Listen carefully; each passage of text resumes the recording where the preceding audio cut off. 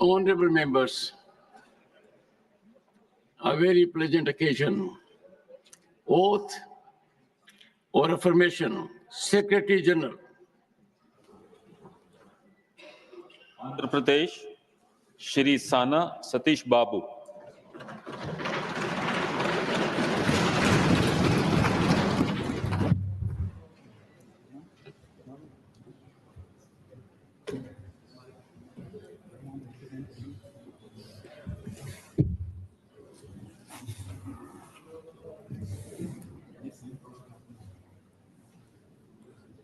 సానా సతీష్ బాబును నేను రాజ్యసభ యొక్క సభ్యునిగా ఎన్నుకోబడిన వాడినై శాసనం ద్వారా స్థాపితమైన భారత సంవిధానం పట్ల యథార్థమైన శ్రద్ధానిష్టలను కలిగి ఉందిననియు భారతదేశం యొక్క సార్వభౌమత్వాన్ని అఖండతను సమర్థితుననియు నేను చేపట్టనున్న ఈ కర్తవ్యమును శ్రద్ధాపూర్వకంగా నిర్వహించుననియు దైవ సాక్షిగా ప్రమాణం చేస్తున్నాను.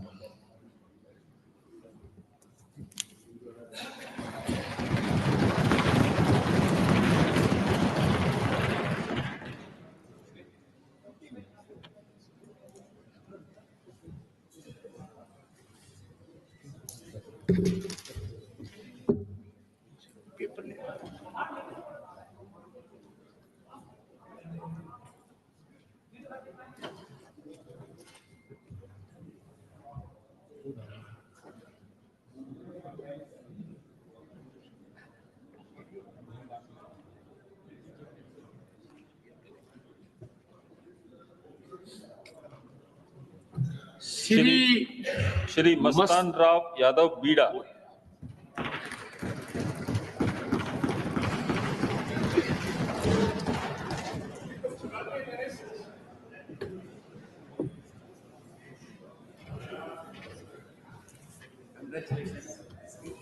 English.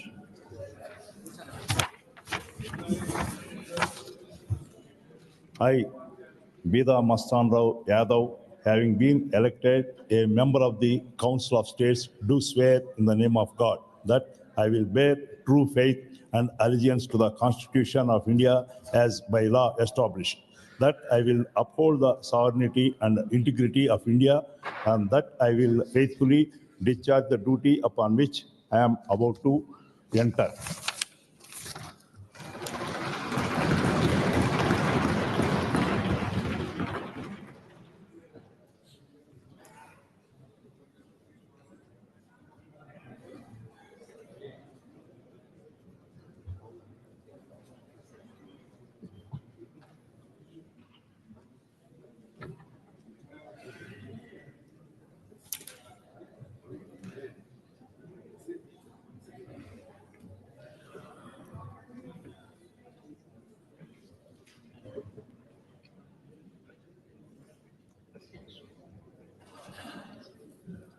श्री रायगा कृष्णయ్య।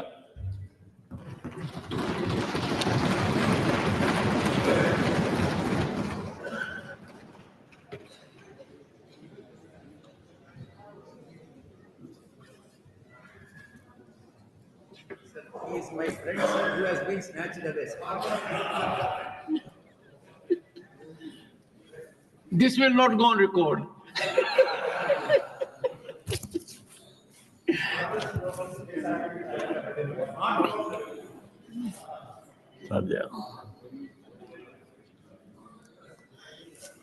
యాగా కృష్ణయ్యను నేను రాజ్యసభ యొక్క సభ్యునిగా ఎన్నుకోబడిన వాడనై శాసనం ద్వారా స్థాపితమైన భారత సంవిధానం పట్ల యథార్థమైన శ్రద్ధానిష్టలను కలిగిందుననియు భారతదేశం యొక్క సార్వభౌమతను మరియు అఖండతను సమర్థించుననియు నేను చేపట్టనున్న కర్తవ్యము శ్రద్ధాపూర్వకంగా నిర్వహించుననియు దైవ సాక్షిగా ప్రమాణం చేయుచున్నాను.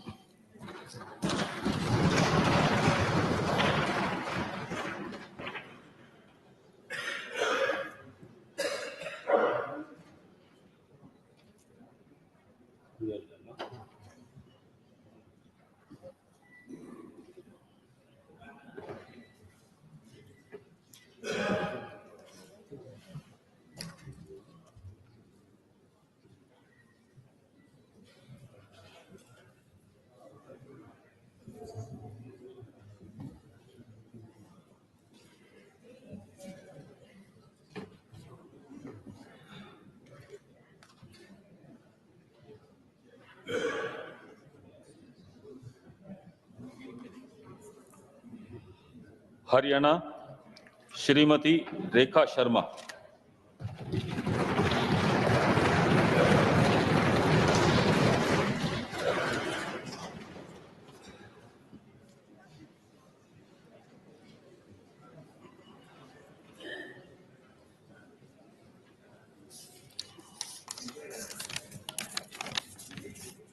मैं रेखा शर्मा, जो राज्यसभा की सदस्य निर्वाचित हुई हूँ, ईश्वर की शपथ लेती हूँ कि मैं विधि द्वारा स्थापित भारत के संविधान के प्रति सच्ची श्रद्धा और निष्ठा रखूंगी।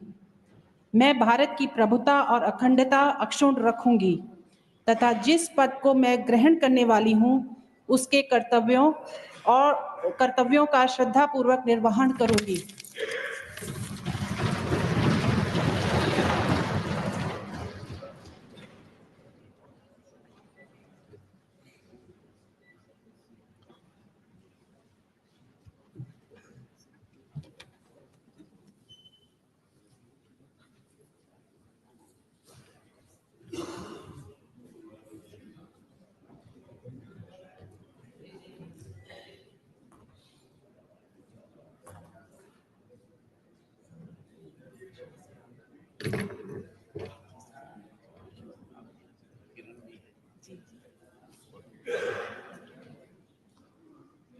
Odisha Shri Sujit Kumar.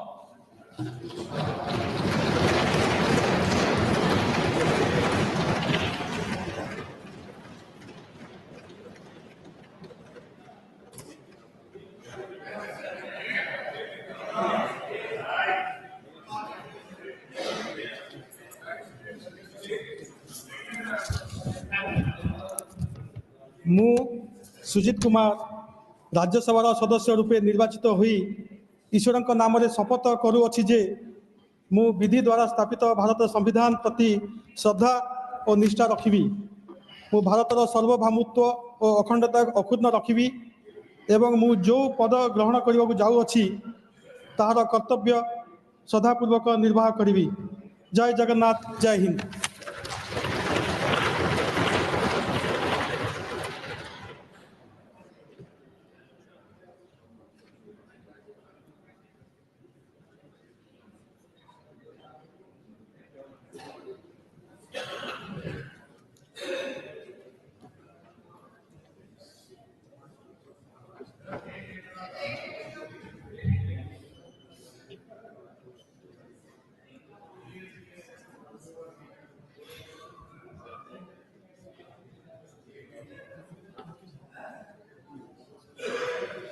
Waste Bengal Shri Rita Pratap Banerjee.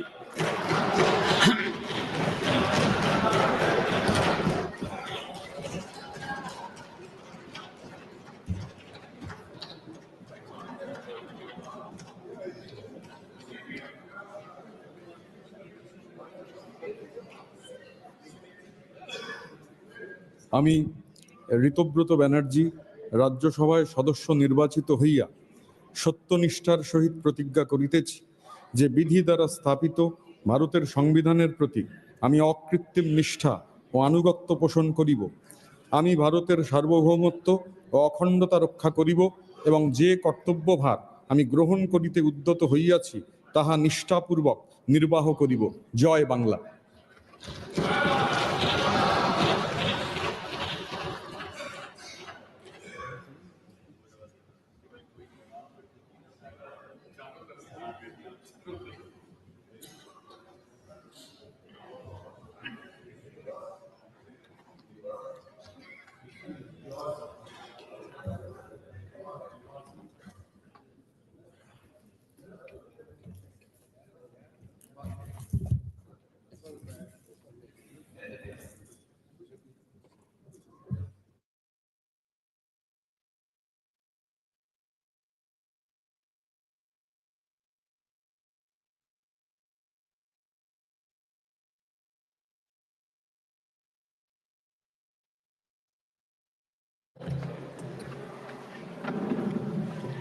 Honorable members, only the text of the oath spoken will go on record. obituary references.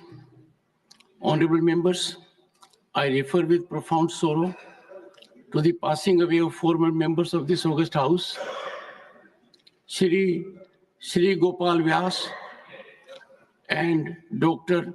K. Malaisamy. Shri Gopal Vyas passed away on the 7th of November 2024. He served as a member of this house, representing the state of Chhattisgarh from 2006 to 2012. Born on 15th February 1932 in Nagpur district of Rajasthan, Nagaur district of Rajasthan, Shri Gopal Vyas was an electrical engineer by profession and played a key role in the expansion of Bhilai steel plant, Chhattisgarh.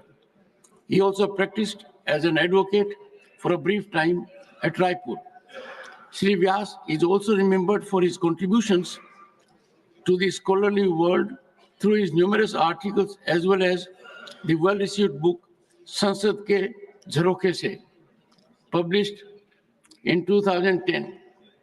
In the passing away of Shri Gopal Vyas, the country has lost a passionate engineer, a prolific writer, and an able parliamentarian. Dr. K. Malaisamy passed away on the 6th of November 2024. He served as a member of this house, representing the state of Tamil Nadu from 2004 to 2010.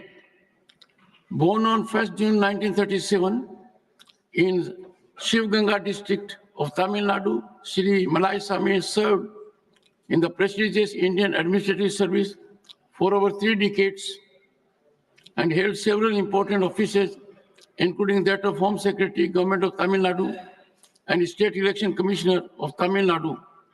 Shri Malaisamy also served as a member of the 13th Lok Sabha, 1999 to 2004. Known for his oratorical skills, Shri Malaisamy's speeches were well received and highly praised. So is his contribution to Tamil literature. He has also authored a few books. In the passing away of Dr. K. Malaisamy, the country has lost an able administrator, an excellent orator, and an able parliamentarian. We deeply mourn the passing away of Shri Gopal Vyas and Dr. K. Malaisamy. We'll observe silence for a minute.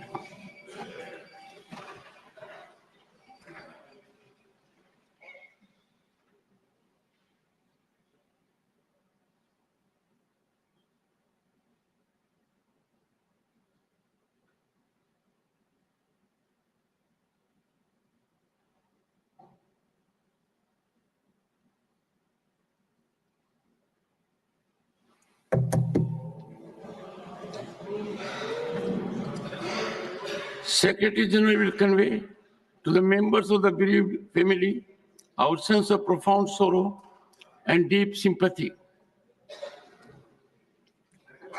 Papers to be laid on the table. Shri Kinjpura, Shri Kinj Rapu Ram Mohan Naidu. Thank you. In Soothing name. fact, the Soothing other name. day I was just mentioning about Kinjarapu only, sir, in the house. Honorable Chairman, Kinjarapu. sir. Kinjarapu, sir. Yes. So Shri Kinjarapu. Kinjarapu Ram Mohan Naidu. Yes, sir. Perfect, sir. Thank you. Honorable Chairman, sir, with your permission, I rise to lay the papers on the table of the House as mentioned against my name at serial number 1 in the revised list of business for today. Shri Raj Bhushan Chaudhary. आदरणीय सभापति महोदय, मैं आपकी अनुमति से आज की कार्यसूची की क्रम संख्या 2 पर अपने सहकर्मी श्री श्रीपद नायक जी के नाम के सामने सूचीबद्ध दस्तावेजों को सदन के पटल पर रखता हूं। Shri Kiran Rijiju. Sir, on behalf of my colleague, Srimati Shobha Karanlaje, I rise to lay on the papers on the table of the House mentioned against her name at serial number 3 in today's list of business. Shri Satish Chandra Dubey. माननीय सभापति महोदय, आपकी अनुमति से मैं आज की कार्यवाही मैं मेरे नाम के सामने क्रम संख्या 4 पर उल्लिखित कागजातों को सभा पटल पर रखता हूं। Shri Sanjay Seth. With your kind permission, I rise to lay on the table of the House a copy of English and Hindi each of the papers mentioned against my name at serial number 5 in today's list of business. Shri Tokhan Sahu. माननीय सभापति महोदय, आपकी अनुमति से मैं आज की कार्यसूची में क्रम संख्या 6 पर मेरे नाम के समक्ष सूचीबद्ध कागजातों की एक प्रति हिंदी व अंग्रेजी सभा पटल पर रखता हूं। श्री राजभूषण चौधरी। आदरणीय सभापति महोदय, मैं आज की कार्य व्यवहार की सूची के क्रम संख्या 7 में अपने नाम के सामने उल्लिखित कागजात सभा पटल पर रखता हूं। श्री मुरलीधर मोहोल। माननीय सभापति महोदय, मैं आपकी अनुमति से आज की कार्यसूची में क्रम संख्या 8 पर मेरे नाम के सामने उल्लिखित कागजात सदन के पटल पर रखता हूं। Laying of CAG report Shri Satish Chandra Dubey. आदरणीय सभापति महोदय, मैं आपकी अनुमति से मैं आज की कार्यवाही में मेरे सहयोगी माननीय पंकज चौधरी जी वित्त राज्य मंत्री के नाम के सम्मुख उल्लिखित कागजातों को सभा पटल पर रखता हूं। Reports of the department related Parliamentary Standing Committee on Chemicals and Fertilizers, Shri Akhilesh Prasad Singh. With your permission, sir, I rise to lay the Hindi and English versions of the 6 action taken statements of the Standing Committee on Chemical and Fertilizers as listed against my name at serial number 4 in today's list of business. Statements of the department related Parliamentary Standing Committee on Chemicals and Fertilizers, Shri Akhilesh Prasad Singh. Sir, I lay the papers on the. Statements of the department related Parliamentary Standing Committee on Coal, Mines and Steel, Shri Deepak Prakash. Each of the final action taken statement on the 32nd, 33rd, 34th, 35th, 41st, 42nd, 43rd, 44th and 45th action taken reports, Hindi and English version of the Standing Committee on Coal, Mines and as listed against my name in today's list of business. Reports of the department related Parliamentary Standing Committee on Consumer Affairs, Food and Public Distribution, Srimati Ranjit Ranjan. धन्यवाद अध्यक्ष जी, मैं आपके माध्यम से मैं आज की कार्यसूची में मेरे नाम के समक्ष यथा सूचीबद्ध उपभोक्ता मामले, खाद्य और सार्वजनिक वितरण संबंधी स्थायी समिति के 5वें और 6ठे प्रतिवेदनों की एक प्रति अंग्रेजी और हिंदी संस्करण सभा पटल पर रखती हूँ। धन्यवाद। Reports of the department related Parliamentary Standing Committee on Labor, Textiles and Skill Development, Shri Naresh Bansal. माननीय सभापति जी, मैं आपकी अनुमति से श्रम, वस्त्र, कौशल विकास संबंधी संसदीय स्थायी समिति के श्रम और रोजगार मंत्रालय के अनुदान मांगे 24-25 के संबंध में पहला प्रतिवेदन, वस्त्र मंत्रालय की अनुदान मांगे 24-25 के संबंध में दूसरा प्रतिवेदन और कौशल विकास और उद्यमता मंत्रालय की अनुदान मांगे 24-25 के संबंध में तीसरा प्रतिवेदन हिंदी और अंग्रेजी में एक प्रति सदन के पटल पर रखता हूं। Honorable members, I have to inform members that a communication has been received from Shri Sibu Soren, member stating that he is unable to attend the sittings of the current 266th session of Rajya Sabha from 25th November to 20th December 2024 due to medical ground. Does he have the permission of the House for remaining absent from 25th November to 20th December 2024 during the current 266th session of the Rajya Sabha? Permission to remain absent is granted. We wish him well, speedy recovery. Honorable members, I have received 2 notices under Rule 267. As the House had already decided that these 2 days will be devoted for discussion on Constitution. I appeal to the members not to press them. Thank you.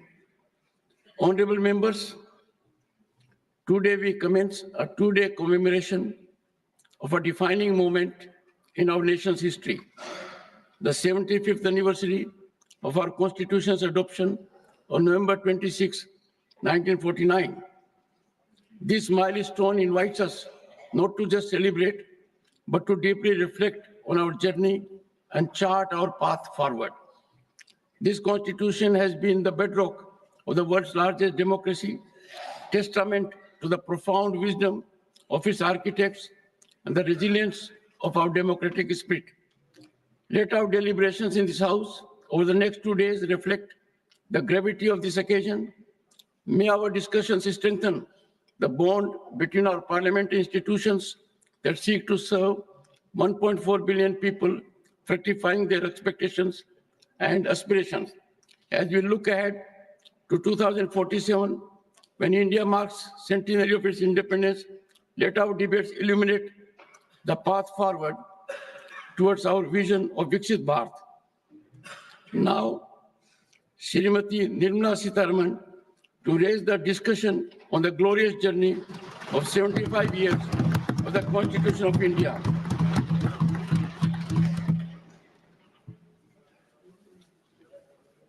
Thank you, Honorable Chairman, sir. Honorable Minister, honorable members, time will not be a constraint. In the Lok Sabha, the debate was fructifying in terms of time as well.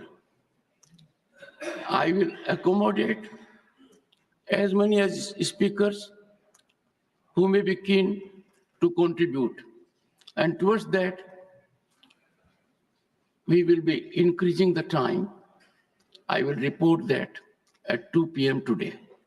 Thank you. Nirmala Sitharaman. Thank you very much, sir.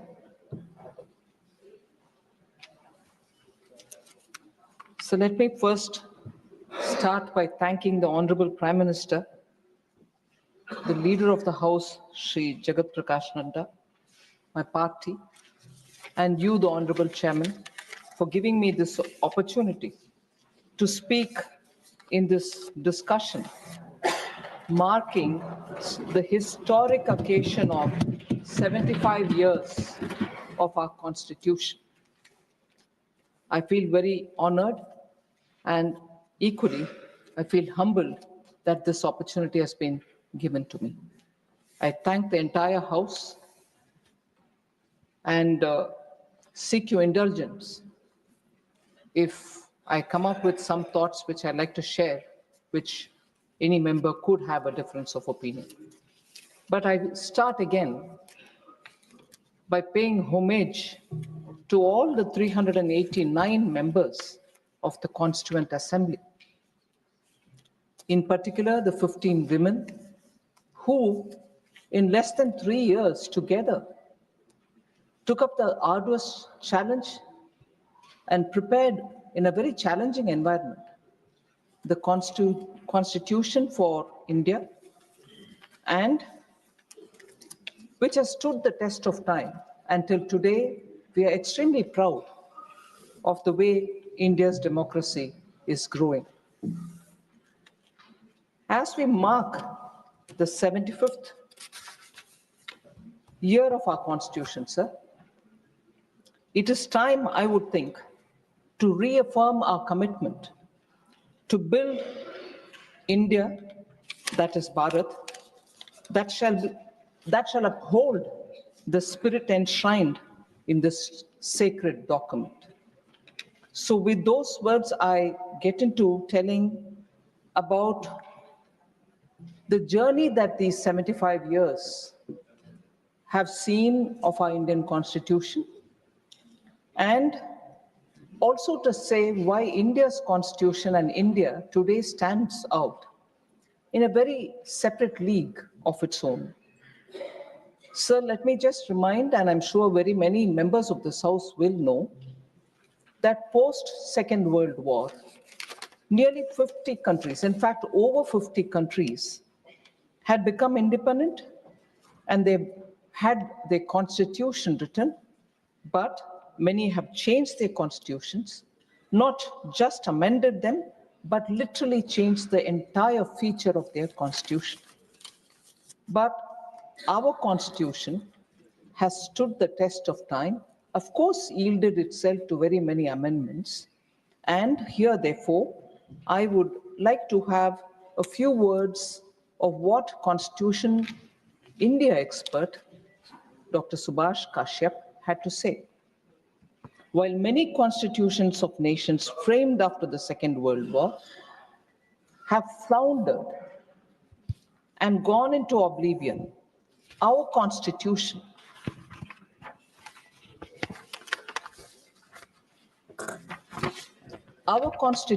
successfully faced many crises and survived.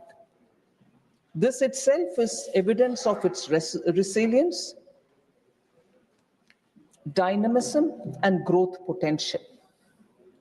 Now, India's experience has shown that our constitution remains robust, yielding to several amendments, as I said, which were the need of the hour.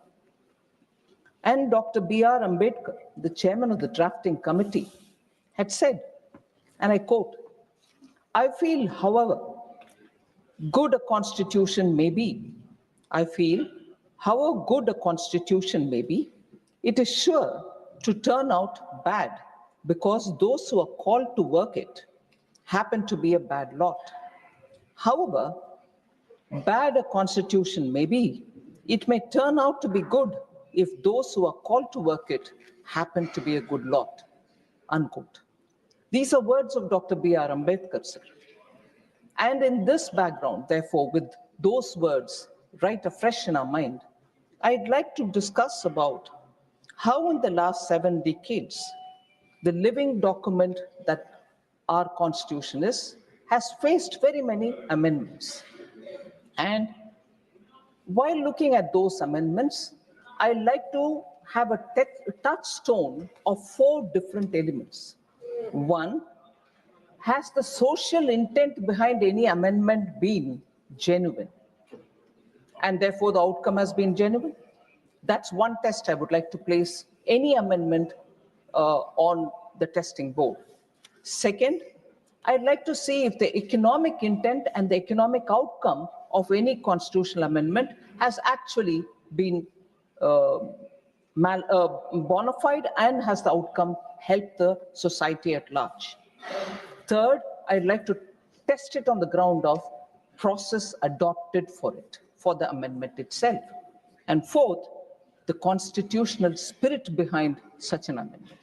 Now, if an amendment can go through these kind of tests, we'll be able to see why India's constitution, going by the words of Dr. Ambedkar, if you had good people who are called to work on it, give good outcomes. If you have, I'm using Ambedkar's words, bad people who are brought to work on it happen to give such outcomes which are discussed.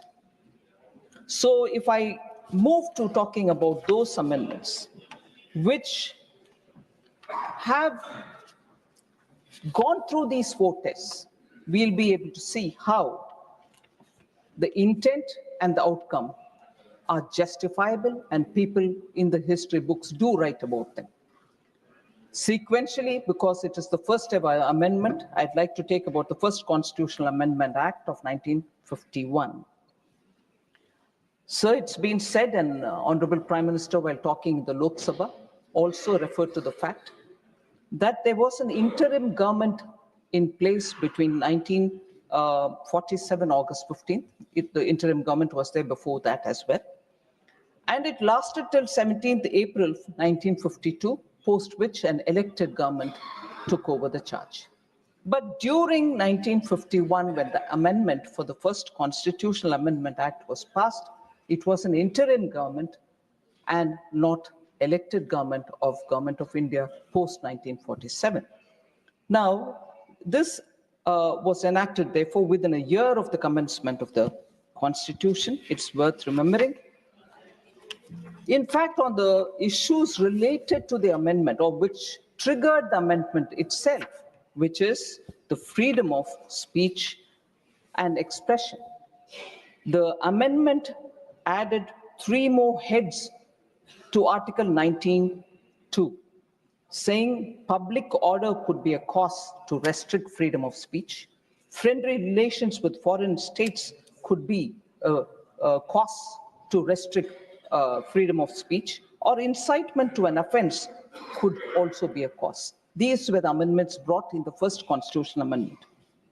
Sir, the Supreme Court of India, even in 1950, 1 year before this amendment, had passed 2 landmark judgments that paved the way for freedom of press under Article 19(1)(a). The Supreme Court had ruled in favor of the communist magazine Crossroads, and the RSS's organizational magazine Organizer. The Supreme Court had ruled in favor of them in 1950. Many high courts also upheld the freedom of expression of our citizens and ruled in their favor. But in response, the interim government thought that there was a need for a first constitutional amendment, and that was brought in by the INC, and it was essentially to curb the freedom. So India, a democratic country, which prides itself even today about freedom of expression, saw the first interim government coming up with a constitutional amendment which was to curb the freedom of speech of Indians. And that is within 1 year of adoption of the Constitution. So, let me say, sir, that is because the first Prime Minister of this country deplored press scrutiny of his government, even as he publicly praised freedom of the press. There was no doubt about it. And he had scrutinized the amending bill himself before approving its introduction in the Parliament. In the Parliament, sir, it didn't go through smoothly at all. The voices which spoke about it, and I will also refer some of the observations made by eminent members, vehemently who opposed it. Sri Shama Prasad Mukherjee said, you can pass a law, I'm quoting, sir, you can pass a law and say that the entire task of framing, interpreting, and working the Constitution will be left in the hands of Pandit Jawaharlal Nehru, assisted by such people whom he may desire to consult. I would think it was a snide remark saying, oh, you do it all yourself with the people who you choose to have and not with the approval of the Parliament. That was the extent to which Pandit Shama Prasad Mukherjee was upset about this amendment. Sir, he also said, you're treating this Constitution as a scrap of paper. You have declared preamble of your Constitution that you have done something unheard of in history, that within so short a period of attainment of freedom, you've trusted the people of this country to draft a Constitution. You have given a charter of rights to them. Now, Dr. Shama Prasad Mukherjee says, now you come forward and stab them in the back. You're not working for the benefit of the present generation, but for party ends. But for party ends, unquote. Sir Sri Kameshwar Singh, a member of the Constituent Assembly, also had a lot of comments to pass, and he said, I quote, this Parliament, again, is a provisional one, and it cannot be said to be reflecting the will of the people in the way the Constitution wants Parliament to reflect it. For a government or a Parliament of this kind, it is highly improper to make such fundamental changes in the Constitution without making any reference to public opinion, and that too at the fag end of the strenuous parliamentary session and almost on the eve of a general election, unquote. So scathing remarks were made, and despite these remarks, Prime Minister Nehru went ahead with the amendment. Kameshwar Singh again goes about to say, do they not show, I quote, do they not show utter disregard for the Constitution when they attempt to amend it simply because some of the laws have been criticized and found invalid by the judiciary? Today we hear comments from the Indian National Congress about how the current government is questioning the judiciary. This comment coming from a member of the Constituent Assembly itself says, prior to the First Amendment to the Constitution, which curtailed freedom of expression. The Prime Minister, he furthers, the Prime Minister, I'm constrained to say, that is Sri Kameshwar Singh, the Prime Minister, I'm constrained to say, is creating a bad precedent by sowing the seed of executive despotism, and playing with the supremacy of the Constitution for party advantages, unquote. So there was no doubt this amendment was more raised for the sake of the party or the Prime Minister and the government's image, rather than assuring what the Constituent Assembly had suggested as the Constitution, which was going to be adopted. An amendment bill was passed, the Press Objectionable Matter Act on 23rd October 1951. We know, therefore, the amendment, the intent, the four tests that I was talking about: social impact and intent, economic impact and intent, the constitutional spirit, and the process adopted for the amendment, all of which are questionable, but nevertheless, that amendment was undertaken, and we heard how that amendment till today affects the freedom of speech of this country. Now, it is not as if this 1951 amendment happened all in a sudden.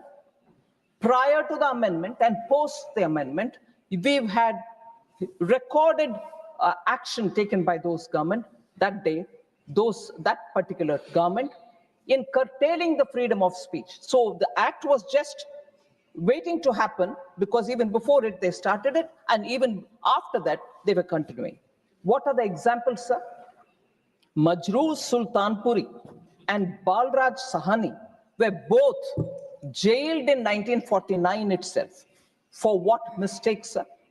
During one of the meetings organized for the mill workers in 1949, Majroor Sultanpuri recited a poem that was written against Jawaharlal Nehru, and therefore he had to go to the jail. Sir, he refused to render an apology for the same and was jailed, therefore, in 1949, along with Balraj Sahni, eminent actor of those days. So that is the level of tolerance. And, today we hold our constitution in our hand, go about it, and say freedom of speech. There is sense of fear in the country. Majroor Sultanpuri didn't feel it. Balraj Sahni didn't feel it. But the history repeats when it comes to the Congress party. Sir, Congress's record of curtailing freedom of speech didn't confine it with these two people. Nehru, a political biography which was written by Michael Edwards, in 1975 was banned. They banned also a film called Kissa Kursi Ka in 1975, which was directed by Amritlal Nahata, just because it questioned Prime Minister Indira Gandhi and her son, and also the Information Broadcasting Minister then. They banned also John Dalby's book, Himalayan Blunder, because it spoke about some huge crushing military disaster which happened in 1962, the China War. The details shouldn't come out, and therefore they banned that book as well. So this, and a bit later, 1988, Salman Rushdie's book, Satanic Verses, was also banned. So the spree of curtailing the freedom of expression, the spree of containing freedom of press has happened before 49, and during 49 and 50, 51, the act comes, and subsequently also it continues. So it's nothing new. So the amendment, again, a second issue that I'd like to draw your attention to. I said I'm putting it through 4 tests. A 9th schedule was brought into through the first Constitutional Amendment Act. The ninth schedule, sir, is an interesting innovation brought forth bypassing judicial review. Why was it brought in? I'm questioning the intent, sir, the constitutional spirit, which is not being respected, and the process which is adopted are part of the test I want every amendment to be put to, so that you know whether it is done with the national interest, or is it done with some economic public good, or if it is brought in because there is a social large good which is required to be obtained. No, the ninth schedule was brought in only because they wanted to bypass judicial scrutiny. Any act incorporated in the ninth schedule became fully protected against any challenge in any court of law under any fundamental right. So even the act declared invalid. Even worse, today about everything retrospective we talk, saying no, nothing can happen in retrospective, it has to be futuristic. So prospective is what? Whether it is taxation, whether it is benefits, whether it is any clarificatory note. But here we go, the act declared invalid by a court becomes valid retrospectively after being incorporated into the ninth schedule. That's the extent to which they went, so that they can bypass judicial scrutiny. And Congress speaks about protecting rights and also on judicial independence, sir. It is shocking. Yes, we'll come. I'll come. Please, sir. Jaramji, take your question. The third point, sir.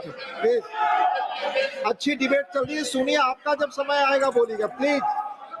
SC, ST, OBC, come on, people who sat over Kelkar. Sir, the next instance which I would like to put through is amendment being enacted to, again, the judiciary was held in contempt. They had to be committed judiciary or else they were not respected at all. Another example, sir. Constitutional amendment was brought in to nullify a judgment that arose in the case of Mrs. Indira Gandhi versus Raj Narayan, wherein the order of the Allahabad High Court setting aside the election of Indira Gandhi was challenged. So, during the pendency of this case in the Supreme Court, the Congress party enacted the 39th Constitutional Amendment Act in 1975. Again, earlier there is a Supreme Court and many other high courts have given clearance, but even then we'll curb freedom of speech, 1951, the First Amendment. Here, a case is pending. Mrs. Indira Gandhi's case is being heard in the court, Allahabad High Court. But no, we are in a hurry. What if the court comes against me? So I come up with a amendment, 39th Constitutional Amendment Act, 1975. Again, valid retrospectively, which added Article 392A to the Constitution. What did it say? It said elections to the President, Vice President, Prime Minister, and Lok Sabha Speaker cannot be challenged in any court in the country. And it can be done only before a parliamentary committee. Imagine the extent to which, for a person to save her chair, इसीलिए किस्सा कुर्सी का was banned. कुर्सी बचाने के लिए court का verdict आने से पहले ही हम जा करके अमेंडमेंट करेंगे पार्लियामेंट में.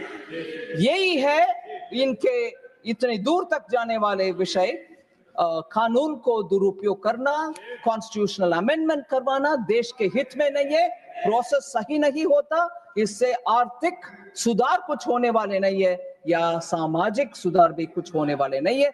व्यक्तिगत और परिवारवाद के लिए ही अमेंडमेंट हुआ है. सर, मैं दूसरी और एक उदाहरण देना चाहती हूं. दूसरी एक और उदाहरण देना चाहती हूं जिससे सामाजिक सुधार के लिए अगर कोर्ट से एक ऑर्डर आता है उसको भी, क्योंकि हमारे राजनीति के लिए वो उचित नहीं है, इसीलिए सामाजिक न्याय दिलाने वाले कोर्ट के आदेश के खिलाफ आकर के अमेंडमेंट कानून को करते हो हाउस में. इससे बढ़िया उदाहरण नहीं मिलेगा सर शाहबानू बेगम केस में. जहां सुप्रीम कोर्ट ने उस महिला को न्याय दिलाने के लिए, एलिमनी देने के लिए, डाइवर्स के बाद जो पैसा मिलना चाहिए वो दिलाने के लिए कोर्ट से जो आदेश आए, the Congress party passed the Muslim Women Protection of Rights on Divorce Act 1986, which denied, it's very important, it denied Muslim women their right to alimony. सामाजिक न्याय, महिला के लिए न्याय मिलना नहीं चाहिए, चाहे वो कोर्ट में आता है या कुछ और जगह से आता है, हम कानून से उनको नकार देंगे।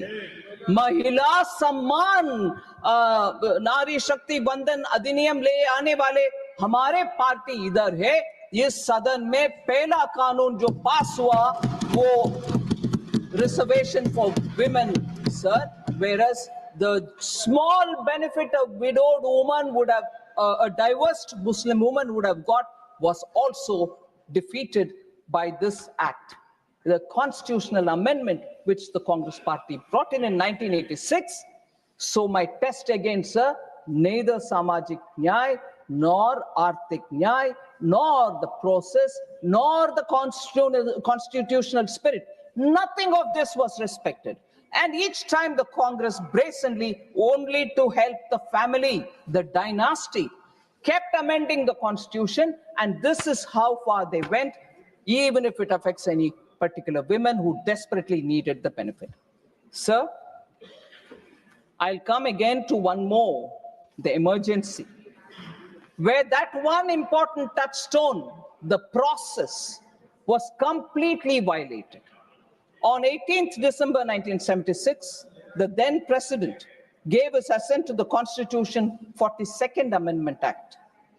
During the emergency, when the term of the Lok Sabha was extended without proper justification, they invoked the law to say Parliament has to be in session for 5 years, but we needed to have one extra year, so the act was extended. I mean, the Lok Sabha term was extended. And in that extended term, when the entire opposition was put to jail, there was nobody there. And entire opposition was in the jail. Then comes constitutional amendment, sir. The process, the touchstone that we need to have, is the process valid? That was a total invalidated process, and therefore I would think this is a blatant abuse which the country majorly agreed on. Sir, only 5 members opposed the bill in the Lok Sabha. There was none in the opposition in the Rajya Sabha to oppose it. Imagine, constitutional amendment being passed, entire opposition in the jail. In the Lok Sabha, only 5 people are there to oppose it, even some coming from their own party. And in the Rajya Sabha, no opposition. But constitutional amendment, changing the preamble itself happens. The alteration of the preamble to include socialist and secular highlights the disrespect and disregard the Congress has for constitutional processes, principles, and institutions. Sir, the amendments were not about strengthening democracy, sir, but protecting those in power. Again, the process is used for strengthening the family. Sir, Baba Saheb Ambedkar had argued, and I quote, talking about whether the word secularism, talking about whether the word socialism should be included in the Constitution. Baba Saheb Ambedkar argued, I quote, I do not see, therefore, why the Constitution should tie down the people to live in a particular form and not leave it to the people themselves to decide it for themselves, unquote. And therefore, in the original Constitution, the word socialism was not there, as much as the word secularism.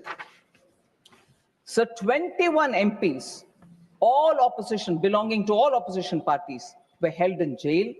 Manya Advani ji, Manya Atal ji were all in jail under Preventive Detention Law, Maintenance of Internal Security Act 1971, the infamous MISA. And I know of political leaders who have chosen to have their children named after MISA to remember those black days. And now they wouldn't even mind having alliance with you. Sir, all these together turned the Constitution into a qualitatively different text from what it was originally as adopted in November 26. So I'd just like to come here for one observation. Opposition member, respected Jairam Rameshji, refers to the work of Granville Austin with a left-handed compliment saying, we read it, but does anyone in the ruling party read it? Sir, and he says, masterly book. Yes, masterly book. He tells the full story of the amendment carried out till 1980. So I'm starting from 51, and I'm also going on that journey, talking about amendments, their purpose, their intent, their process. Now, since Jairam Ramesh has mentioned it, and there is some Granville Austin's line that I like to quote back to him. Sir, emergency, 42nd Amendment Act, the landmark Keshwananda Bharati case of 1973, the basic structure doctrine, whole lot of things. In the words of that masterly Granville Austin, I quote, sir, the important constitutional development of the emergency, other than its very imposition, was the enactment of the 42nd Amendment. Austin says this. And he further says, coming in November 1976, the amendment demonstrates the progression of the Prime Minister, referring to Mrs. Indira Gandhi. I really quote again. Coming in November 76, the amendment demonstrates the progression of the Prime Minister and her government from having near absolute power without a coherent program, other than the protection of her prime ministry to power expressed through fundamental constitutional change. So, unquote. Exactly the point that I'm putting forth about emergency, the way in which 42nd Amendment passed through, how opposition leaders were all in the jail, not one person to oppose in the Rajya Sabha, in the Lok Sabha, just 5 of them speaking against it. When Granville Austin has said this, poor Jairam Ramesh did not mind quoting something else from Austin, but ignored this. Point proves. So this selective. Please आप बैठ जाएं, माननीय शक्ति सिंह जी आप जगह लें please.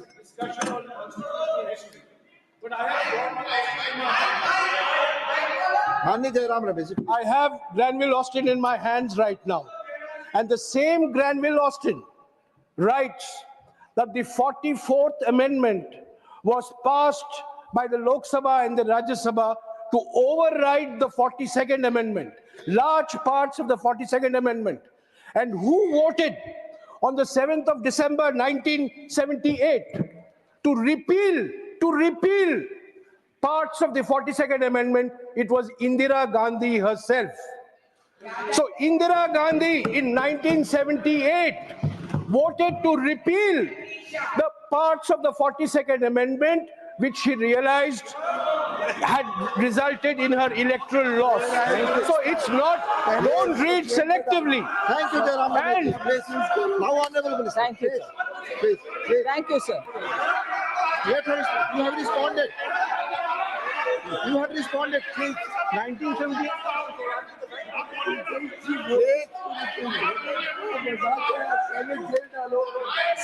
Jairam Ramesh, please be brief. Jairam Ramesh, please be brief. Sir, मैं आदरणीय रमेश जी का ज्ञानवर्धन करना चाहता हूं कि 1978 में Morarji Desai was the prime minister. Janata party की सरकार थी और जनता पार्टी की सरकार ने 42nd अमेंडमेंट को 44th अमेंडमेंट से हटाने का का काम किया और आपको जनता ने हरा दिया था। Shrimati Indira Gandhi was no more the prime minister, and when she was the prime minister, तब उन्होंने हर तरीके से प्रजातंत्र को रोकने का, गला घोटने का काम श्रीमती गांधी ने किया था। जयराम जी प्लीज, मुझे सुना नहीं, मुझे ठीक तरीके से उन्होंने सुना नहीं। मैंने कहा था 44th अमेंडमेंट आया 1978 में, मोरारजी भाई प्रधानमंत्री थे और 6 दिसंबर 1978 में लोकसभा में इंदिरा गांधी जी ने वोट किया 44th अमेंडमेंट के लिए। यही तो मैंने कहा था। ऑनरेबल मिनिस्टर प्लीज, माननीय मंत्री जी,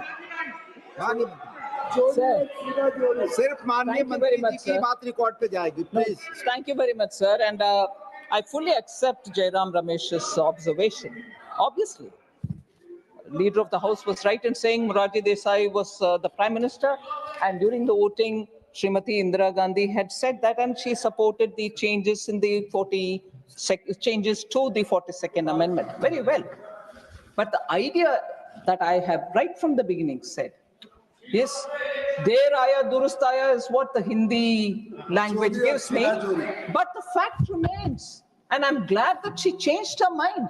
It was such an improper thing to do during an extended tenure of the parliament. And an improper thing, even worse to do, putting the opposition and then seeking a constitutional amendment. So at least in 78, after a massive defeat, which of course later she overturned and won the election and came, that's a process, that's an electoral process. That is the electoral process. And electoral process does teach lessons. Does teach lessons, and Srimati Indira Gandhi learned that lesson. I want to say this to the Congress party today. Srimati Indira Gandhi learned the lesson, and I'm happy Jairam Ramesh says that she stood up to support the amendment Morarji Desai and his government was bringing. But today's Congress, sir, I'll come to that. Sir, today's Congress is the matter that we need to talk about. But before that, sir, the eminent person who became speaker later on, Shri Mavlankarji, also said some things. These are words which we need to have a recall, because it's important for all of us sitting in this august house to know what the opinions were, and then take the next 75, next 200, next 500 years forward of this constitution. Mavlankar says, sir, and I quote, "This particular bill brings an almost qualitative change in our constitution structure. The tragedy of the situation is that by this amendment bill, the citizens, the courts of law, the states, the president, and indeed even this House of Parliament are all sought to be denigrated, and only the union executive is sought to be made to thrive, grab, and aggrandize," unquote. So if that one amendment has brought in such thinking individual to say such harsh words, it needs retrospection. We should never repeat such, great follies, in which we took the constitution for granted. People rejected such people, and lessons have to be learned. So, sir, I'd like to again say, when I soon would want to speak about what's the attitude of Congress today, I'd like to come to one line of an eminent person, which was said during the 42nd Amendment debate. He was no less than later on chief minister, or prior to that also, and a minister. But as a Congress MP, Sri C.M. Steeple, an eminent congressman.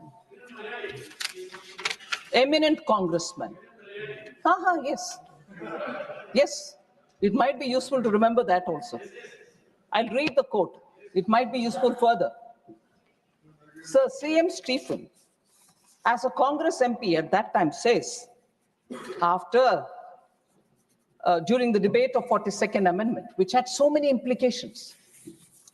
So it brings me the shivers to read this line, but I'm reading it because we should know how we speak.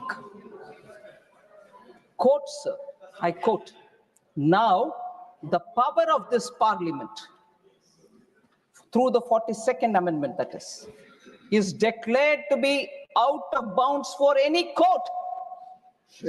He says this. Now the power of this parliament is declared to be out of bounds for any court. It is left to the courts whether they should defy it. He continues, "I do not know whether they will have the temerity to do that. But if they do, that will be a bad day for the judiciary. The committee of the House is sitting with regard to the inquiry into the conduct of judges. We have got our methods, our machinery." Unquote. Sir, imagine if today one of our MPs would say, anywhere, would say this and say the temerity of the judges, the courts, but no, what we hear from Congress today, oh, you are undermining institutions, you have no respect to the Constitution, you that, you this. Look at this one statement, sir. And during emergency, passing the 42nd Amendment, the attitude of Gamand, the Gamandiya Gadbadhan, even today, but then they spoke that, passing the 42nd Amendment. The people of India didn't forgive this, and that's why they lost miserably. When she conceded to change the amendment, no?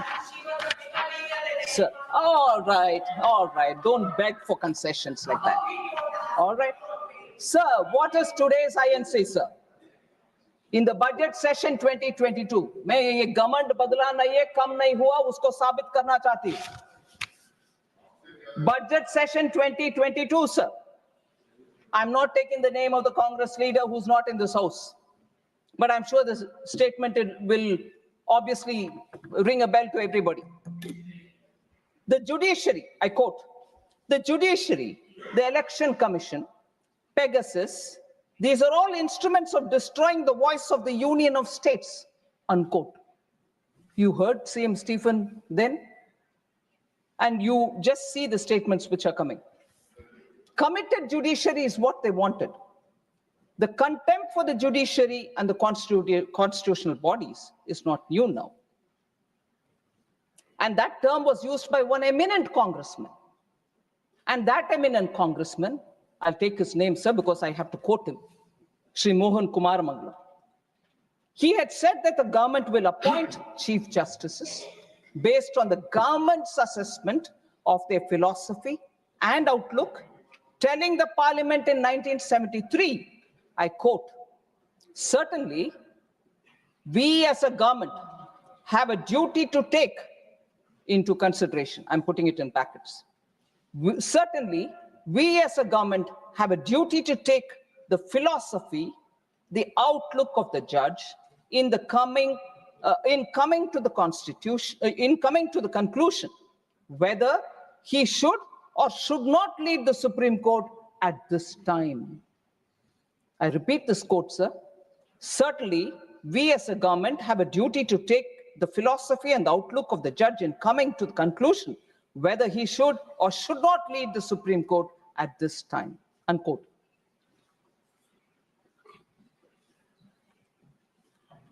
After the judgment on Keshwanand Bharati case, sir, you're an eminent senior who became a senior advocate at a very young age, and I stand before you talking small things about judiciary. Pardon me if I have any, oversight which has not worked well.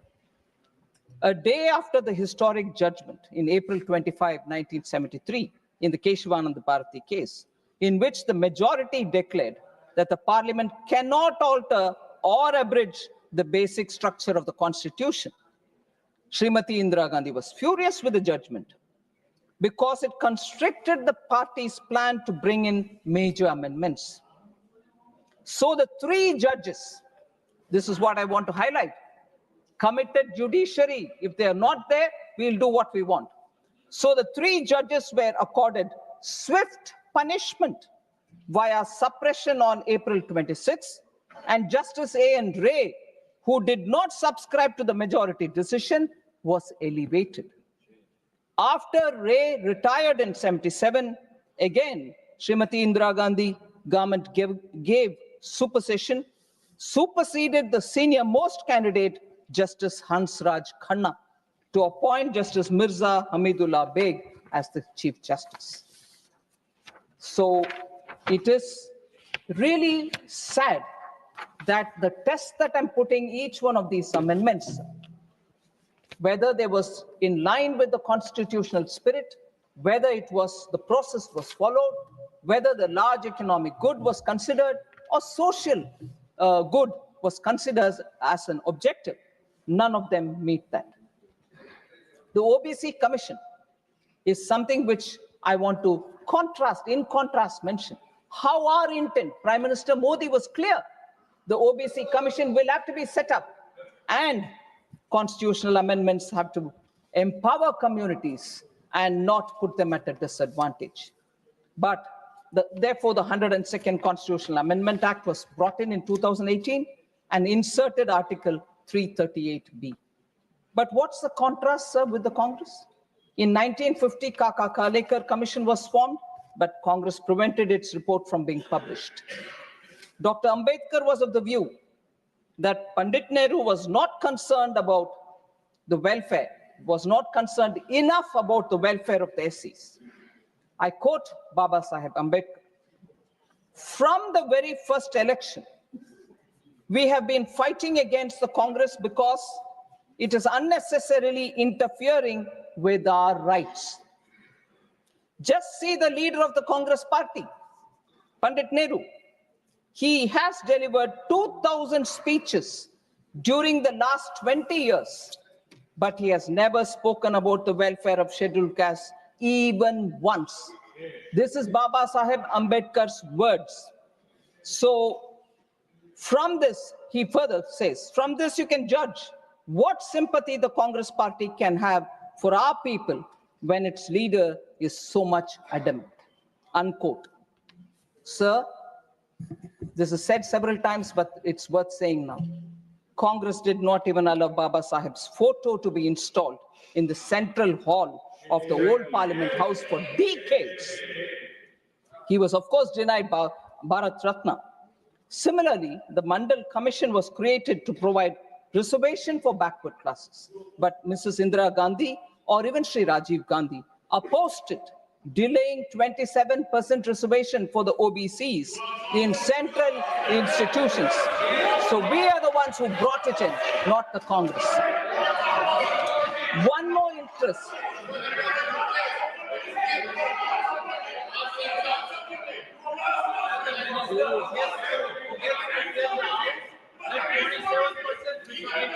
One more instance of how the GST, which was again a constitutional amendment which has to be brought in.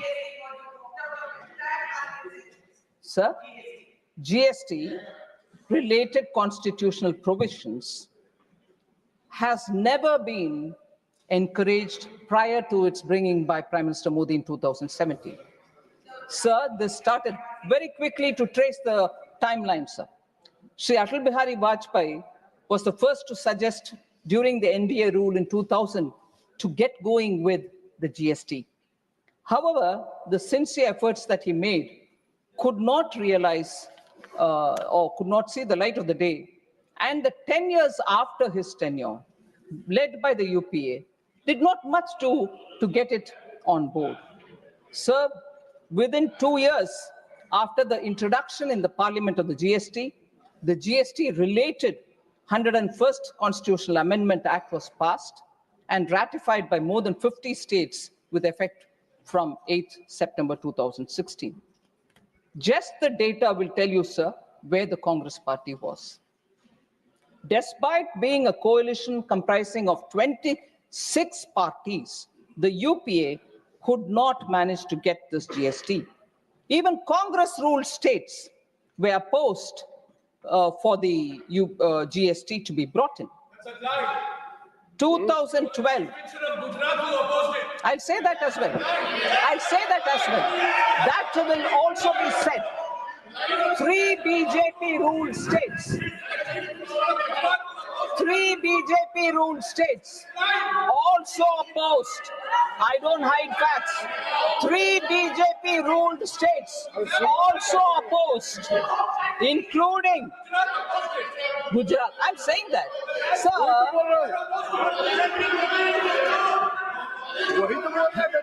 I'm saying it, sir. I'm saying it myself that Gujarat opposed it. I'm saying it myself. अरे नंबूत्री बात government को save नहीं कर पाया कांग्रेस से, आप क्या खड़े हो रहे हो? कम्युनिस्ट है, बैठ जाओ. Sir, 3 non-BJP ruled states, sir. So I don't. 3 non-BJP ruled states. I said about Gujarat, now I'm saying non-BJP ruled states, including Congress-ruled Maharashtra, opposed provisions of the UPA's GST. So if they want to first shout about Gujarat, I'm saying it myself. But please do shout about Maharashtra as well. No, they want to pretend they were all ready. They were not ready. Sir, Congress-led ruling UDF government, all right, in Kerala voiced severe concerns. Okay, sir, left front opposes, UDF opposes, Congress is part of the UDF, but no, they will never say that. One Gujarat is what they want to say. And I'll tell you why Gujarat had to oppose also. So, they could not bring the GST amendment. When we bring it, this is how they would like to shout about it. But I'm sorry. I'm not lying, sir. I'm sorry. I will have to demand a written apology from Shri Jairam Ramesh for accusing me of lying, which I never do. And whether it is parliamentary or unparliamentary, first of all, sir, the chair, I trust you will take care of that. But accusing me of lying is now very clear, runs in the Congress blood. Somebody had to go to the court to say sorry. When I was the defense minister, not only did they call Prime Minister Modi as a chore, but they kept calling me that I'm lying. And who had to go and apologize in the court? And now I wouldn't mind seeing another member going and apologizing in the court, although the word said in the parliament is never taken to the court. Sir, all MPs in the House, when the GST was brought in, and this is also something which the Congress will have to gulp if they can. All MPs present in the House, including those of the Congress, had voted for the GST constitutional amendment, which was brought in by Prime Minister Modi. In fact, I wouldn't mind if Jairam Ramesh once again calls me that I'm lying, but records of the parliament will say it. Jairam Ramesh wanted to move some amendments, but Dr. Manmohan Singh personally asked him not to do so because of the fine consensus that has been arrived in the GST Council. Yes. Sir, I don't lie, records don't lie. Don't jump in a hurry to accuse me that I'm lying. Sir? I will authenticate it. Honorable Minister, Honorable Minister. Honorable Minister, it's a fair comment by Jairam Ramesh. You need to authenticate it. Yes. And during the course of the day, when I watched the Lok Sabha debates, I frequently came across, please authenticate. It is started in this house. Honorable Minister. Thank you, sir. I will authenticate. And despite the support given by the Congress in passing the amendment, GST constitutional amendment, you have the Congress leader, again not taking name, goes about calling the GST a Gabbar Singh tax. Sir, and therefore, about amendments, I have said some words. Now I just want to highlight... Minister, but if some Gabbar Singh comes and files a suit, then Sir? If some Gabbar Singh in the country comes forward, Oh, yes, sir. that I have been defamed there. That's right, sir. And the problem, sir, when GST matters come, I will sometime again speak as much as I've done it earlier.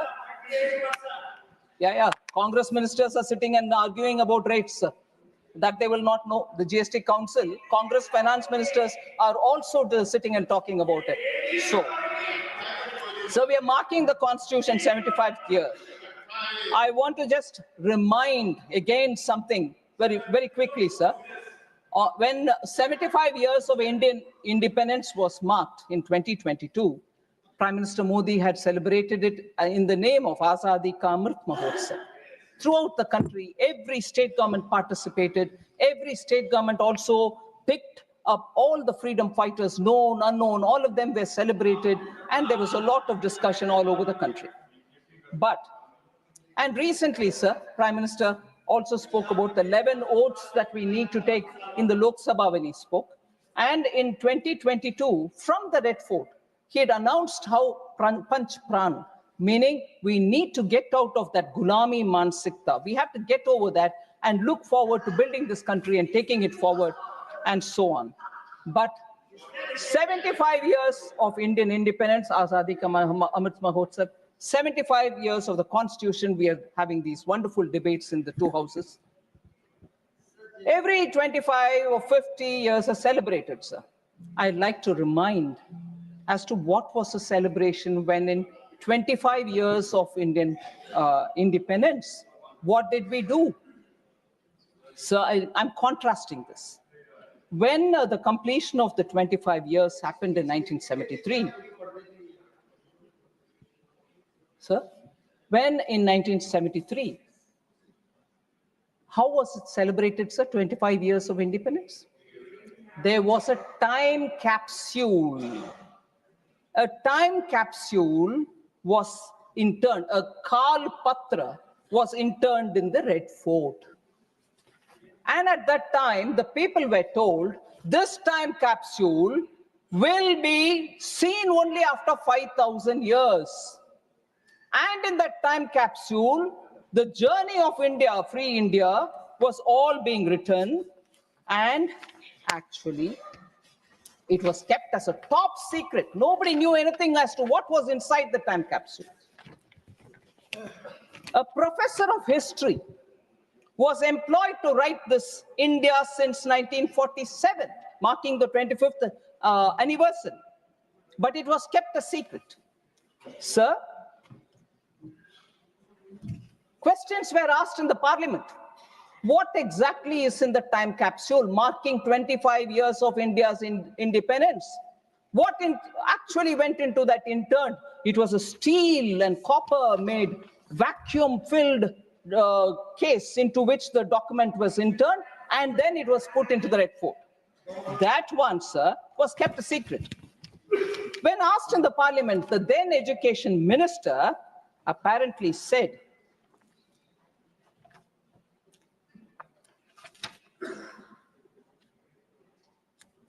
and I'm reading from the book published by an eminent parliamentarian, Ira Sejian. He puts in his book as to what was the reply given by the education minister then. And I quote, before that, the education minister expressed his inability to disclose the said document. What's the document which is in it? No, I can't disclose. And what did he say? I quote, within the limitations of its compass, it was designed to preserve an authentic record of our time for posterity. Having regard to this concept, the question of contemporaneous publications or laying the text of the document on the table of the House does not arise, unquote. The education minister, while he put the time capsule to be preserved for 5,000 years, does not allow the parliament to know what was inside it. That is 1973, 2 years before the emergency was brought. This kind of an operation in stealth happened marking 25 years of India's independence, and the parliament should not be informed. That was the line the education minister gives. Even worse, sir, I just want to highlight what was said about Sri Atal Bihari Vajpayee in that capsule content. I'd like to say, and I quote from the book, sir, the BJP of Atal Bihari Vajpayee is described as, says the author, and I quote, Jan Sangh People's Party is a militant orthodox Hindu party opposing the concept of secular state, unquote.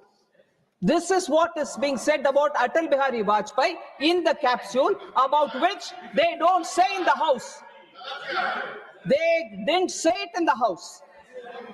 Even worse, sir, if that is the record for first 25 years of independent India, which has to be preserved for 5,000 years, look at what has been said. C. Rajagopalachari, there was no reference. There was no reference to C. Rajagopalachari, the first Governor General of this country. To the President of India, Dr. Rajendra Prasad, had no mention in that content.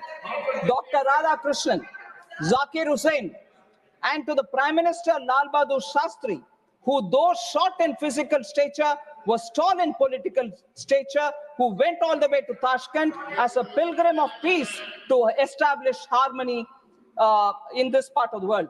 Don't you think this author, who's a parliamentarian, asks, don't you think that such names deserve to be inscribed in the historical document of our country during the period of the first quarter century of Indian independence, unquote. So that's the level of secrecy about even members of parliament, about eminent leaders of different political parties, and sly comments were all packed up in that. Later, it was all removed. So that is the nature of Congress party, sir. I want to highlight that fact. Sir, the names missed out is something which shocks the country, but that was the level to which the party went in the arrogance with which they were trying to rule. So the Constitution and the misuse is what I'm talking about here. Sir, one more thing, again, on the economic impact of such amendments which they bring in. It's a test for every one of us, whether it is one amendment today or another amendment tomorrow. Does it have an economic intent for the larger economic good, social intent, process, constitutional spirit? Let's see. Let's test each one of our acts, the amendments that we bring in, and then decide whether what we are doing is right. Sir, the Soviet model, which the Congress party copied under Prime Minister Nehru, continued with Indira Gandhi, was a model which did not do any good to this country, sir. C. Rajagopalachari, the socialism, that socialism was refashioned as Mahal Nobis model, the central command and control structure, the license quota, Raj, were all part of this. And in that, C. Rajagopalachari writes, sir, to the Prime Minister. He says, in an open letter, he says, Nehru came to Madras on Tuesday with all the paraphernalia of Prime Minister of India and attempted to, in a speech, talk about Rajagopalachari and his principles. But here, in Swarajya magazine, he publishes it in 1962, February 17. And I quote from that article. I want an India clear of the atmosphere of fear in which it is now enveloped, 62, where honest men engaged in difficult tasks of trade can carry on their occupation without fear of ruin at the hands of officials, ministers, and party bosses. He says that, I want an India where talent and energy can find scope for play without having to cringe and obtain special individual permission from officials and ministers, and where their efforts will be judged by the open market of India. and so on. He goes on, sir. I want the corruption of this permit license Raj to go. He says that. So a member who was part of the Congress party himself writes to Pandit Nehru saying this cannot go on. Your socialism is ruining this country. The license permit Raj could not continue because you are leading to corruption. Sir, periodically, Congress questions, hey, BJP, RSS, Johnson, what was your role during the freedom movement? We all know it and we've said it, but I want to ask the Congress, what is your role in the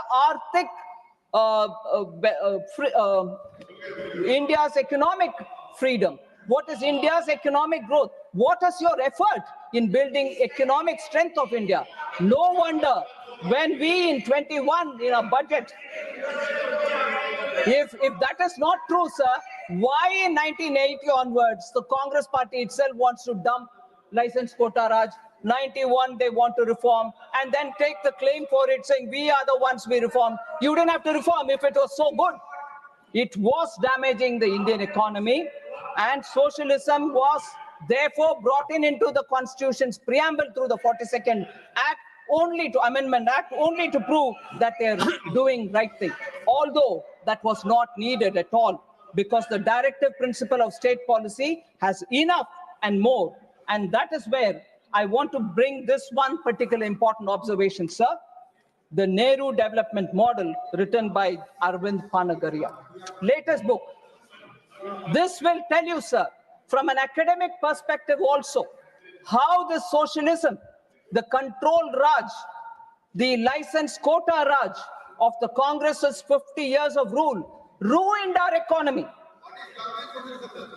Though the country did come to terms with its mistake and changed course in 1991, by then it had lost 4 precious decades. Moreover, the history built over these decades continued to haunt its development efforts even after the change of course. For one thing, the base income remained low. Given that the opportunity to grow rapidly had been missed in early decades.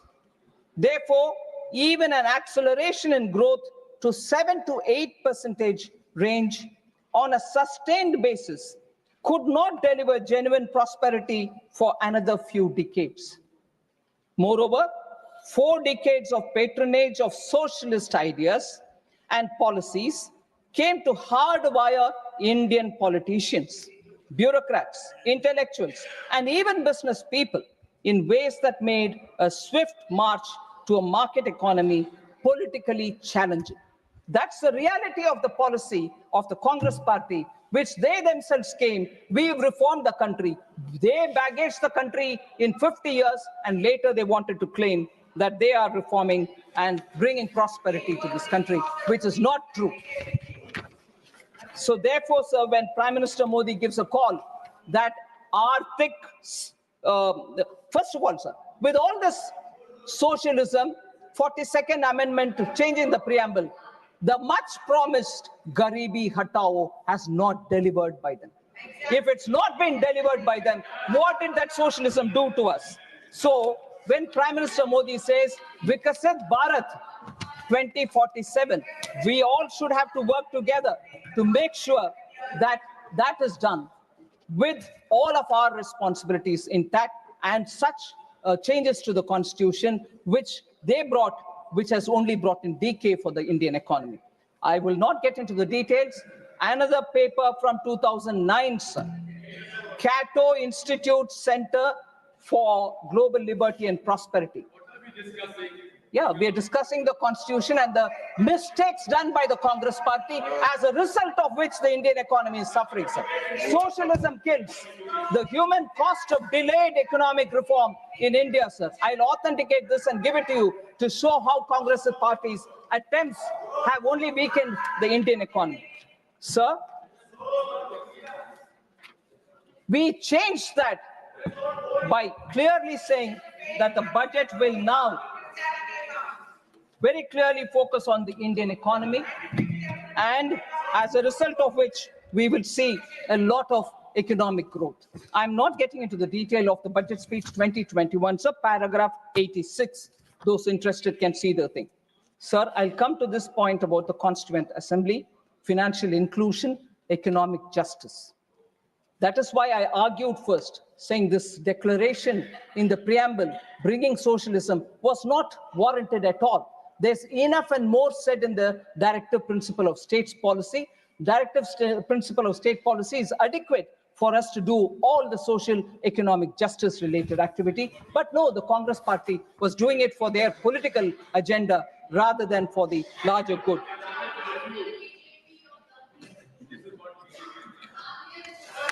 Sir, I like to say, sir, Ambedkar, sir, Dr. Ambedkar says on 19th November 1948, our objective in framing the Constitution is really twofold. Ambedkar says, sir, to lay down the form of political democracy, to lay down that our ideal is economic democracy, and also to prescribe that every government, whatever is in power, shall strive to bring about economic democracy. And a very clear, the directive principle, Dr. Ambedkar says this, the directive principles have a great value, for they lay down that our ideal is economic democracy, unquote. And this is exactly what Prime Minister Modi is doing. 54 crore citizens who once had no means are now being given extraordinary connection to banking. The Jan Dhan Yojana, principles guiding our democracy, equity, justice, and opportunity.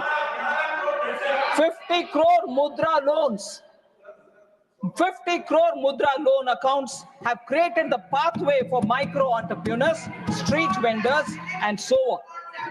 Sir, Article 38 of the directive principle says, the state shall strive to promote the welfare of the people by securing and protecting social order, by ensuring socio-economic political justice, and by minimizing inequalities in income, status, facilities, and opportunities. Article 39 also says very similar about adequate means of livelihood and ownership control. Article 46 about scheduled caste and scheduled tribes. So I just want to highlight how, because of the specific actions taken by our government, you find 1969, I go back, sir, for a minute. Mrs. Indira Gandhi on the bank nationalization said, the political situation in our country demands, quote, that banking facilities should be extended in an increasing measure to backward areas, to agriculture, to small-scale industry, and so on. And perhaps banking operations should be informed by a larger social purpose, unquote. But in spite of introducing socialism into the preamble, they did not achieve any of what Mrs. Indira Gandhi justified for bringing nationalization of the banks. They paid only lip service, sir. By 2011, census data reveals that less than 60% of Indian households had access to banking service. Bank accounts, sir, zero balance accounts were only 10.3 crores.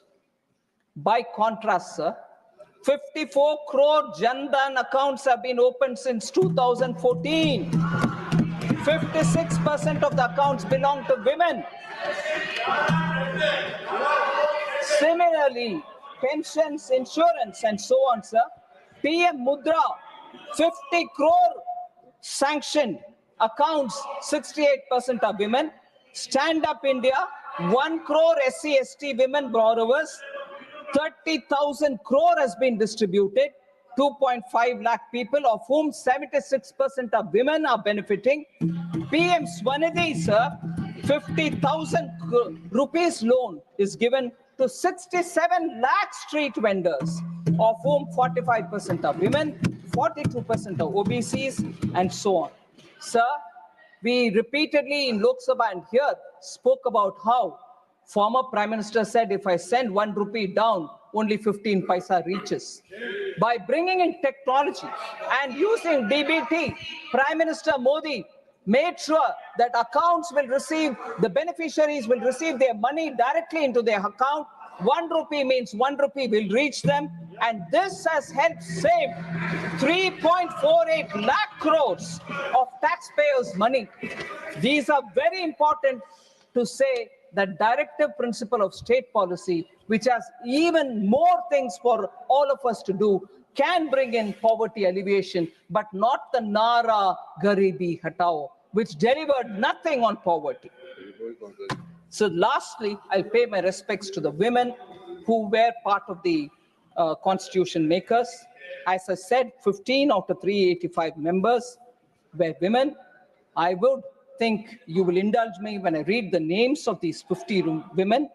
Ammu Swaminathan, Annie Mascarenes, Dakshayani Velayudan, Begum Aizaz Razul, Durgabai Deshmukh, Hansa Jivraj Mehta, Kamla Chaudhary, Leela Roy, Malti Chaudhary, Purnima Banerjee, Rajkumari Amrit Kaur, Renuka Ray, Sarojini Naidu, Sucheta Kriplani, and Vijayalakshmi Pandit were the prominent women who were part of the Constituent Assembly. Sir.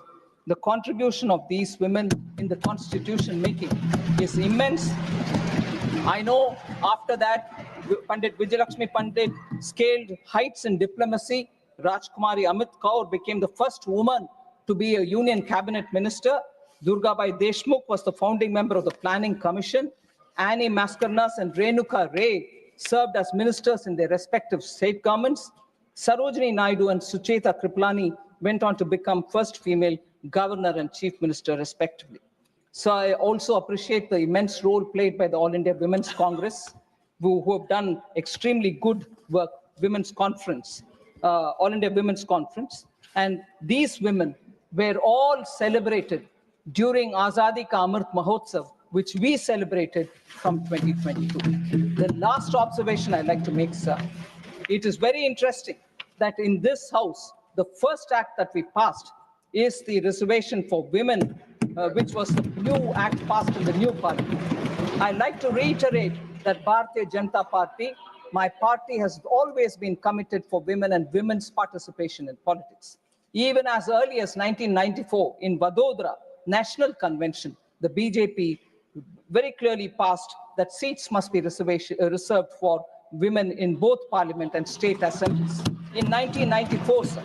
Then in 1998, BJP reiterated its commitment for women reservation by introducing it in the Lok Sabha.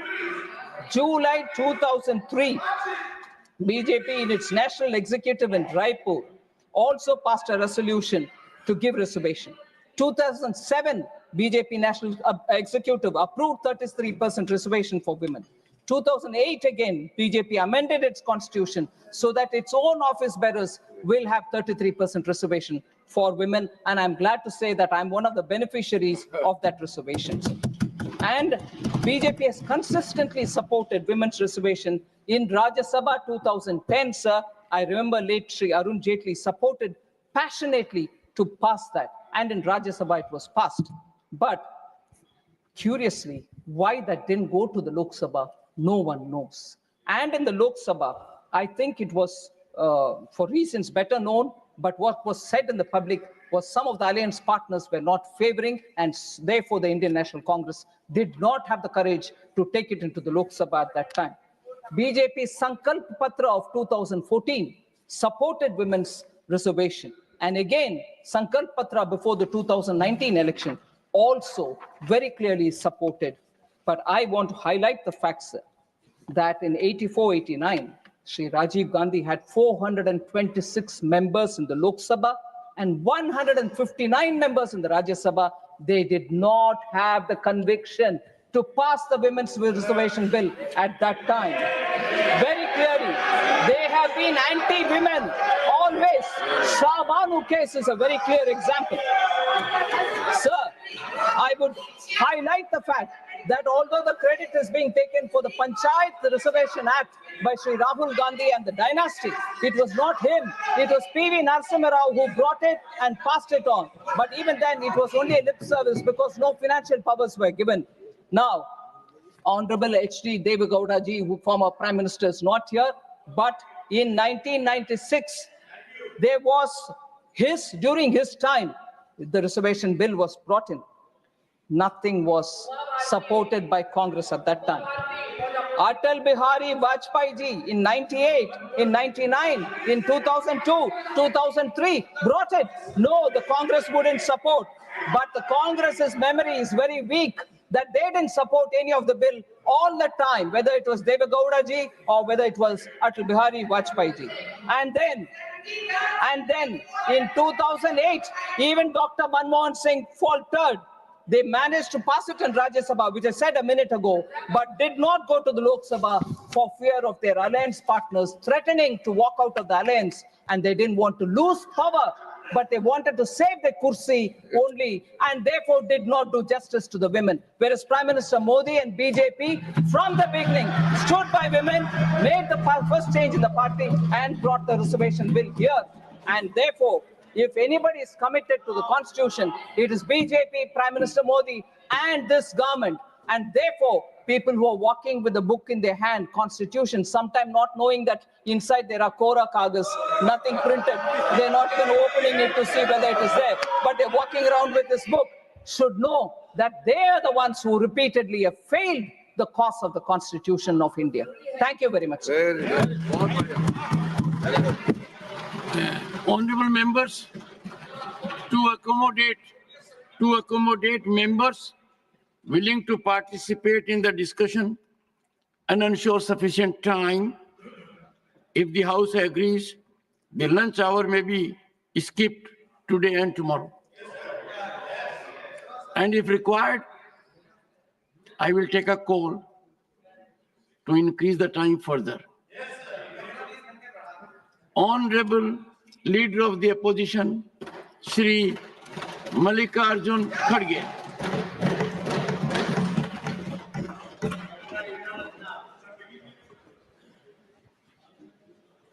Sir, आपने मुझे मौका दिया, इसलिए मैं आपका धन्यवाद करता हूं। सर, आज 16 दिसंबर ये बांग्लादेश का लिबरेशन डे, जो हमारी बहादुर नेता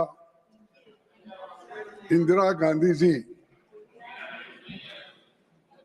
पाकिस्तान के 2 टुकड़े करके और बांग्लादेश को लिबरेट करके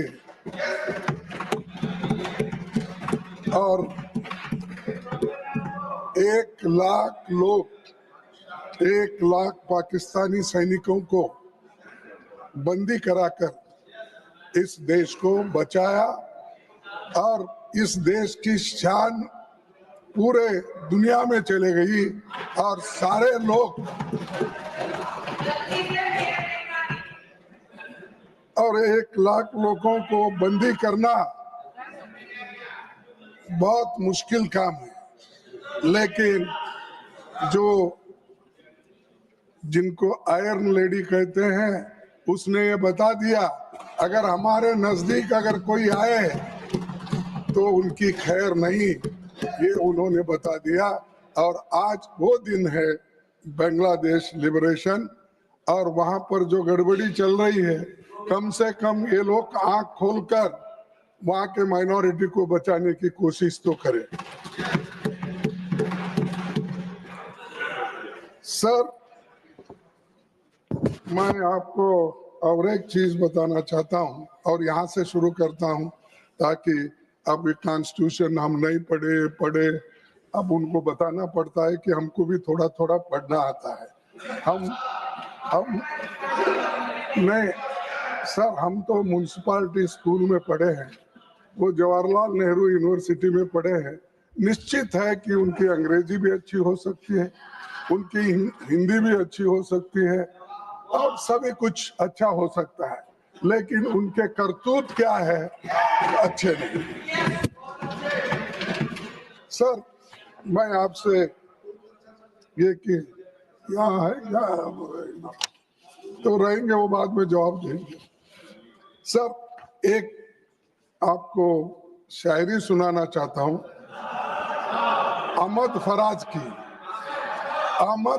की मत कत्ल करो आवाज है उसका नाम। तुम अपने अंकितों के नेज़े हर दिल में उतार जाते हो, हर दिल में उतारे जाते हो।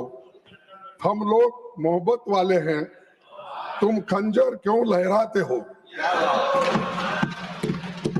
हम लोग मोहब्बत वाले हैं, तुम खंजर क्यों लहराते हो। इस शहर में नगमे बहने दो, बस्ती में हमें भी रहने दो। हम पालनहार है फूलों के, हम पालनहार है फूलों के, हम खुशबू के रखवाले हैं। तुम किसका लहू पीने आए, तुम किसका लहू पीने आए, हम प्यार सिखाने वाले हैं।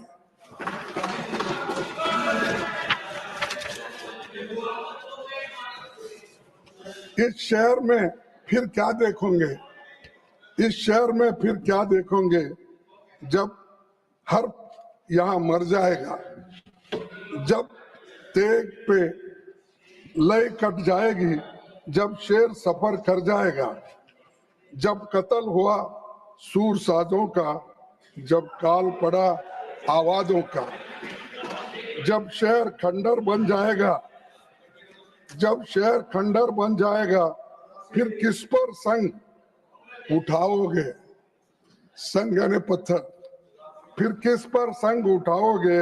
अपने चेहरे आईनों में जब देखोगे डर जाओगे।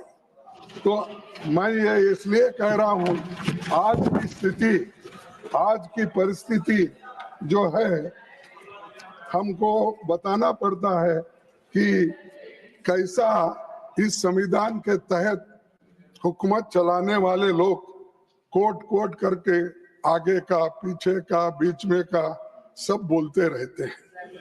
तो उन्होंने बहुत आपत्ति उठाई सोशलिज्म पे।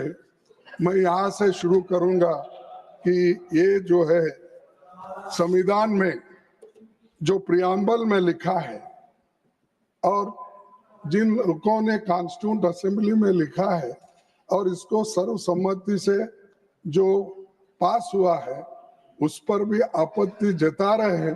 तो आप ही सोचिए ये कॉन्स्टिट्यूशन के फेवर में है क्या अगेंस्ट में।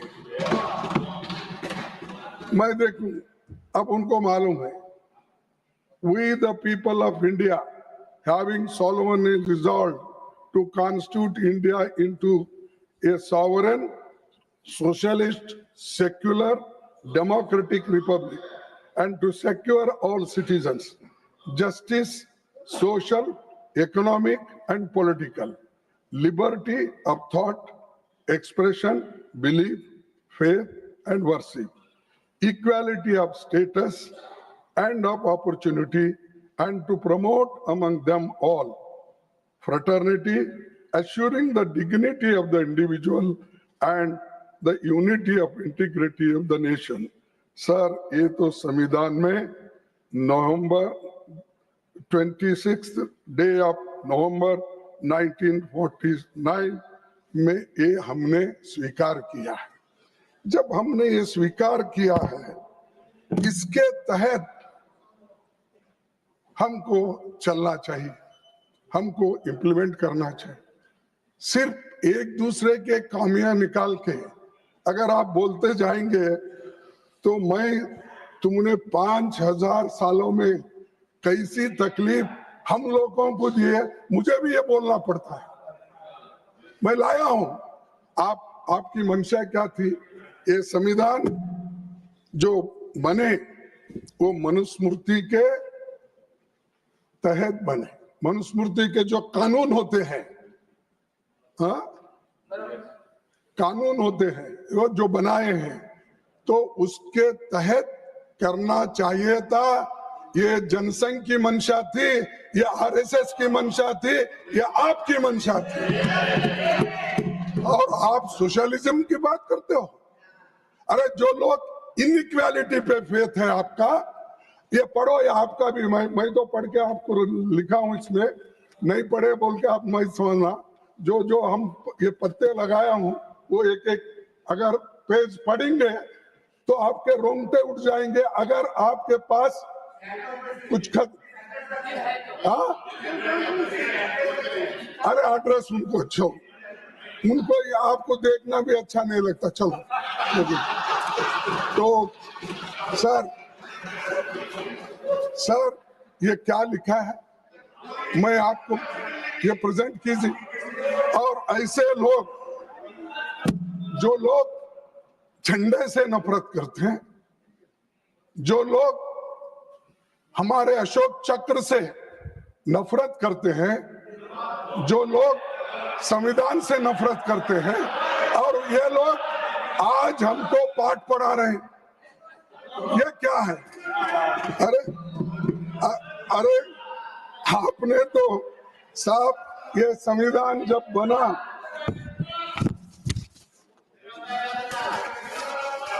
आपने जब ये संविधान बनी सर, उस वक्त संविधान को जलाने वाले लोग लालमय, ये जो रामलीला मैदान में बाबा साहब अंबेडकर और जवाहरलाल नेहरू जी का और महात्मा गांधी जी का पुतला वहां पर रख के इन्होंने जलाए उस दिन, जिस दिन इम्प्लीमेंट हुआ।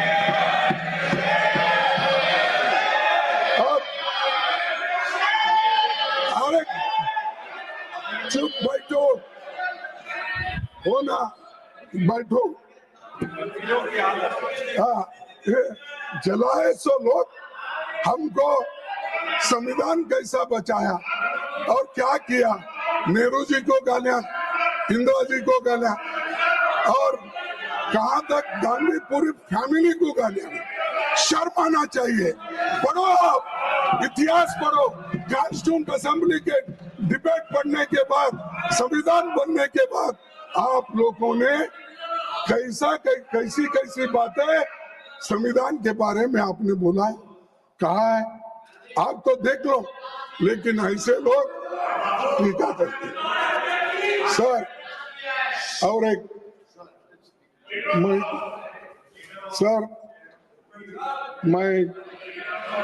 अपने मैं आपको No, I'm not. No, I am not yielding. Should be authenticated. No. Honorable members, authenticate only when the speaker will yield, I can give an opportunity. If there are issues, you can have notice. And I'm sure the House will bear with me on this. And I have a mind to enrich myself. जो किताब आपने दिखाई है मत पढ़ो sir, बाद में नहीं अभी देता हूँ। मनुस्मृति, ये मनुस्मृति की किताब, ये 3-4 मैं जला वो उतना पढ़ दो और मेरे को वापस कर दोगे, क्योंकि आजकल मिलता नहीं। Honorable members, can I return a document put on the table? I can't. It has to be put on the table. अच्छा, मैं और एक खरीद के देता हूँ। Please continue. सर, आपको 7 दिसंबर 2022 का दिन याद दिलाना चाहता हूँ। जब पहली बार सभापति के रूप में इस सदन में पधारे थे, मैंने आपके स्वागत में कहा था कि आपको नियमों, मेंबर्स के अधिकारों और भावनाओं की जानकारी बहुत है। जैसे संसद 2 सदनों के मिलकर चलती है, उसी तरह लोकतंत्र सत्ता पक्ष और विपक्ष के 2 पहियों पर चलता है। सत्ता दल का अपना सरकारी एजेंडा होता है और हम लोगों के मुद्दों को यहाँ और उनके सवालों की चर्चा हम चाहते हैं। मैंने कहा था हमारे संविधान निर्माताओं ने जिस मकसद से राज्यसभा का गठन किया, उसी भावना से ये सदन काम कर पा रहा है या नहीं, इस पर आप गौर कीजिए, इस पर आप बोलिए। और टीका करने से आपके पाप धो जाने वाले नहीं है। जो कोविड में मरे, जो हर जगह आज जो अट्रॉसिटीज हो रहे, शेड्यूल कास्ट पे हो रहे, शेड्यूल ट्राइब से हो रहे और महिलाओं पे हो रहे, यहाँ तक आप सुने होंगे सर, मध्य प्रदेश में एक शेड्यूल ट्राइब्स के बच्चे के मुंह में यूरिन कराया, मूत्र। इन समस्याओं को पहले सुलझाओ। लोगों को जो हमारे को जो बुद्धि दे रहे हैं ना, अपनी गवर्नेंस को सुधारो, वो छोड़कर आप मनमाने बोल रहे हैं। सर, आपका शुक्रिया भी हम अदा करते हैं, इसलिए कि संविधान के स्वीकार कर जाने के बाद 75 साल में आप जो चर्चा के लिए 2 दिन टाइम दिए, और हमको टाइम भी अलॉटमेंट किए, लेकिन थोड़ा एक आधा घंटा 1 घंटा ज्यादा भी हो तो हमारे लोग बोलने दो, क्योंकि जब तक आपने तो बोला है पहले ही, तो आपका धन्यवाद करता हूँ। तो इसीलिए, क्योंकि मैं ज्यादा टाइम लिया तो बाकी के लोगों को मिलता नहीं, इसीलिए मैं आपसे एक निवेदन करता हूँ। और दूसरे चीज ये है कि सबसे पहले मैं उन महान नायकों को श्रद्धांजलि देता हूं जिन्होंने एक समतावादी भारत का सपना देखा था। और सभापति जी, स्वाधीनता संग्राम के दौरान ही संविधान निर्माण की सोच उपजी थी। कांग्रेस के इतिहास से ये गहराई से जुड़ा है और 1931 में सरदार पटेल की अध्यक्षता में कराची कांग्रेस अधिवेशन में जवाहरलाल नेहरू ने मूल अधिकारों और आर्थिक नीति पर प्रस्ताव रखा था, जो पारित हुआ। ये ऐसा ही कॉन्स्टिट्यूशन नहीं बना, ये मूवमेंट से बना, ये आजादी के लड़ाई से बना, और उसी वक्त ये सोच थी 1931 का, ये आज का नहीं है।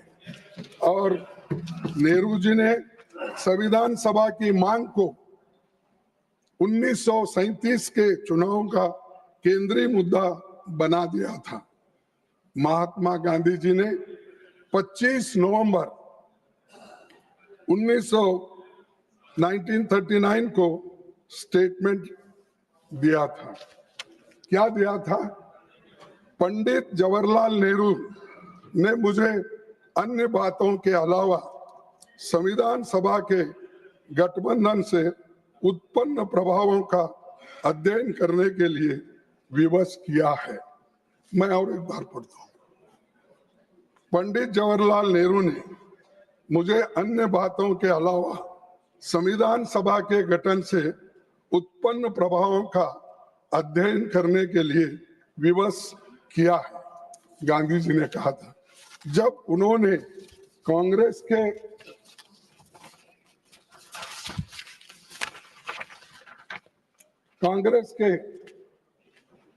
सभापति जी,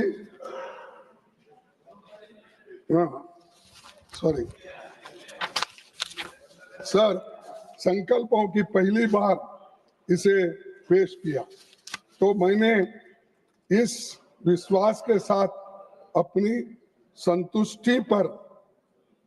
संतुष्टि कर ली कि उन्हें लोकतंत्र की तकनीकी बारीकियों के बारे में बेहतर जानकारी है, परंतु मैं पूर्णतः संशय मुक्त नहीं था। तथापि वास्तविक तथ्यों में मेरे सभी संशयों को दूर कर दिया गया। ये महात्मा गांधी जी, पंडित जवाहरलाल नेहरू जी के बारे में और उस वक्त किस ढंग से संविधान बनाना और इसका किस तरीके से काम होगा, ये महात्मा गांधी जी ने स्वीकार किया, जो पंडित जवाहरलाल नेहरू जी ने कहा था। तो उनके लिए सुबह शाम क्रिटिसाइज करते बैठते। अरे पीछे कितना काम हुआ इसके लिए, कितने लोग लड़े, कितने सलाहें दिए, ये सब छोड़ो। महात्मा गांधी बोले वो भी नहीं सुनेंगे, नेहरू जी बोले वो भी नहीं सुनेंगे, डॉक्टर बाबा साहब अम्बेडकर बोले वो भी नहीं सुनेंगे, मौलाना आजाद बोले वो भी नहीं सुनेंगे। क्या सुनने वाले हैं? आप तोड़ मोड़ करके यहाँ लोगों को समझाने के लिए आए हो, क्या संविधान के ऊपर चर्चा करने के लिए आए? सर, संविधान की प्रस्तावना में मैं अभी पढ़ा, वो फिर पढ़ने की जरूरत नहीं। इक्वालिटी, लिबर्टी, फ्रेटर्निटी, ये सब मैंने अभी पढ़ा। इन चीजों की ही जरूरत है हमको।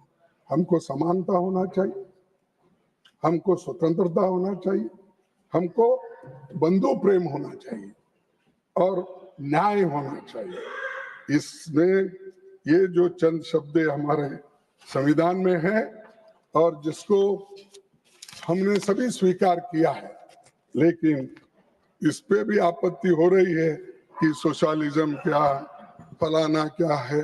यही है कि इकोनॉमिक्स पे बात करें, नेचुरली वो एक्सपर्ट्स हैं, इकोनॉमिक में ज़्यादा एक्सपर्ट्स है और ये जवाहरलाल नेहरू यूनिवर्सिटी के स्टूडेंट हैं, तो नेचुरली जवाहरलाल नेहरू जी के यूनिवर्सिटी से है और वो भी इकोनॉमिक्स में इनकी पढ़ाई हो गई। नेचुरली वहाँ क्या पढ़े मुझे मालूम नहीं, क्योंकि जवाहरलाल नेहरू यूनिवर्सिटी में सब जितने भी स्टूडेंट्स हैं वो इतने प्रोग्रेसिव है, देश बनाने में उनका बहुत बड़ा हाथ है। चाहे इकोनॉमिक्स में हो, चाहे पॉलिटिकल साइंस में हो, चाहे हिस्ट्री में हो, चाहे एंथ्रोपोलॉजी में हो, चाहे अपना हर सब्जेक्ट पे वहां पर बहुत ही उनको मान सम्मान दुनिया में मिलता है। और बहुत से जो जवाहरलाल नेहरू यूनिवर्सिटी में पढ़े हुए हैं वो दुनिया में अपना नाम किए हैं और डेमोक्रेसी पे बहुत बड़ा विश्वास रखते हैं। लेकिन यहाँ अनडेमोक्रेटिक थिंग्स को जो खत्म करने की बात हो रही है, जो डेमोक्रेटिक थिंग्स है उसको खत्म करने की बात यहाँ हो रही, ये कैसा? अरे जो आइडियोलॉजी को आप एक बार स्वीकार करते हो, ये बार बार कैसा बदलता है? आपने तो, अरे चुप बैठो भाई, अब बार बार आप कैसा बदलते हो?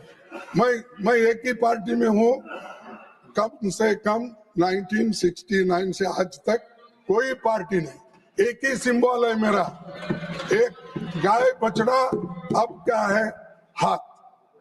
मैं किधर नहीं गए, तो यहाँ घंटे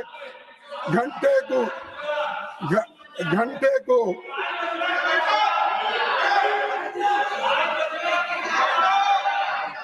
सर जरा इनको चुप रहने का भी बोलिए, क्योंकि मैं तो चुप बैठा था जब निर्मला सीतारामन जी बात कर रही थी। कुछ नहीं सर, पता नहीं कब ये हृदय परिवर्तन हुआ इनका। 224 के चुनावों के बाद हुआ क्या पहले ही हुआ था मुझे मालूम नहीं।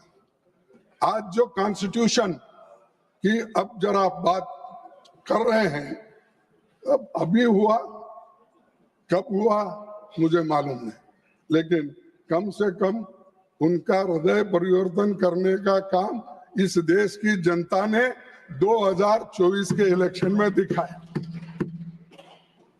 सर मैं और एक बात कहना चाहता हूँ, पूरा देश जानता है 1949 में आरएसएस नेताओं ने भारत के संविधान का विरोध किया था, क्योंकि ये मनुस्मृति पर आधारित संविधान नहीं था।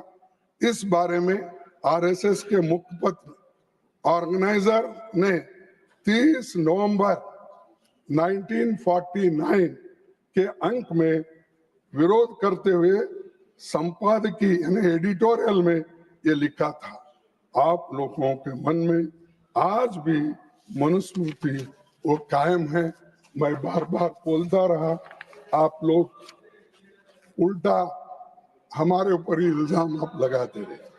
सर सभापति जी, न तो इन्होंने संविधान को स्वीकार किया, न तिरंगे झंडे को माना, इसीलिए पहली बार 26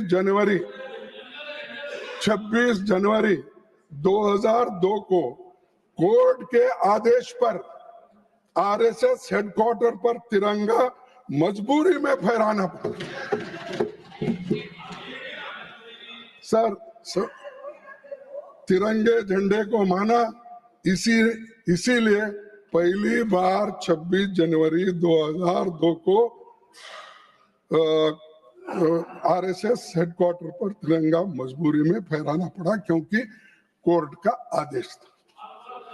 चलिए, कम से कम संविधान के वर्किंग पर चर्चा के लिए तो मान लिया आपने कि अब हम सभी लोग तिरंगे के नीचे ही काम करेंगे।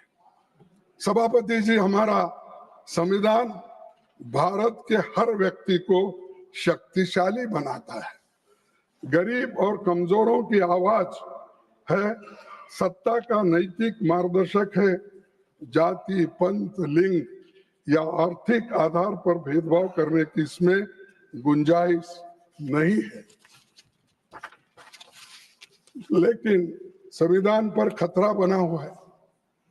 आने वाली पीढ़ियों के लिए इसे सहेज कर रखने के लिए हमें लगातार चौकन्ना रहना पड़ेगा, सतर्क रहना पड़ेगा, क्योंकि इनकी मंशा कब बदलती, क्या होती मालूम नहीं है।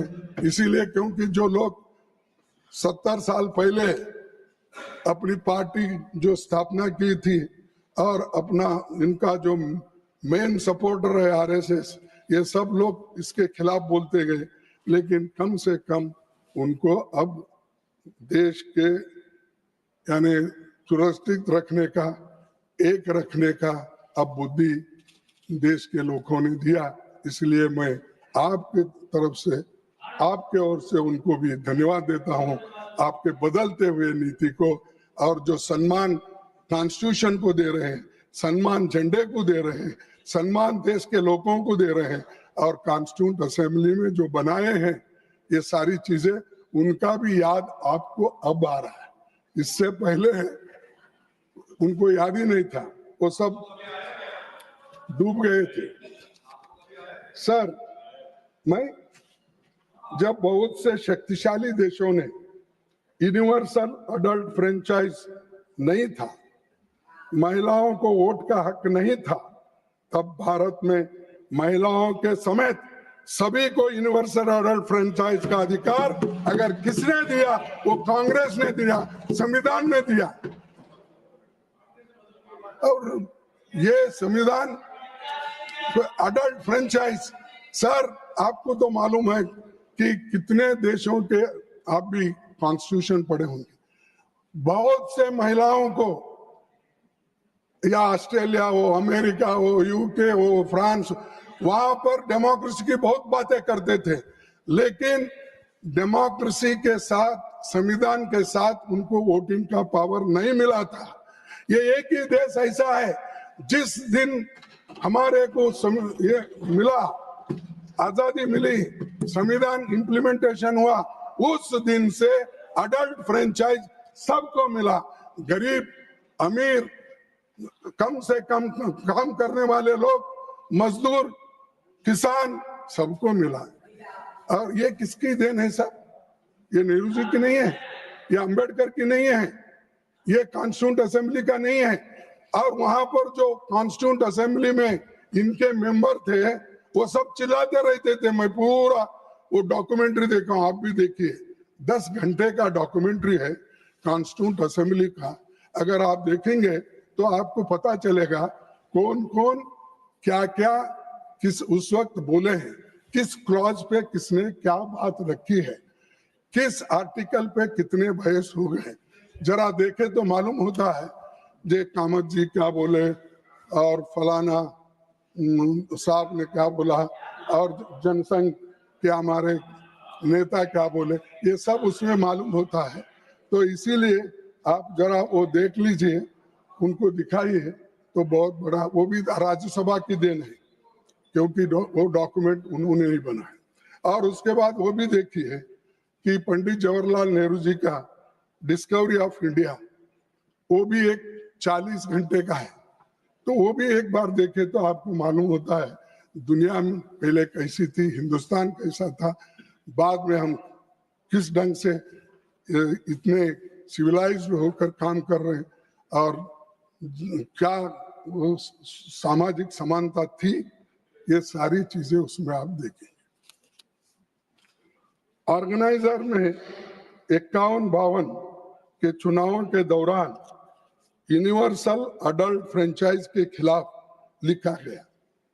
ये तो सही है ना?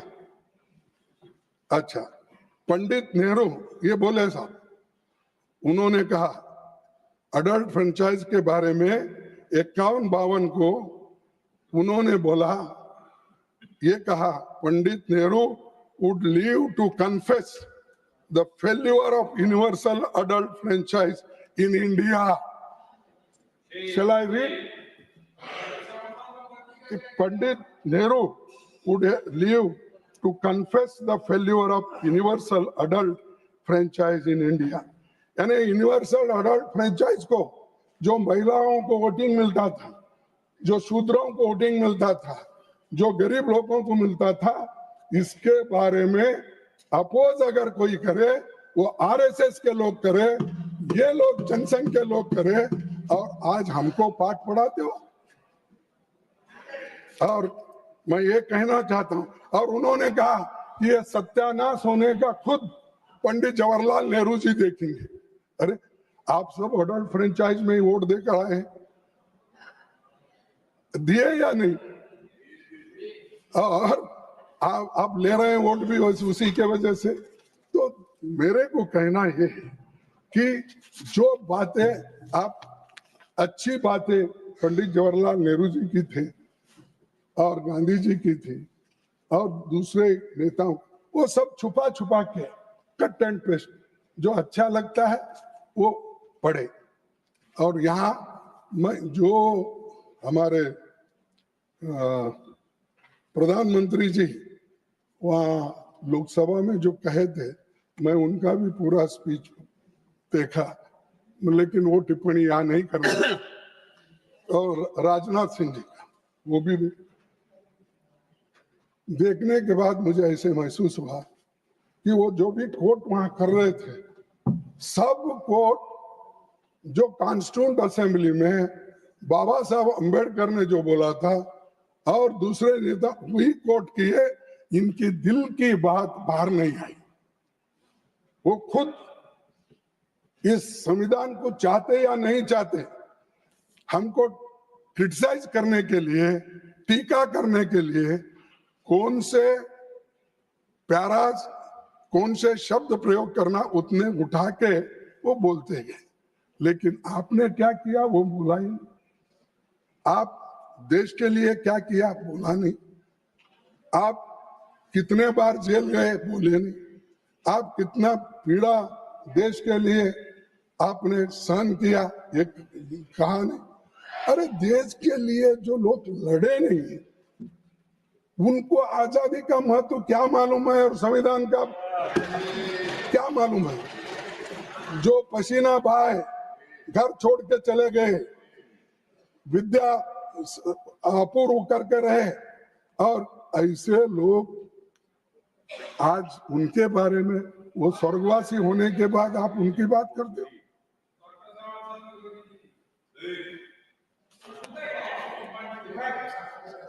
चुप बैठो तुम, अभी जाके तुम्हारे डिफेंस मिनिस्टर के पास सीख के आओ। सर, आज हमको इंट्रोस्पेक्शन करना है, हमने क्या किया, क्या करना है, और जो वायदे हमने किए थे, हमको बोले। वो प्राइम मिनिस्टर का स्पीच पढ़ा मैं, तो हमको सिखा रहे थे ये जुमले वाले हैं और ये झूठ बोलते हैं, ऐसा बोल के उन्होंने, अरे भाई झूठे नंबर 1 तो आप ही है। 15 लाख दे तो बोले सर अभी इंतजार कर रहा है, नहीं मिल रहा है। हाँ, और वो लोगों को 2 करोड़ रोजगार देने का बात, वो झूठ है सच है? और किसानों को एमएसपी डबल करने का सर मिला? आपका मतलब असत्य, असत्य, झूठी डिलीटेड। देखो साहब, ये असत्य है, घोर असत्य है, घोर असत्य है। तो ये चीजें पर झूठ नहीं है। हाँ, जो निकाल दिया आप जब बोले। देखो मैं अपनी गलती को स्वीकार करता हूँ, झूठ नहीं बोलना ये अनपार्लियामेंट्री आपने बताया और है भी, तो मैंने छोड़ दिया उसको। लेकिन इन्होंने बार बार बोले। अब सीताराम जी का भाषण आपने गौर से सुना, निर्मला सीताराम जी, सॉरी, तो उन्होंने ये कहा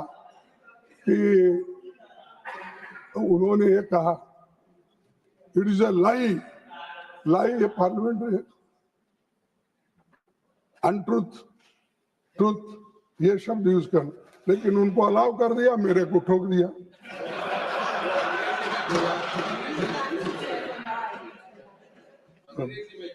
सर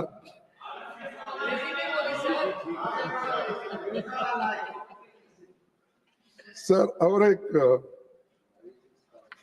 बात वहां पर बोले कि खुद उन्होंने ऐसे स्लोगन दिए और सब वो जुमले, हमारे को वो जुमलों का इल्जाम हमारे ऊपर लगा रहे हैं। तो वो ये जुमले वाले लोग देश को भ्रमित कर रहे हैं और असत्य बातें बोलकर लोगों को धोखा दे रहे हैं। और फिर बात तो यहाँ पर आकर ऐसा बोल देते हैं कि वो क्या हमारे पास बोलते हैं कन्नड़ा में, झूठ 100 बार बोल के, नहीं सॉरी, असत्य 100 बार अगर बोलते गए तो उसको वो सत्य के इसमें हो सकता है। वैसा ये गोबेल्स से भी ज्यादा, गोबेल्स जो झूठ उन्होंने असत्य बातें करते थे उससे भी 100 गुना ये लोग करते हैं। और फिर ऊपर से लोगों को हमको कहते हैं इनने आपने क्या किया, इमरजेंसी में क्या किया, फलाने में क्या किया। नेहरू जी ने कितने बार बोलता हूँ, नेहरू जी ने कैसा किया, क्यों करना पड़ा पहला अमेंडमेंट और किस वजह से हुआ, वो बोलूंगा। सर मोदी साहब का तो 1 घंटा 50 मिनट भाषण हो गया, हमारे फाइनेंस मिनिस्टर का 1 घंटा 10 मिनट हो गया, तो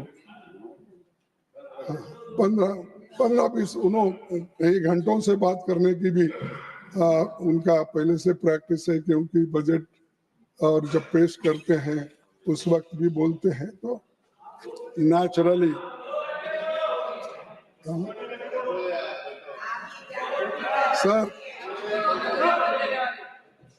सर पीएम या तो अतीत में रहते हैं या कल्पना लोक में। ऐसा लगता है कि वर्तमान उनकी डिक्शनरी में नहीं है। बेहतर होता कि तो वो बता देते कि 11 साल में ऐसा कौन सा काम किया है जिससे हमारा लोकतंत्र और संविधान मजबूत हुआ। डिमोनेटाइजेशन हो, दूसरे हो, सब खत्म करने की बात ही करें, गरीबों को आर्थिक दृष्टि से कुचले। ऐसे लोग हमको पाठ पढ़ा रहे कि आर्थिक मजबूती हमने की। अगर सोशलिज्म की बात करते उसको भी टीका आपने किया। मैडम अगर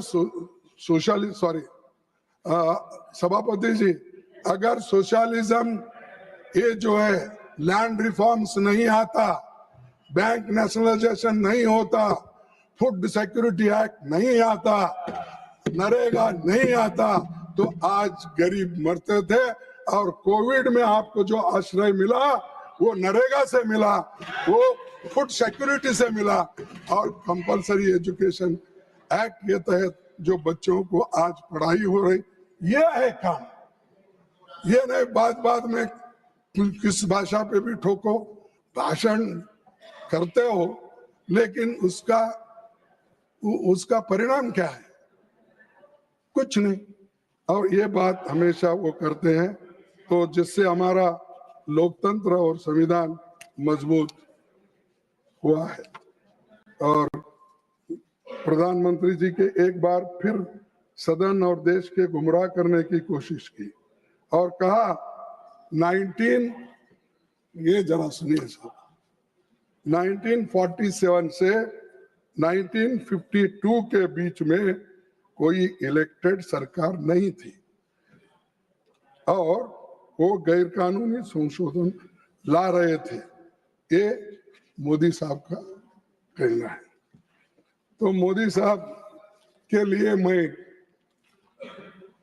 उनकी याददाश्त के लिए रिपीट कर रहा हूं, क्योंकि देश की आजादी में ना उन्होंने हिस्सा लिए ना मैं हिस्सा लिया। नेहरू जी लिए और महात्मा गांधी जी लिए, सरदार पटेल लिए, ये लोगों ने जो किया काम उस पर टिप्पणी करने का हमको कोई अधिकार नहीं। और दूसरा, उन्होंने नेहरू जी, पटेल जी, बाबा साहब खुद अपने श्याम प्रसाद मुखर्जी की क्रेडिबिलिटी पर हमला हुआ। वो हमला बोले क्योंकि ऐसे लोगों के बात कर रहे थे जिनको उन्होंने कभी सुना नहीं, कभी देखा नहीं, उनके साथ कभी लड़े नहीं। तो नेहरू जी के खिलाफ नफरत में आप इतना बह गए कि आपने संविधान सभा, अंतरिम सरकार और अंतरिम संसद सब पर सवाल खड़ा कर दिया। और इसमें सभी में श्याम प्रसाद मुखर्जी भी थे। तो इसीलिए कम से कम आप बोलते वक्त जरा ये तो सोचना चाहिए, मैं क्या अपने नेता के खिलाफ बोल रहा हूँ, क्या नेहरू के खिलाफ बोल रहा हूँ, क्या किसी और के खिलाफ बोल। इतना सोच के तो अगर बोलते तो मैं समझता था कि नेचुरली यहाँ उन्होंने रात में जो भी पढ़ा सुबह बोला होगा, भूल गए होंगे, या उनके जो भी एडवाइजर है लिख के दिए होंगे, बोले होंगे। तो हमारे गलतियां हम दुरुस्त कर लेना चाहिए, चाहे मोदी जी हो, चाहे नड्डा जी हो, चाहे मैं। हम अपनी गलती को स्वीकार नहीं करेंगे तब तक आपकी बातों में कोई वजन नहीं रहेगा। दूसरी चीज, प्रधानमंत्री ने ये भी कहा 1951 में जब चुनी सरकार नहीं थी, नेहरू जी ने अध्यादेश लाकर संविधान को बदला। सुने आप, ये उनके ही वर्ड है जो मेरे को प्रेस में मिला और कच्ची कॉपी जो मिली। तो मैं उनसे पूछना चाहता हूं क्यों लाया गया। प्रधानमंत्री जी शायद भूल गए कि संविधान का पहला संशोधन प्रोविजनल पार्लियामेंट ने किया था। प्रोविजनल पार्लियामेंट ने किया था, जिसके सदस्य संविधान सभा के ही सदस्य थे, इंक्लूडिंग हमारे श्यामा प्रसाद मुखर्जी। तो ये संशोधन इसलिए हुआ था ताकि पिछड़ी जातियों को आरक्षण दिया जाए और जमींदारी अबोलिशन हो सके। मैं सदन को बताना चाहता हूं कि उस दौरान state of Madras versus Champakam Dorairajan मामले में मद्रास स्टेट के रिजर्वेशन के फैसले को सुप्रीम कोर्ट ने खारिज कर दिया था। तो आप बोल रहे ये रिजर्वेशन निकाल दे, SC ST का निजाम। अरे बाबा, उन्होंने गया, सुप्रीम कोर्ट ने इसको, इस रिजर्वेशन को खत्म करने की फैसला दी, तब ये जो अपना आर्टिकल 15(4) ये आ गया, 15(4) आ गया, उस वक्त आ गया। तो आप वो नेहरू जी के ऊपर ब्लेम रहा।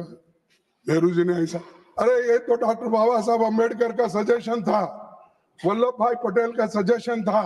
उन्होंने ये कहा, ये जो लैंड रिफॉर्म्स का है और उसके बाद 9th शेड्यूल इसको बाद में जोड़ा गया और ये मंशा थी SC, ST, OBC और एम्प्लॉयमेंट और एजुकेशन के आरक्षण मिल सके। तो इसीलिए इस संशोधन का एक तीसरा पक्ष सांप्रदायिक दुष्प्रचार रोकना भी था। सरदार पटेल जी ने 3 जुलाई 1950 को इस बारे में पंडित नेहरू को विस्तार से पत्र लिखकर संविधान संशोधन की ही समस्या का हल बताया। और एक बार बोलो, नहीं, क्योंकि ये आवाज प्राइम मिनिस्टर तक जाना भी, तो इसीलिए सरदार पटेल जी ने 3 जुलाई 1950 को इस बारे में पंडित नेहरू को विस्तार से पत्र लिखकर संविधान संशोधन को ही समस्या का हल बताया। Amendment is the only remedy. This is suggested by Sardar Patel. उनका भी अपमान कर रहे, उसको ऑथेंटिकेट करके। हाँ, सरदार पटेल ने अपने पत्र में कहा था,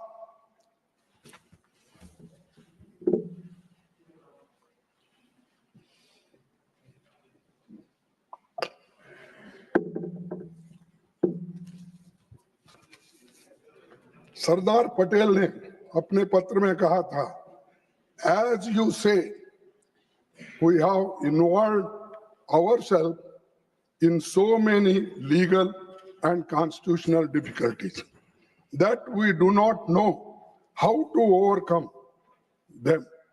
My own feeling is that very soon we shall have to sit down and consider constitutional amendment. ये किसने कहा? सरदार वल्लभ भाई पटेल। और उनको भी आप इंसल्ट कर रहे हैं। पंडित जवाहरलाल नेहरू के नाम से सभी को इंसल्ट कर रहे हैं। वो जोश में आकर नेहरू जी ने वो किया। अरे नेहरू जी क्या करना चाहते थे? वो पटेल भी था, उसके साथ थे, अंबेडकर उनके साथ थे, और वो SC, ST, बैकवर्ड एजुकेशनल और एम्प्लॉयमेंट के लिए जो यहाँ पर उनको मार पड़ी थी, उसको ठीक करने के लिए अमेंडमेंट लाए। और वो पहला अमेंडमेंट था। अगर ये पहला अमेंडमेंट देश के लिए नहीं, शोषितों के लिए नहीं, तो आप कह सकते थे अपने लिए लाए। बताओ इसमें सब। और ये मेरे वर्ड नहीं है, इस अपने सरदार पटेल साहब के वर्ड है। सभापति जी, इसलिए मुख्यमंत्रियों को नेहरू जी ने पत्र लिखा था, जिसका जिक्र मोदी जी ने अपने भाषण में तथ्यों को तोड़ मरोड़ कर नेहरू जी को बदनाम करने के लिए किया, जिसके लिए उनको देश से माफी मांगना चाहिए। ये मेरा डिमांड है। जो सत्य को अगर मोड़ तोड़ के रखते हैं देश के सामने और बदनाम करने की कोशिश करते हैं, इसीलिए उनको इस सदन में, उस सदन में माफी मांगना चाहिए और देश के जनता से माफी। और ये चीजें आप पढ़े तो मिलते हैं, अब कॉन्स्टिट्यूशन इसमें डिबेट में मिलते हैं, लेकिन फिर भी आप गुमराह करते हो लोगों। इस संशोधन पर खुद बाबा साहब ने 2 घंटे सदन में इसे डिफेंड किया था। और एक बार पढ़ो, इस संशोधन पर खुद बाबा साहब ने 2 घंटे सदन में इसे डिफेंड किया था। मैं पूछना चाहता हूं कि मोदी जी को एतराज किस पर है? क्या SC ST पर, क्या OBC पर, क्या आरक्षण पर, और उनका किनके ऊपर एतराज है? अरे आरक्षण को सुरक्षित रखने के लिए, उनके राइट्स को दिलाने के लिए अगर पंडित जवाहरलाल नेहरू जी अमेंडमेंट कराते हैं तो क्या दलितों के खिलाफ हो गए, SC के खिलाफ हो गए, ST के खिलाफ हो गए, आदिवासियों के खिलाफ हो गए? मैं पूछना, क्यों ऐसी बातें करके लोगों को असत्य बातें बिठा रहे हैं उनके दिमाग में? आप प्राइम मिनिस्टर हो सकते हैं, आपकी इज्जत करेंगे, आपका कुछ, लेकिन ऐसी असत्य बातें जनता के बीच अगर लेके गए, इससे बहुत बड़ा देश को नुकसान होगा। सर, ये लैंड रिफॉर्म्स, आप बड़े किसान हैं, क्षमा चाहता हूं, या छोटे किसान हैं मुझे मालूम नहीं सर, इसलिए एक मिनट, नहीं हंसने की बात नहीं। मैं कृषक पुत्र हूँ। यानी आप कृषक नहीं हैं, ठीक है, ठीक है। तो मैं तो बस आगे वकील चलिए। शुरू किया था। मोदी जी के ऐतराज किस पर है?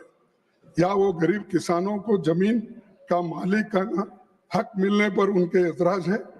क्योंकि लैंड रिफॉर्म्स जो आना, उसके लिए भी गरीबों के तरफ से वो लड़ रहे थे और सरदार पटेल से नाराजगी है।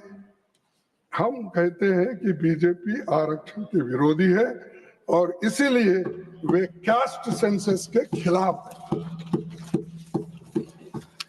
सर, सभापति जी, देश के स्वाधीनता आंदोलन के बारे में मोदी जी को ज्यादा पता नहीं है, इसीलिए क्योंकि वो इस विषय पे जाना नहीं चाहते, जो उन्होंने उस सफर में शामिल ही नहीं हुए थे, तो उसकी बात तो रहेगी।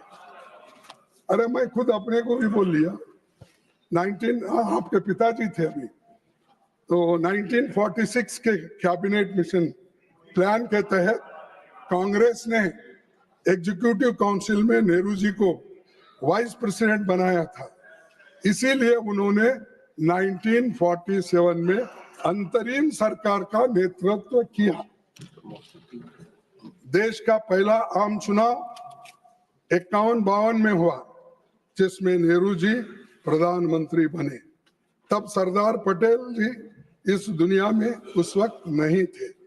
इसके बाद 1964 तक लगातार नेहरू जी प्रधानमंत्री बने रहे।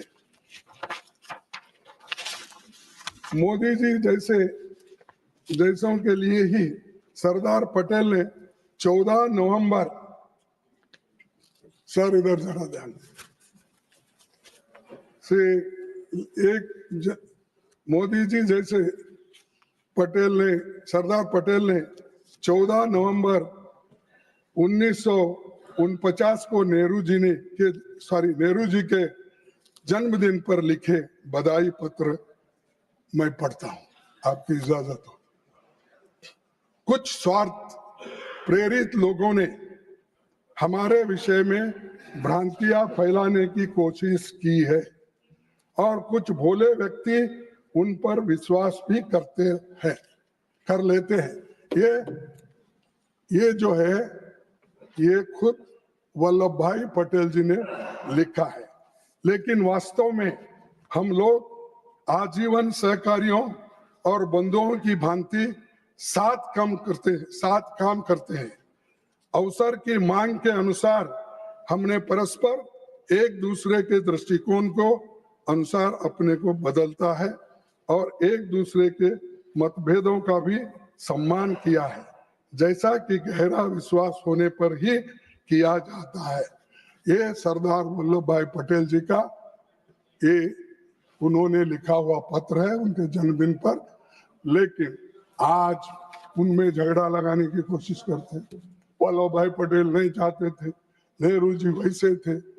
अरे वो उनके खुद के भाषण पढ़ो ना, उन्होंने क्या लिखा है लेटर वो पढ़ो, गांधी जी क्या बोले वो पढ़ो। लेकिन वो पढ़ना छोड़ के सब सुनी जो आरएसएस ट्रेनिंग में वो देते हैं, वही बातें यहाँ पर बोलने से फायदा नहीं है। यहाँ संविधान की बात करो और जिनको आप टीका टिप्पणी करते हो, उन नेहरू जी का पत्र देखिए, वल्लभ भाई जी का पत्र देखिए, महात्मा गांधी जी का पत्र देखिए। संविधान बनाने के लिए उन्होंने आखिरी में कैसा फैसला लिया, ये सब देखने के बाद अगर कुछ कहते तो मैं कहूँगा बहुत हमको ज्ञान दे रहे हैं।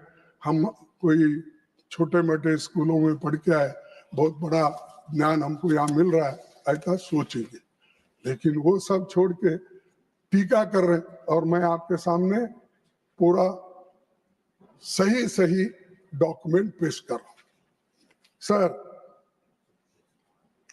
सभापति जी, रक्षा मंत्री जी ने लोकसभा में बोलते हुए कांग्रेस पर संविधान बनाने के श्रेय को लेकर कटाक्ष किया।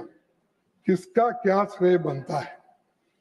बाबा साहब ने खुद कहा है, जिसमें मैं कोट करूंगा, the task of the drafting committee would have been a very difficult one if this constituent assembly has been merely a motley crowd.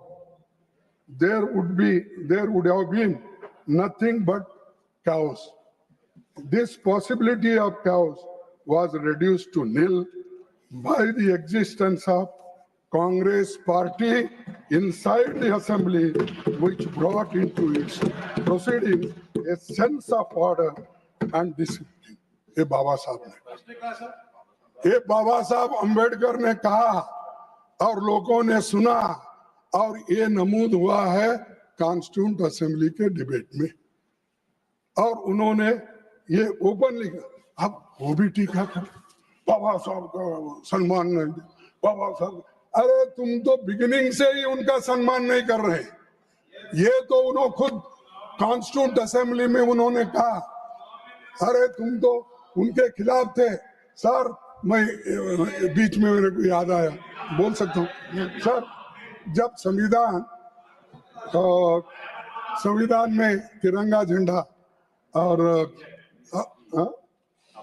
नहीं, ये जब यहाँ पर स्वीकृत हो गई, जब तिरंगा और कॉन्स्टिट्यूशन ये सब, तो मुंबई के रेलवे स्टेशन पर बीजेपी वालों ने और ये अपना हिंदू महासभा वालों और आरएसएस वालों ने जाकर उन्होंने सैफरन झंडा दिखाया। तो बाबा साहब अम्बेडकर ने कहा, बाबा साहब, अरे जनसंघ भाई, अरे तुम्हारा पहला अवतार, जैसा हमारे धर्म में 10 अवतार होते हैं, तुम्हारा वो दूसरा अवतार और पहला अवतार, तो छोड़ दीजिए उसको। सर, उनको झंडा दी, तब डॉक्टर बाबा साहब अम्बेडकर ने कहा, क्या मैं ये सैफरन झंडे के लिए, इसको देखने के लिए मैं आया हूं? मेरा झंडा अलग है, तिरंगा झंडा, और ये देश का झंडा ही रहेगा, ये काम नहीं चलेगा, प्लीज हटो बोल के उनको हट कर आगे चले। और ये बॉम्बे रेलवे स्टेशन पे घटना घटी, और आज ये बोलते हैं कि अंबेडकर नेहरू जी के खिलाफ थे और संविधान बनाते वक्त उनको सम्मान नहीं। ये तो खुद बाबा साहब अम्बेडकर ने कहा कि ये जो मुझे सम्मान मिला और इतना कांग्रेस की वजह से मैं ये घटना बना सका, और वो भी स्मूथली बना, कोई भी इसको उस वक्त डिस्टर्ब नहीं किया। सर, मैं आपसे और एक विनती करूंगा, आगे चलकर उन्होंने ये भी कहा, the Congress party is therefore entitled to all the credit for the smooth sailing of the draft constitution in the assembly. ये उनका, अगर वो दुखी होते सर ये बोलते थे, और कहीं की बात तो कहीं। अब अपोजिशन पार्टी में जब बाबा साहब अम्बेडकर थे, शेड्यूल कास्ट फेडरेशन के वो प्रेसिडेंट थे, और जो मंडल हमारे बंगाल के वो बैरिस्टर जोगेंद्रनाथ मंडल, वो सेक्रेटरी थे, तो नेचुरली उनकी पार्टी अलग थी। तो उसमें जब उनको वहां से हार हो गई, तब यहाँ पर जोगेंद्रनाथ मंडल ने सेक्रेटरी वेस्ट बंगाल में वो रिसिग्नेशन दी। राजीनामा देने के बाद उनके सीट पर बाबा साहब अम्बेडकर चुन के आए, तुम्हारी मेहरबानी से नहीं है। तुम लोग वैसा पढ़ा पढ़ा के ले रहे ना, तुमसे नहीं है। अरे तुम तो उनके खिलाफ थे और आपके जो जनसंघ के नेता थे उन्होंने भी वहीं से चुन के आए थे, श्यामा प्रसाद मुखर्जी। क्योंकि वो जल्दी याद नहीं आता श्यामा प्रसाद मुखर्जी का, क्योंकि कभी ज्यादा नाम लिया नहीं, उनको याद है। लेंगे भाई, लेते वक्त अब ले रहा हूं ना सर। चेयरमैन साहब, इस सदन के माध्यम से ये देश को बताना चाहता हूं, संविधान सभा में कांग्रेस को प्रचंड बहुमत था। बाबा साहब अंबेडकर को ड्राफ्टिंग कमेटी का चेयरमैन चुना गया। खुद बाबा साहब ने अपने 25 नवंबर 1949 के भाषण में कहा था, मुझे बहुत आश्चर्य हुआ। साहब आप उधर देख रहे हैं इसलिए मेरी बात आपको 99% आप ही देख रहा हूँ, लेकिन 1% ही बहुत इंपॉर्टेंट। 100 बनाने के लिए 1%। 99 तेंदुलकर ने 10 बार मारा, 99 और 12, लेकिन 99 मारा लेकिन सेंचुरी नहीं हो सका। तो इसीलिए मैं आपसे विनती करूं, ये बहुत मुद्दा है। मुझे बहुत आश्चर्य हुआ था जब ड्राफ्टिंग कमेटी मुझे अपना अध्यक्ष चुना। समिति में मुझसे बड़े, मुझसे बेहतर, मुझसे सक्षम कई लोग थे। सबको पता है कि जब आजादी मिली तो देश में सुई भी नहीं बनती थी, खाने पर कोई अनाज नहीं था। केवल 35 साल की औसत उम्र थी, लेकिन पिछले 60-70 सालों में देश ने बहुत तरक्की की। और आप बोलते 55 साल में आपने क्या किया, 70 साल में क्या? अरे बाबा, हम अगर नहीं करते, तुम लोग इंजीनियर हो के यहाँ नहीं बैठते, डॉक्टर हो के नहीं बैठते थे, और मोदी जी इस देश के प्रधानमंत्री भी नहीं बनते थे, और मैं एक लेबर का बेटा अपोजिशन लीडर भी नहीं बनता था। ये सोच के रखिए आप, तुम अपने आप को 30 बार का मत समझिए। ये सब देन पंडित जवाहरलाल नेहरू जी, महात्मा गांधी की, डॉक्टर अंबेडकर की, वल्लभ भाई पटेल की है। तुम्हारा कोई कंट्रीब्यूशन नहीं।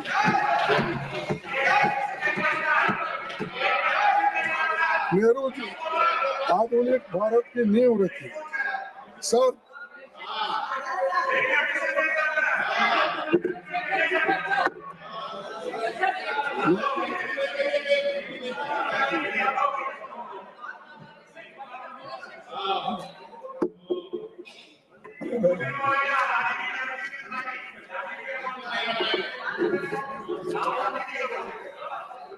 हाँ, तुम हमारे पार्टी में आए तो देखिए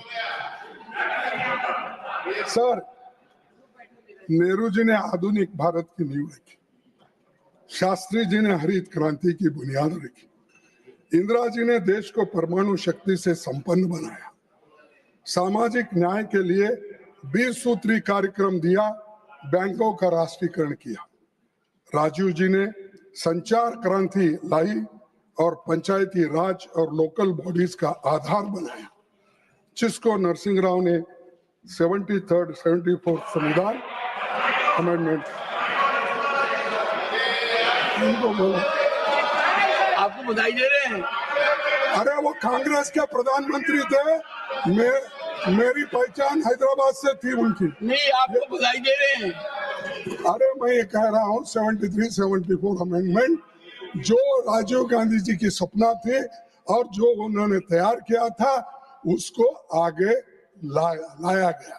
और आज जो महिलाओं को रिजर्वेशन मिल रहा है, जो मेयर का हो, जो पंचायत का हो, जो जिला पंचायत अध्यक्ष हो, ये सब जो मिल रहा है मैडम, ये कांग्रेस की वजह से मिल रहा है। ये कांग्रेस ने एक्ट लाया। महिलाओं को क्या करे, महिलाओं को क्या करे, ये करे, उनको अध्यक्ष बनाए, मेयर बनाए, पंचायत मेंबर्स बनाए, तालुका पंचायत मेंबर्स बने, ये बनाए। अगर हम हमारी सत्ता आएगी तो हम तुमसे भी तेजी से महिलाओं का आरक्षण बिल लाएंगे, इम्प्लीमेंट करेंगे। हर चीज एक ही दिन में नहीं होता, तुम लोग अपोज करें उस वक्त, चलो।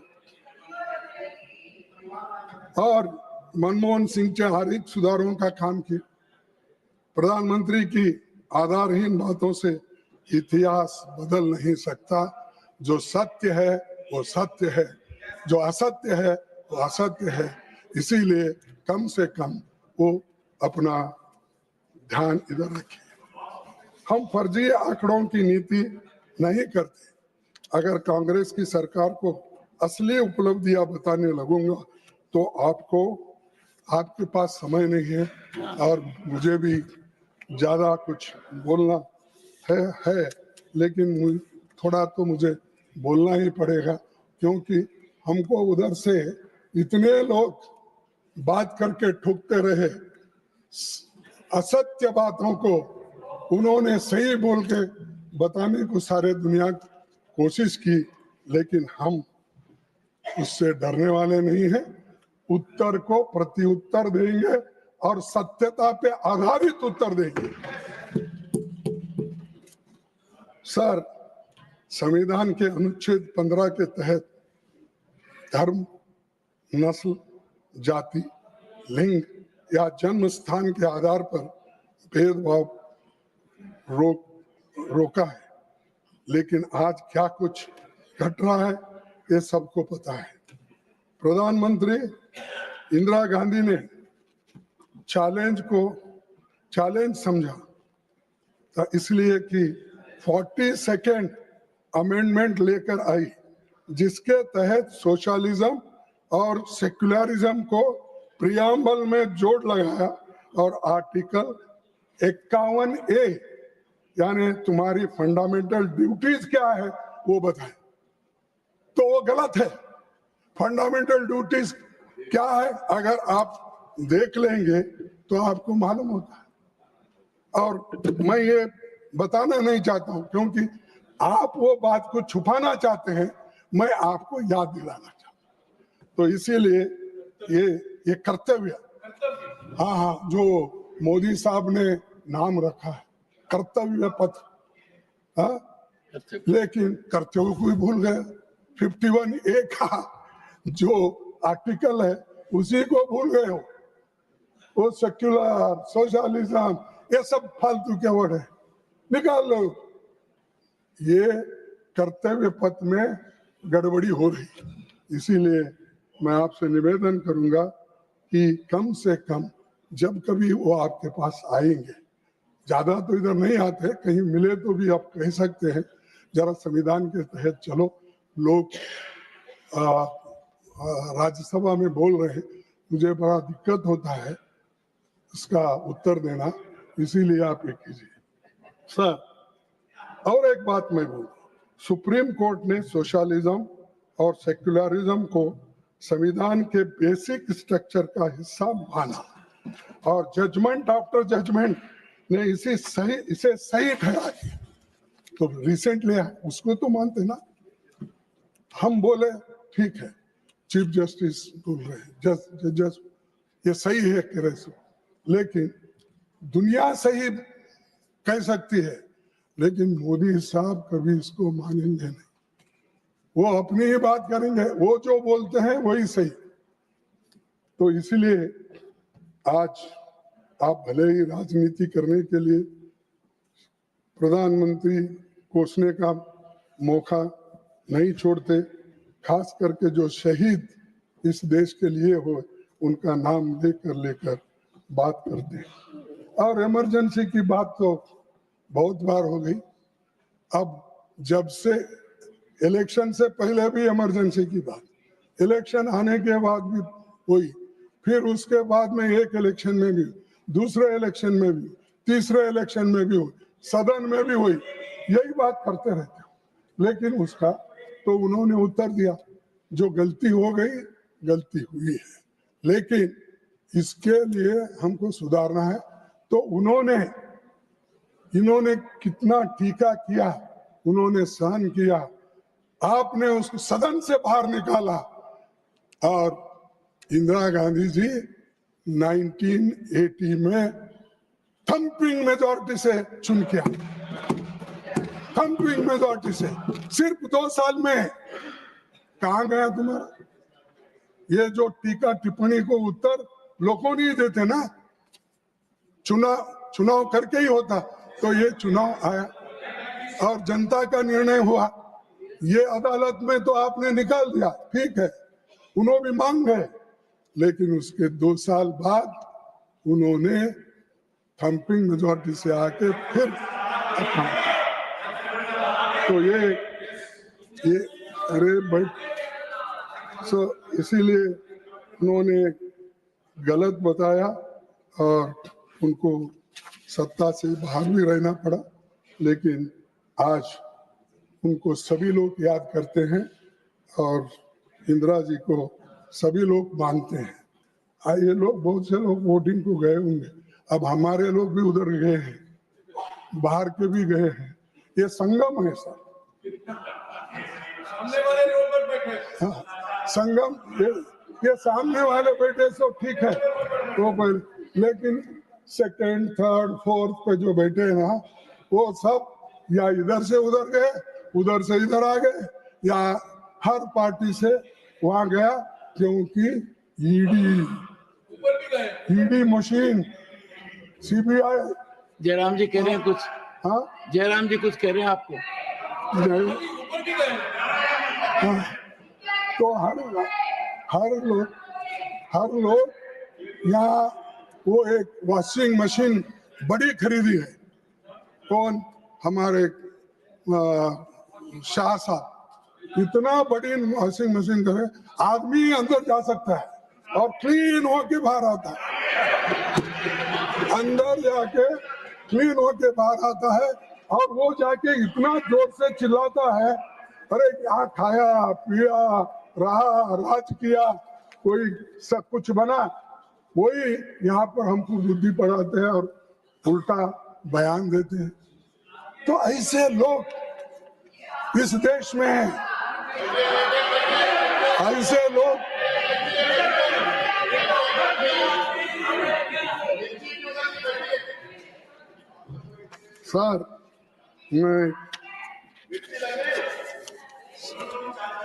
सर, हम संवैधानिक प्रावधान के तहत कांग्रेस पार्टी ने देश में कास्ट सेंसस की मांग की, और कास्ट सेंसस की मांग इसलिए कर रहे हैं, कमजोर लोग, तबकों के लोगों को बेहतरीन के लिए, उनके बेहतर के लिए एक रणनीति बनाई जाए।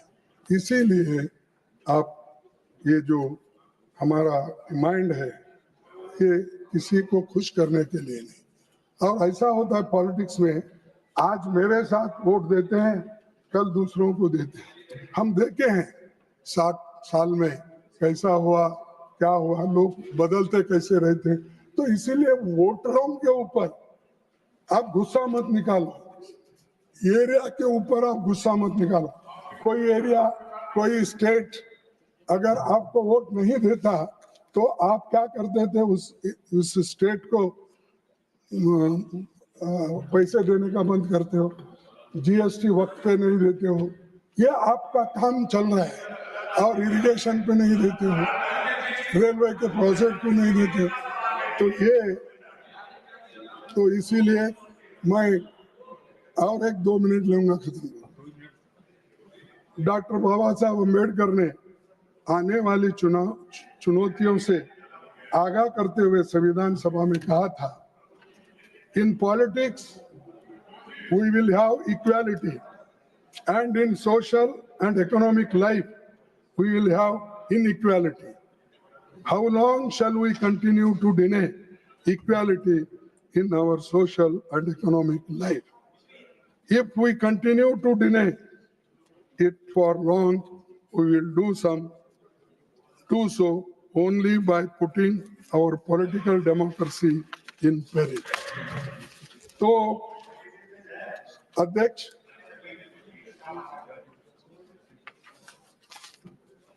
सर, और गरीब गरीब बनते जा रहा है, अमीर अमीर बनते जा रहा है और 5% इस देश के लोग 62% संपत्ति उनके पास, 1% लोगों के पास आज 3% संपत्ति है, सॉरी 50% लोगों के पास। तो ये सारी चीजें आपकी इकोनॉमी किधर गई? क्यों इसको कम करने में आप लोग काम नहीं कर रहे? ये मैं आपसे पूछना चाहता हूं। और आप इतने सभी चीजें कॉन्स्टिट्यूशन के तहत करते हो तो ये क्यों नहीं किए, ये मेरा सवाल है। दूसरा और एक सवाल है सर, मणिपुर में लगातार हिंसा और अशांति जारी है। हाँ, हिंसा और अशांति जारी है, लेकिन 1.5 साल में मोदी जी को मणिपुर की हालात का जायजा लेने का समय नहीं मिला। वो पूरे दुनिया में फिर रहे हैं, देश में फिर रहे हैं, इलेक्शन के लिए हर जगह जाते हैं। परसों मैं जब मिले थे तो उस वक्त मैं बोला, मुझे बोले कि कैसे हो, तो ठीक है बोले, शायद नड्डा साहब भी थे वहाँ, तो ठीक है बोले, तो आप बहुत घूम रहे बोल के मुझे बोले। तो मैं बोला साहब अब इलेक्शन में घूमना ही पड़ता है, आप जब गली गली घूम रहे हो, मैं कम से कम दिल्ली में तो फिरना पड़ेगा। तो ये सब जगह जाने का मौका उनको मिलता है, लेकिन मणिपुर जाने के लिए वो तैयार नहीं है। राहुल गांधी खुद गए और वहां से पाद यात्रा निकाली और ऑल पार्टी वाले उसको सपोर्ट करें। जब वो निकलते हैं, आपको तो इतना संरक्षण है, आप क्यों नहीं जा रहे, क्यों इस समस्या को सुलझा रहे? तो मैं आपसे ये बात करने, इसके लिए मैं बात कर रहा था। और ये अशांति कितने दिन चलेगी, कैसा चलेगा, तो ये आप मुझे बताना चाहिए। और इस देश को एक हमने रखा। वल्लभ भाई पटेल जी ने 500 से अधिक रियासतों में बटे देश को एक किया, लेकिन आप क्या कहते हैं, एक है सेफ है। अरे एक है सेफ है, ये सेफ है देश, इसमें कोई अगर कोई अंगार डालेंगे तो वो लोग इसको फोड़ने का काम कर रहे हैं। तो इसीलिए मैं ज्यादा आपका वक्त नहीं लेता। तो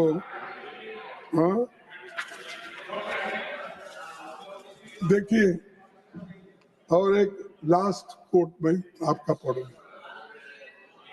भक्ति in religion may be a road to salvation of the soul, but in politics, bhakti or hero worship is a sure road to degradation and to eventual dictatorship.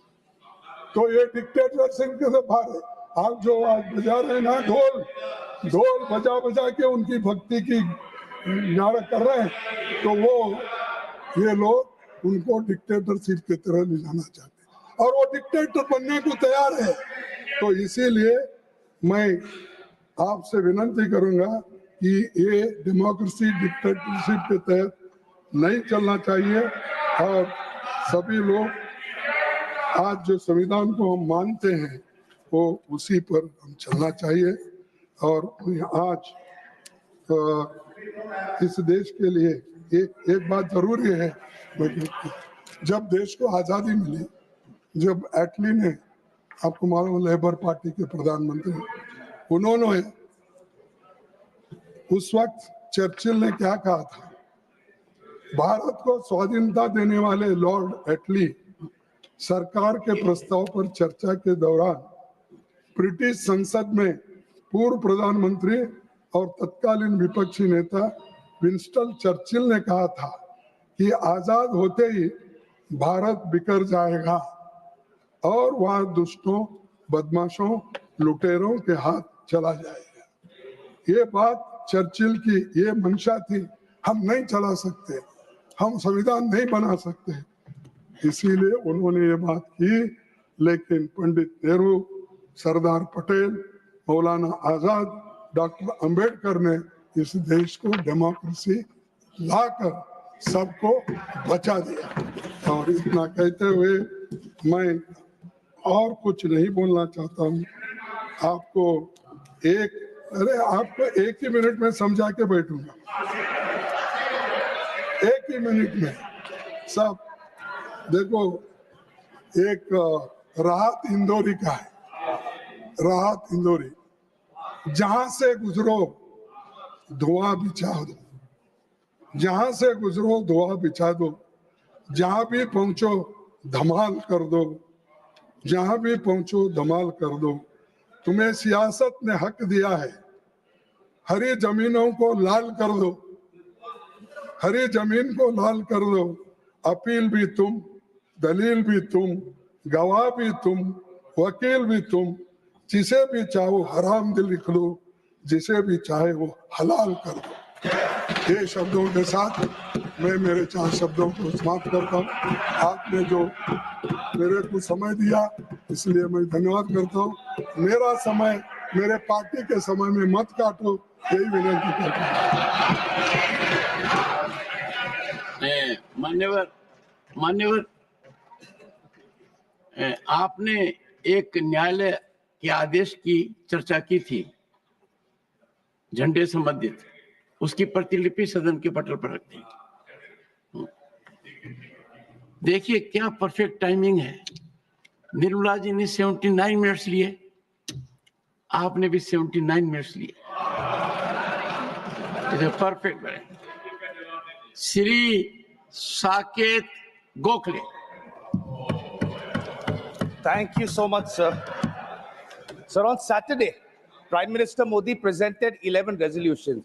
I call them 11 jumlas during his speech on the Constitution in the Lok Sabha. But the problem is that PM Modi needs to be reminded of the basics. So today and tomorrow, my party, All India Trinamool Congress, will remind PM Modi of the 9 key terms in the preamble of the Constitution of India, which his government has completely destroyed. These are: we the people of India, sovereign, socialist, secular, democratic, republic, justice, liberty, and equality. Sir, I will speak today on justice for just 3 minutes because injustice has been the hallmark of the Modi government. Sir, I want to ask, how will PM Modi defend his record on justice to the following people? The 21 lakh Manrega workers of Bengal who have worked but haven't been paid since 3 years because Modi's government has withheld Bengal's dues. Why? Because his party lost the election. Bilkis Bano, whose rapists were forgiven and released by this government. Umar Khalid, Khalid Saifi, and numerous others who have spent years in jail only because they dared to criticize Modi and Shah. The 750 farmers who died outside the borders of Delhi only for protesting for their rights. Laws which were later taken back by the Prime Minister. The people of Manipur who today, as we speak, as I speak here, sir, are seeing their homes burn and their families die every day. Sir, I've had the personal privilege of experiencing justice under this government. I was locked up in a jail in Gujarat for 155 days in a case related to a tweet and a 500 rupee money laundering case. But then I found out what real justice means when my leader Mamta Banerjee sent me to this august House of Parliament where my oppressors have to see my face every day. So Mamta Banerjee understands justice and is committed to it.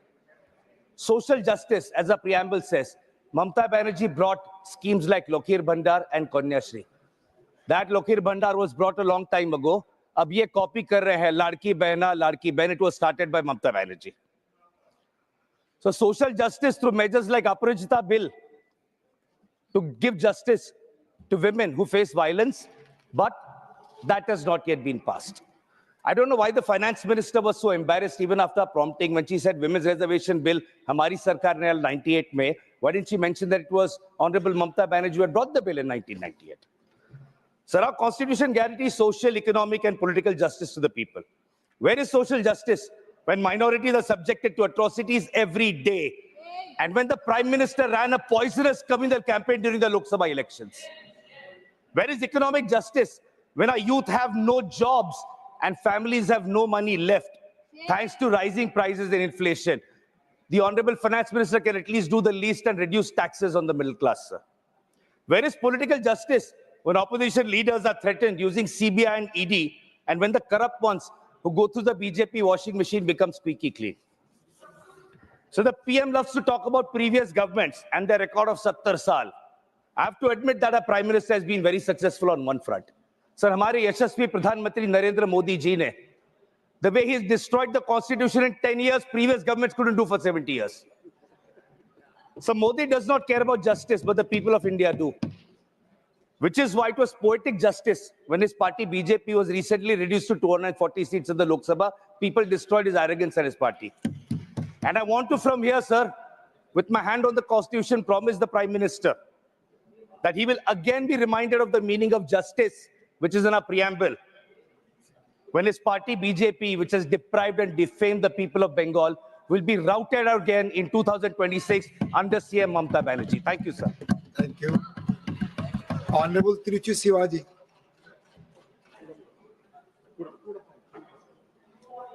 Thank you, Mr. Deputy Chairman, sir.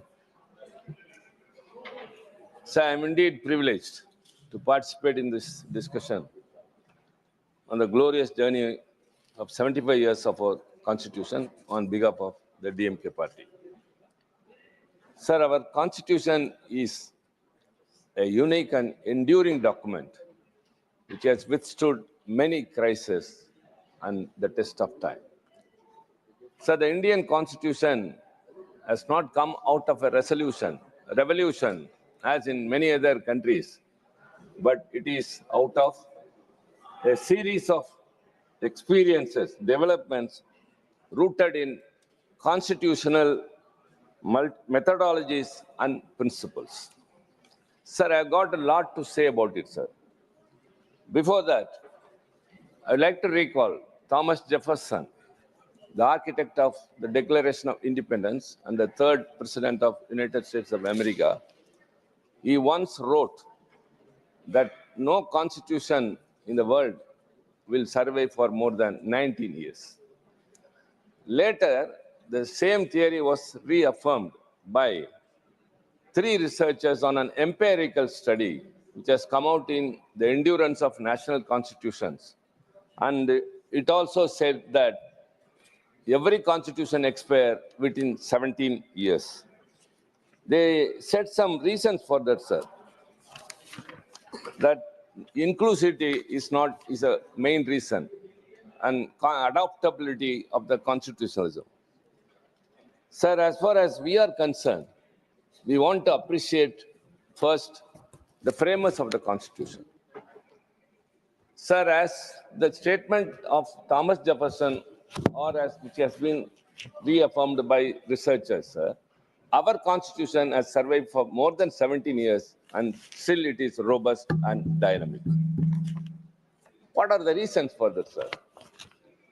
The other constitutions have not debated as much as us. The American Constitution was debated and drafted within 4 months, and the South African was within 9 months. Whereas the Constituent Assembly of India, to draft the Constitution, sir, first the members were elected indirectly across the state, from the provincial states, from the princely states, and the provincial principal commissioners. It came to about 389. And later, after the partition, it came down to 299. And with that, the Constituent Assembly started functioning. These are all very important facts, sir. We have to mention what is the reason for the robust nature of our Constitution. Sir, it held 11 sessions, sir, which ran up to 165 days, out of which 114 days were focused totally on the draft constitution. 7,635 amendments were tabled and 2,473 amendments were moved. Whereas in other constitutions, in other nations' constitutions, amendments were not moved, sir. And subsequent to that, the position of our constitution is very much glorified. Our constitution is credited for establishing the rule of law and also fostering a responsible government to India. Our constitution played a pivotal role in shaping India's democratic character and safeguarding individuals' liberties, balancing the delicate relationship between the sovereign state and federalism, and above all, it formed the backbone of India's governance. Sir, before I go into the subject, I have something to say which the finance minister in her initiative speech said about the first amendment to the Constitution, which you are very well aware of, 1951.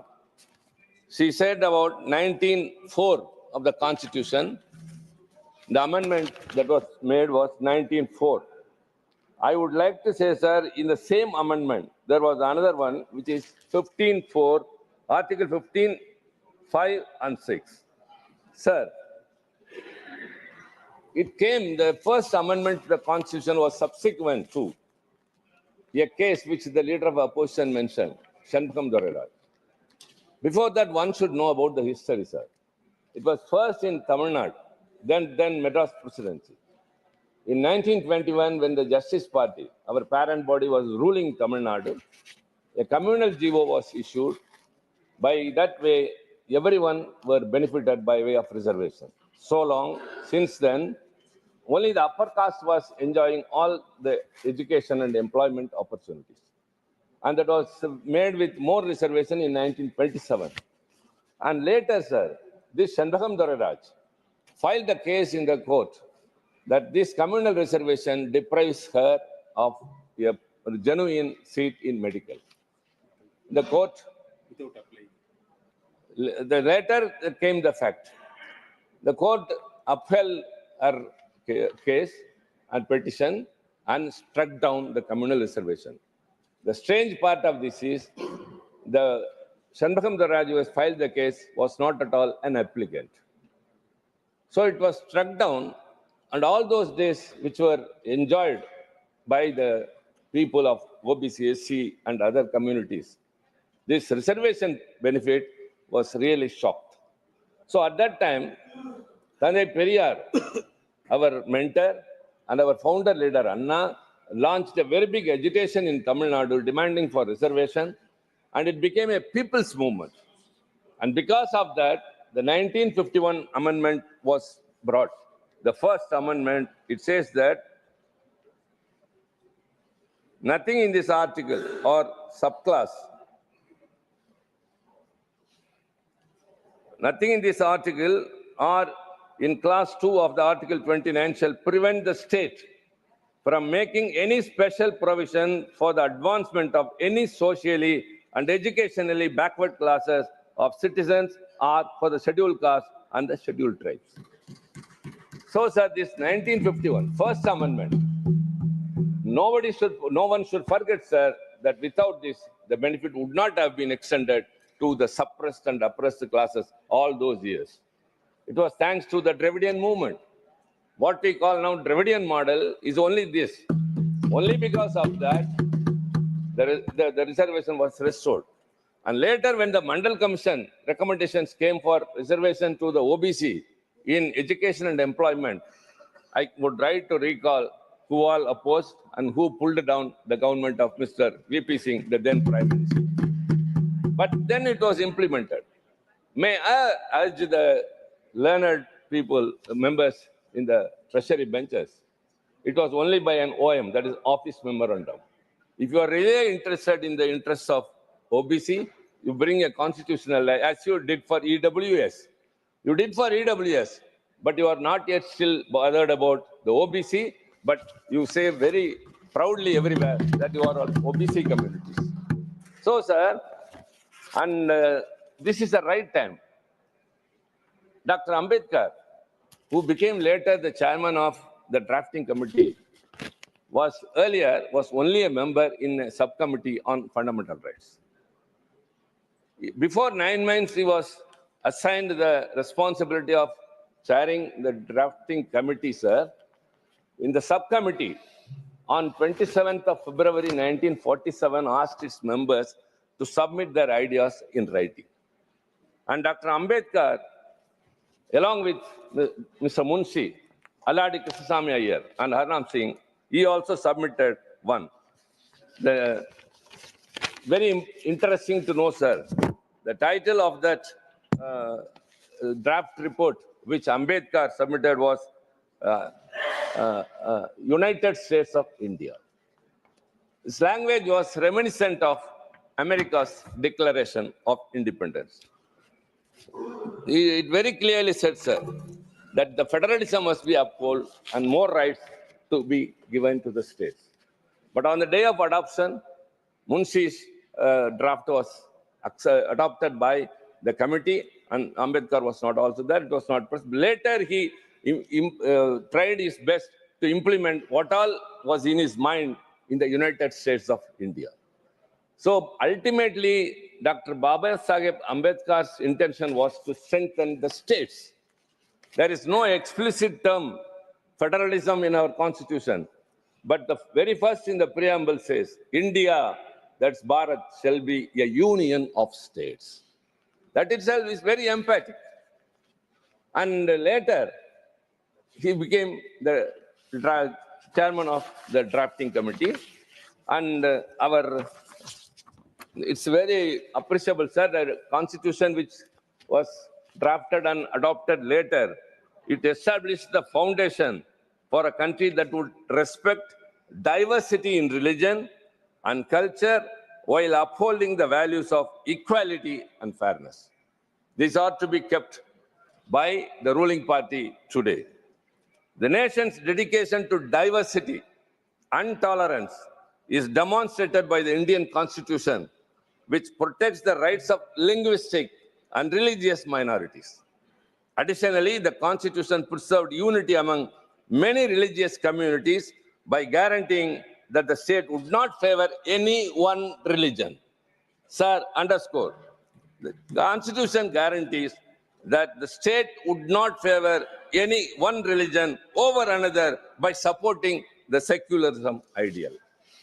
It's very clear, sir. But what is happening today? I don't want to bring down the level of the debate because it's a Constitution's glorious celebration we are, 75 years. So we have to applaud. So many scholars, intellects were in the Constituent Assembly, whom we fondly remember, or it is our bounden duty to pay respects to all those people. They are now called as the framers of the Constitution. Dr. Ambedkar, Mr. Jawaharlal Nehru, Sardar Vallabhbhai Patel, Maulana Abul Kalam Azad, Rajendra Prasad K.M. Munshi, Aladi Krishnasamy Iyer, B.N. Rao, Shyama Prasad Mukherjee, J.B. Kirpalani, Rafi Ahmad Kidwai, Mr. Santanam, K.T. Shah, H.V. Kamath, T.T. Krishnamachari, and above all, Qaide Millat Sahib. Sir, when the partition happened, when Jinnah wanted to have a separate nation for Muslims, and as I said, 389 members in the Constitution Assembly came down to 299. Many, when he declared that whoever are Muslims, come with me to the Muslim nation. But including Qaide Millat Sahib, the Muslims who are now in this country said, yes, we are Islamic people, but India is our country. But how they are treated now? I would urge, sir, again the government, not an iota of apprehension should come in the minds of the linguistic and religious minority in this country. But it often happens. We have to see to that, sir. Everything. And Dr. Ambedkar very, very responsibly told that. He was, of course, lauded by everyone. Pattabhiram Siddharamaiah told that when speaking about Dr. Ambedkar, he said, what a steamroller intellect he has brought into this Constituent Assembly, which is irresistible, indelible, and unconquerable. And Dr. Rajendra Prasad, the chairman of the Constituent Assembly, very clearly said that if at all the best thing the Constituent Assembly has done is that we have made Dr. Ambedkar as the chairman of the drafting committee. And what he said, sir, Dr. Ambedkar, he was also very much responsive. He appreciated each and everyone. The leader of opposition quoted someone. And Dr. Ambedkar very clearly says, I quote, sir, Sir Aladi Krishnamaya, Dr. Ambedkar said, I came with no greater aspiration than to safeguard the rights of the interests of the scheduled caste people. I had the least remotest idea that I would be entrusted with such a big responsibility. There are people bigger, better, and more competitive than me in this assembly. But they have made me. They have entrusted the responsibility. They have chosen me as the chairman of the drafting committee. And he continues to say, sir, and he says very much about S.N. Mukherjee, Sundarnath Mukherjee. The West Bengal people should be happy about it. The Surendranath Mukherjee, he said, the task of the drafting committee would have been a very difficult one if this Constituent Assembly has been merely a motley crowd, a tessellated pavement without cement, a black stone here and white stone there, with each member or each group was a law unto itself. In that respect only, he is appreciating the Congress. It is because of the discipline of the Congress party that the drafting committee was able to pilot the Constitution in the Assembly with the sure knowledge as to fate of each article and each amendment. My job is not to be a spokesperson, sir, but I call a spade a spade. We have got many things, but we call a spade a spade.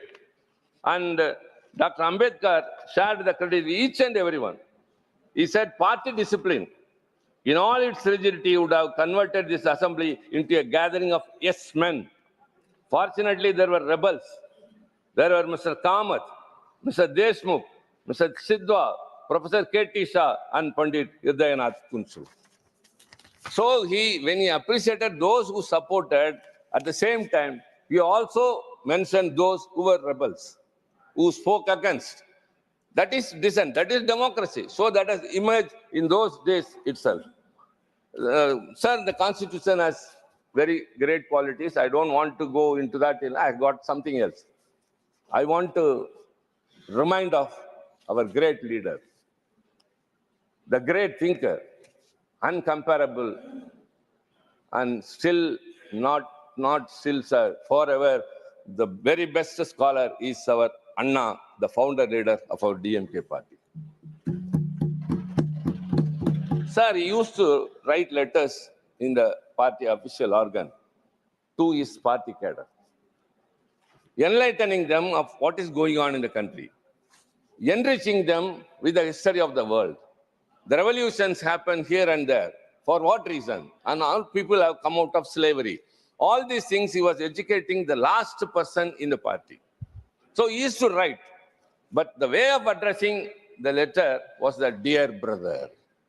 This family bondage, this affinity was first brought in by him. Anna wrote a letter which happened to be the last one and which is also called as the Will of Anna. At that time, he was the chief minister. He wrote that, dear brother, I have never been mad after power, nor I am happy to be the chief minister of a state which comes under a constitution where it is in letter that it is federalistic, but in practice it is becoming more and more centralized. So he expressed that autonomy has to be given to the states. This was his last wish, and so it is considered as a will. Because he realized the states which are the constituents of this union were weakened slowly, one by one stages. What is happening is now much worse.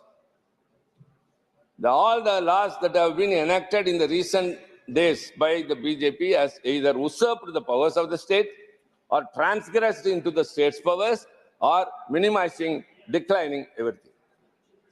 This I have to mention, sir. Later, after the demise of Anna, our great leader, Dr. Kalaignar, the late Dr. Kalaignar, he took over the party president and the chief minister of the state. He immediately appointed. The first thing he said when he addressed the press in Delhi after meeting the prime minister conventionally, the first thing I'm going to do is to constitute a committee to go into the center-state relations. Because without powers, being a chief minister of a state is of no use. Much worse is what is happening in Delhi now. The Delhi, totally the chief minister's powers have been taken and given to the LG, and the chief secretary will master over the chief minister, and secretary will master over the minister. That is what's happening in Delhi.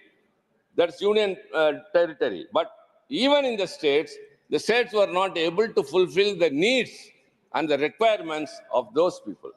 So Dr. Kalaignar, he constituted a committee under the then former Chief Justice of Madras High Court, Dr. Rajya, and along with him two other luminaries, Chandasamy and one Lakshmana Swamy, an academician. And the terms of reference was very important, entrusted to the committee. The terms of reference were, kindly look into it, that what are the powers from the union list and the concurrent list should be transferred to the state list. And what are the powers that has to be deleted from the union list.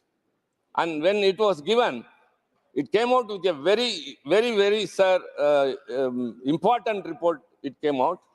It gave too many number of suggestions, out of which one is Interstate Council, which also was brought into action in during 1989 when VP Singh was the Prime Minister, thanks to our intervention, sir. And it advocated for more rights to the states.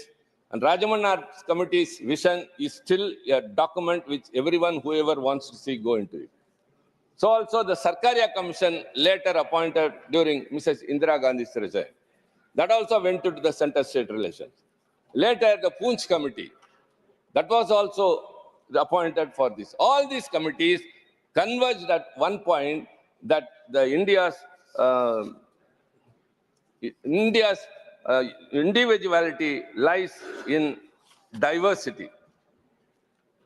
They identified the Poonch Commission, sir, Justice Rajamannar Committee called for greater autonomy to states, including financial independence and a re-evaluation of centrally sponsored schemes. I think learned ministers are here, other members who are also learned are here. A rural scheme which is suited to Tamil Nadu will not be Rajasthan or any other northeastern. So centrally sponsored schemes has to be re-evaluated. It needs a re-evaluation. The Sarkaria Commission furthered this vision by emphasizing consultation before union legislation affecting states and a larger share of tax revenues to be devoted to states. Despite these recommendations, implementation has been partial, having much of contradiction intact. The Poonch Commission identified the need for reforms in the current list and concurrent list and proposed institutionalized mechanisms for reforms for resolving disputes between the center and the states. So these reports offer a roadmap, but challenges still persist. Practically, the area of fiscal devolution and legislation overlap. This is where the commitment of federalism must be tested by ensuring that states are empowered to contribute effectively to the people nation building without being stifled by central overrule. Sir, we are much affected.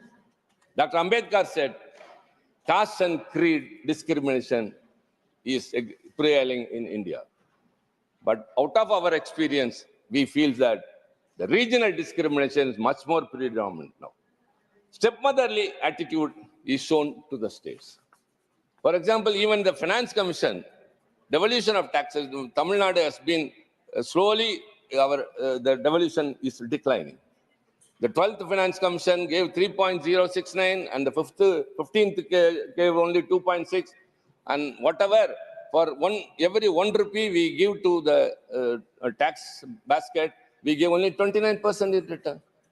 Whereas, actually the southern states, that too especially Tamil Nadu, which contributes more to the GST of this nation, the GDP of this nation, is of course affected very much, whereas those nations which are of lower fiscal discipline, they are rewarded much. For what? That is what we said, regional discrimination. I don't want to mention any particular state because our friends are here from various other states. But we feel that the northern states are shown more favoritism, showing lower fiscal discipline, whereas Tamil Nadu, which is performing very well in every, for example, in the higher education, the enrollment ratio overall in India is 28, whereas ours is 52%. So in every area, every sphere, the Tamil Nadu is doing very well, but we being victimized by the union government. So also, sir, the borrowing restrictions imposed under Article 293 undermines the autonomy of the states, discourages fiscal discipline, and stifles regional growth. In these situations, sir, we want to say that these things has to be revived. It's high time, sir. Even the very important is language policy, a sensitive issue that needs recalibration. Tamil Nadu's consistent opposition to the imposition of Hindi is not about rejecting a language, but about preserving its linguistic diversity. The two-language formula adopted in Tamil Nadu has fostered inclusivity without compromising on national unity. Sir, during the Constituent Assembly debates, though there was no subcommittee as like other things for language, but it happened so that when many proposed for Hindi to continue.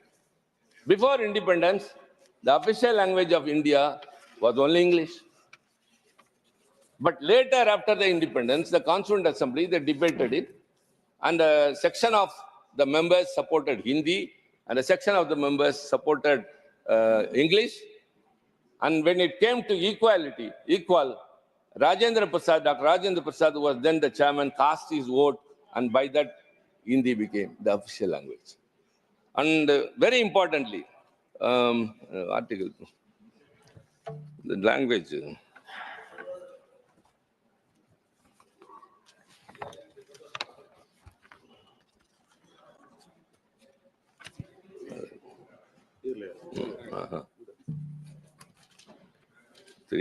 So, sir, Article 368 also, I must appreciate that. It is the amending provision. The amending provision is the only special feature, unique feature in Indian Constitution which many others do not have. And because of that, so many amendments have been done. And that amendments are being done to meet the need of the day.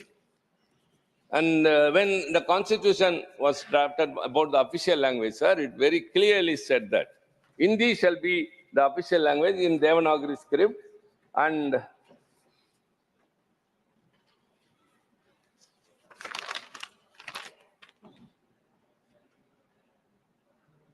notwithstanding anything in this article, Parliament may be law provide for the use after the set period of 15 years, the English language or the Devanagari form of numerals. So it said that after 15 years of the enactment of the Constitution, English will go off, and then only Hindi will be the official language. Sir, again, our founder leader Anna, this house was benefited by his presence as a member from 62 to 67. He spoke very much about the language policy, and the Official Languages Amendment Act 1963 came, and it declared that the official language, the English shall also be the official language, as long as the non-Hindi speaking people accept it. Sir, whereas this government is totally thrashing all those things, what the Constitution has assured, it is not enough that you celebrate a Constitution Day in the Central Hall, which you have deserted.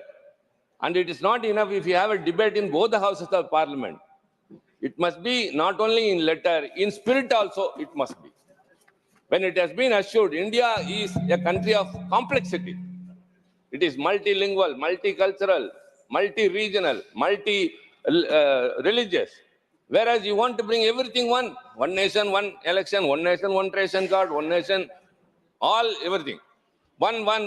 But only this Parliament divides the Lok Sabha and the Rajya Sabha. The central hall, which used to unite the members of both the houses, is now totally, we are deprived of that.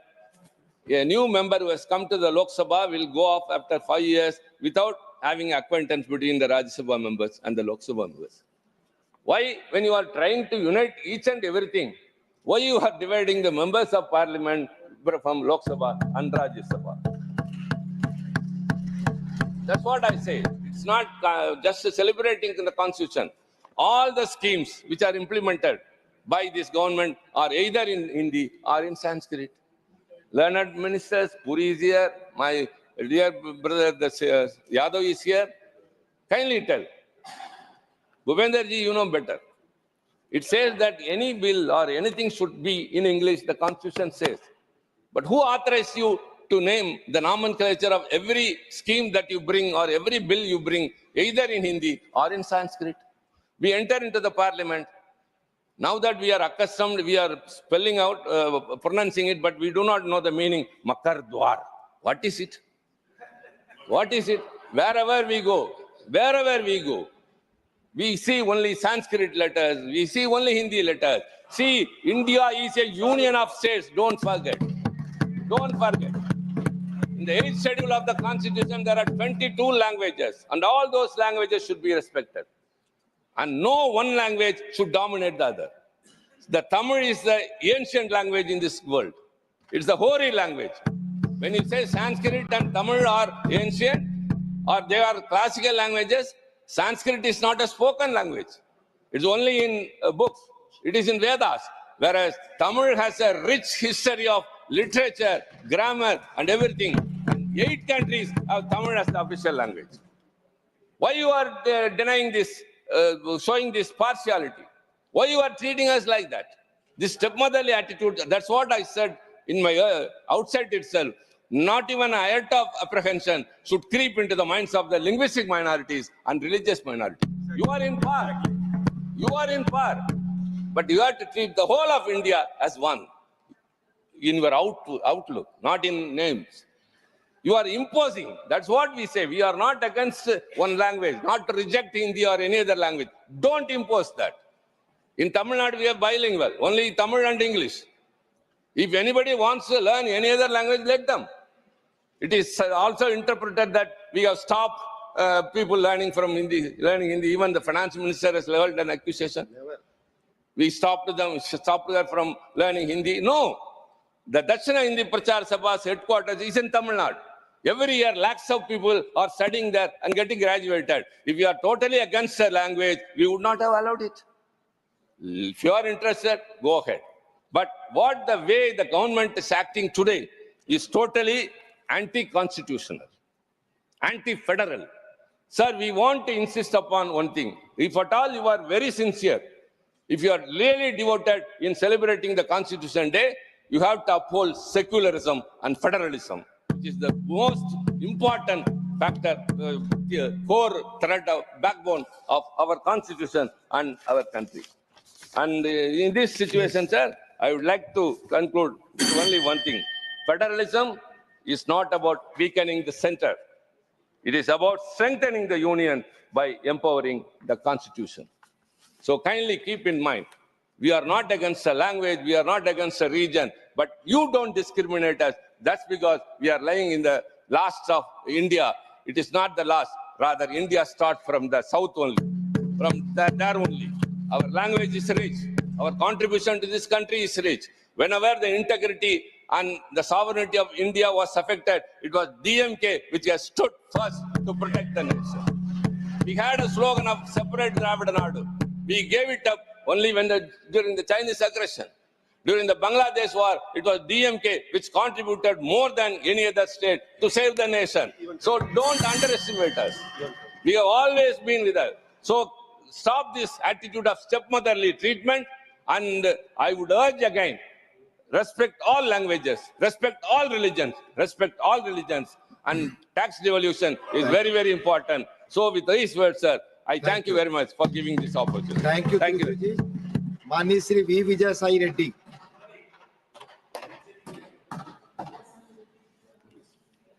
Thank you. Thank you, Deputy Chairman, sir. I'm quite opposite to you, sir, and center neutral. मेरा ध्यान आप ही पर है, आप please बोलें. Sir, we are neither that side nor this side, sir.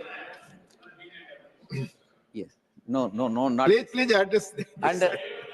Under the towering leadership of Dr. B.R. Ambedkar and contributions made by the eminent Telugu members like Bogaraj Pattabhi Sitaramaya, Moturi Satyanarayana, Durga Bhai Deshmukh, and N.G. Ranga. Sir, the Constitution has become a beacon of hope for an ordinary citizen. It empowered the individuals to demand accountability, guaranteed equality before law, and upheld the right of dissent. Sir, now the constitutional aspects and legal aspects will be spoken by my colleague Niranjan Reddy, and I would like to focus on the unconstitutional actions that are being undertaken by NDA partner Telugu Desam Party, sir. Sir, the subject is not Telugu Desam Party, but the constitution debate. Unconstitutional actions that are being undertaken by one of the alliance partners of NDA. Sir, this is about the constitution only, sir. Please, sir, please. Sir, one of the youngest member, junior member of Telugu Desam Party in Lok Sabha has made an allegation against our earlier Chief Minister, Mr. Jagan Mohan Reddy, that he has diverted 86,000 crores for personal use. This is the allegation what their alliance partner has made. I would like to give a clarification, sir. That is SC funds. Scheduled caste funds have been diverted for a personal use. Please. Personal use. Sir, where is the number coming from? What is this number? And what is the sanctity this number has got? First of all, whether it is factually correct or not, that is to be inquired into, sir. How did she reach the figure of 86,000 crores? Sir, TDP in Lok Sabha, sir, his turn will come. Please. And he can speak whenever his turn comes, sir. TDP in Lok Sabha is talking about, sir, आपका समय जा रहा है. आपका समय जा रहा है. Please. Sir, TDP, Telugu Desam Party, which is alliance partner of NDA, is talking about the violation of directive principles of state policy. Directive principles of state policy under Article 46. Sir, I would like to know from Telugu Desam Party members and also from NDA, because they are all NDA alliances. Do they know about the DPSP, Directive Principles of State Policy? They are not justiciable, and they are not implemented, and you can't go to the court for the violation. First of all, we have not violated. Jagan Mohan Reddy ji has not violated any Directive Principles of State Policy, and this allegation is false and incorrect. This is what happens when you govern the state without reading the Constitution. That is applicable to TDP, sir. Sir, Article 46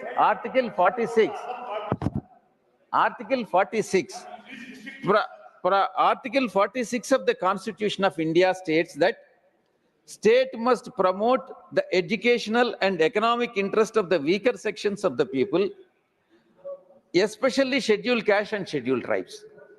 Sir, second point is protect these groups from the social injustice, from all forms of exploitation. This is what Article 46 says. I really don't understand how the TDP member in Lok Sabha could say that. माननीय विजय साई रेड्डी जी, चूंकि आप किसी I am not naming anybody, sir.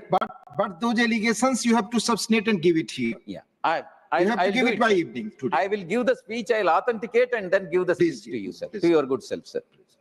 Sir, what I am trying to say is, it is totally false. And why I am highlighting this is, they are the partners, alliance partners of NDA. That's why I'm highlighting this, sir. Sir, in fact, YSRCP, rather than this allegation of 86,000 diversion of 86,000 crores is falsely made. In fact, YSR Congress Party during 2019 and 24 has brought Super 9 for SCs, particularly SCs and STs in Andhra Pradesh. This is nothing but in tune with the Article 46, sir. Sir, be it Vidya Divana. Vidya Divana is a welfare scheme wherein 60,000 SC students have been benefited. Sir, Vasati Divana is a scheme where 1.83 lakhs SC students have been benefited. Kalyanamastu is a scheme where 17,153 SC students, SC brides have been benefited. Free power wherein the 17.44 lakhs SC households have been covered. Pension Kanuka, wherein 3,000 to 10,000 per month has been given and 12.14 lakh SC pensioners have been benefited. Amma Odi, 8.07 SC beneficiaries. Sir, Asra, zero interest, 16.83 lakh SC beneficiaries have been benefited. Cheyuta, 6.39 SC beneficiaries. Jagananna Todu, 1.01 SC beneficiaries. These are all the benefits that have been conferred on SCs and STs, including BCs also. BCs also. That has been done and then implemented successfully by YS Jagannath Reddy Gari government during 2019 to 2024. Why is this allegation? On what basis this allegation has been made? Now you speak for the debate. Yes, sir. Debate. Decided. And then the second. Please, John Britas ji, your time will come. आपका समय आएगा तो आप बोले. Please, no applause. Sir, this NDA alliance partner TDP, which is heading the state, has stopped all the schemes that have been implemented during the last 5 years by YS Jagannath Reddy, particularly for poor and downtrodden, SCs, STs and minorities. Please speak on this constitution. Sir. You know the rules. I am requesting time and again, please. Sir, violation of constitution. Speak. Please. Violation of constitution.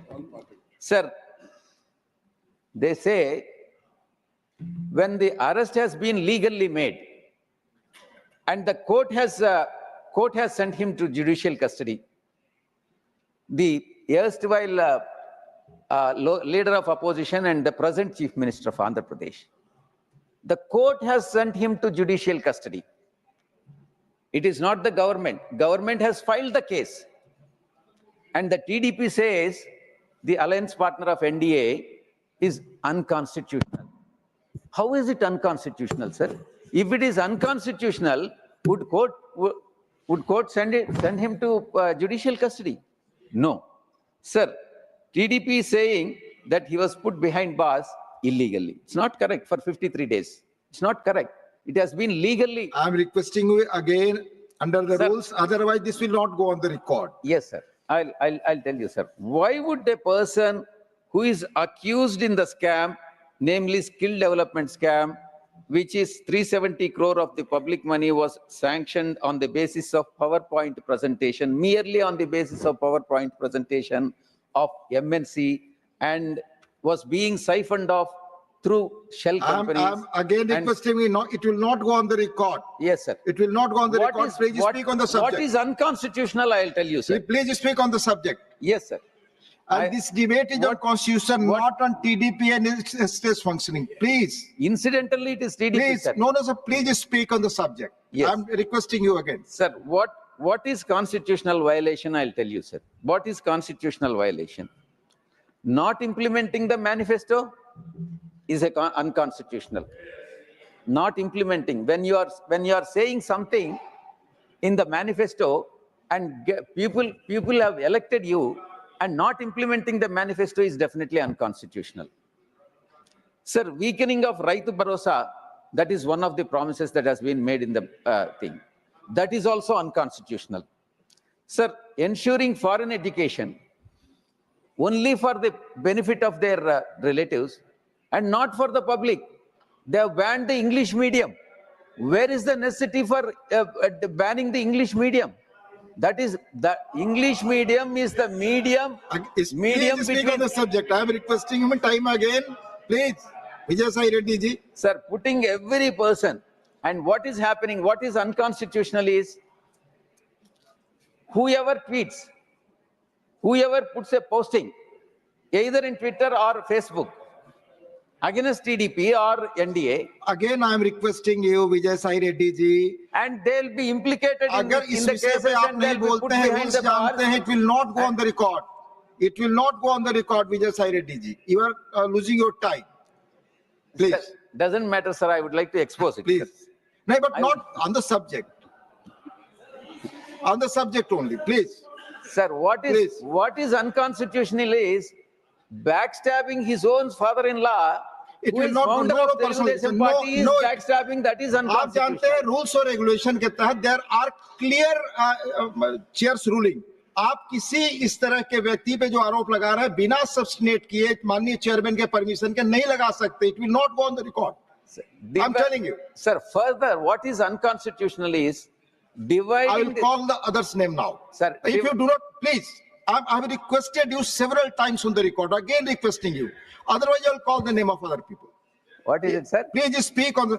मैं किसी और का नाम बुलाऊंगा अगर आपको बार-बार मैंने कई बार रिक्वेस्ट किया है आप चेयर की. Sir, I have only few points, sir, 2-3 points. But on the Constitution.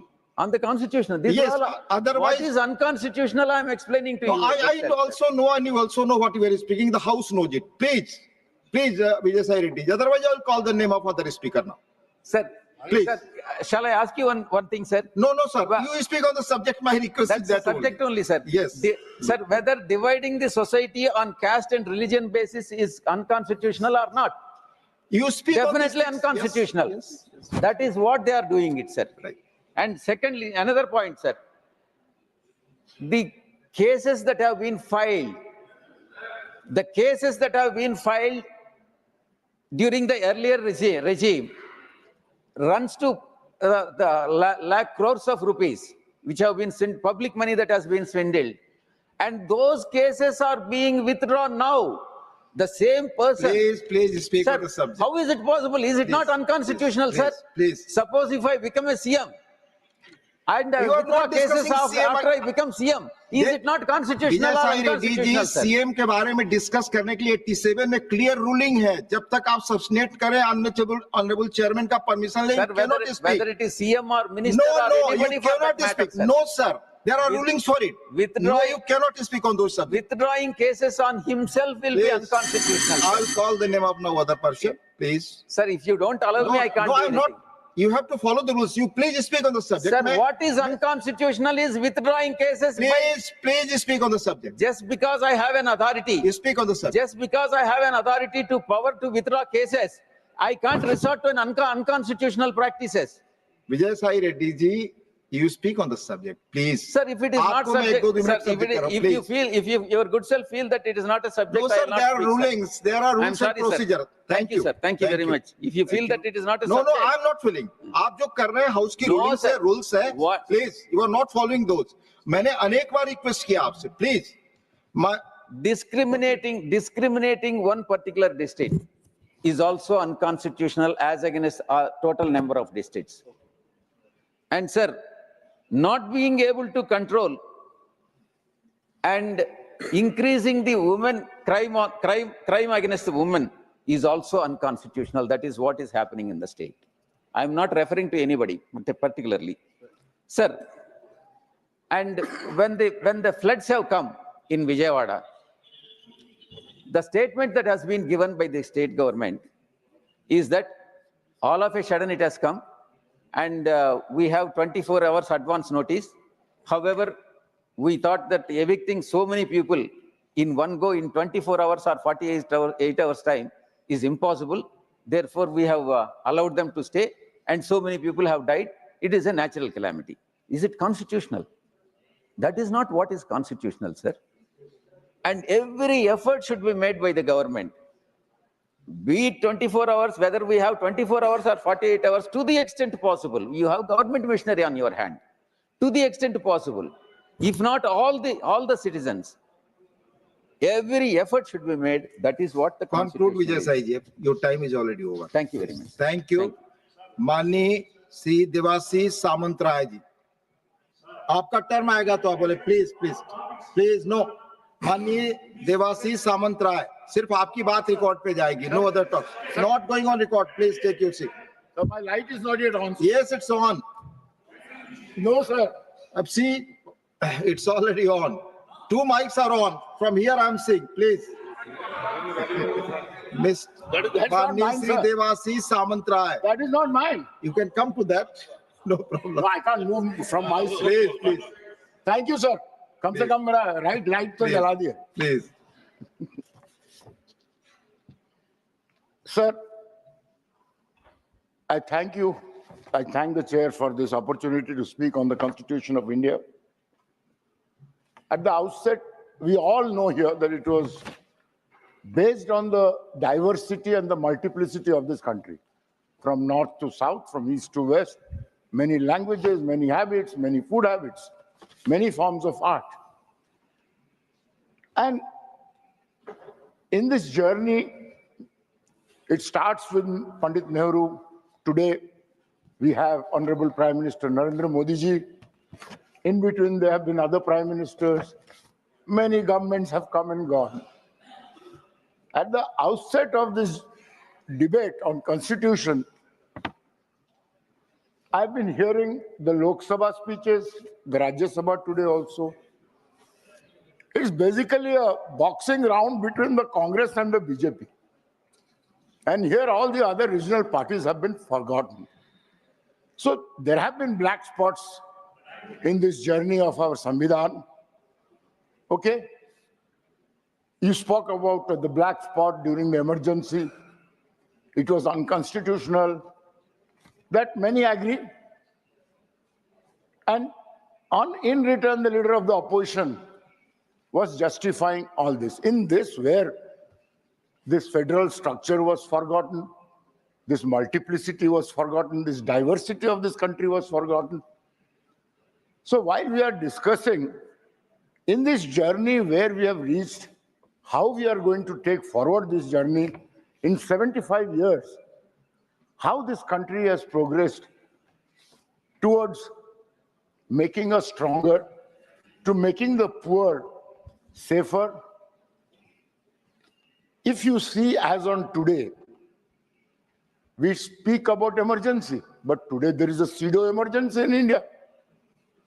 These so-called constitutional watchdogs have become pet dogs. Anybody can be behind the bar without any justification.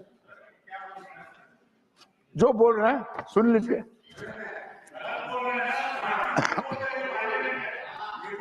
एक नहीं ये भी कोई आपके प्रदेश नहीं है. समय खत्म हो रहा है.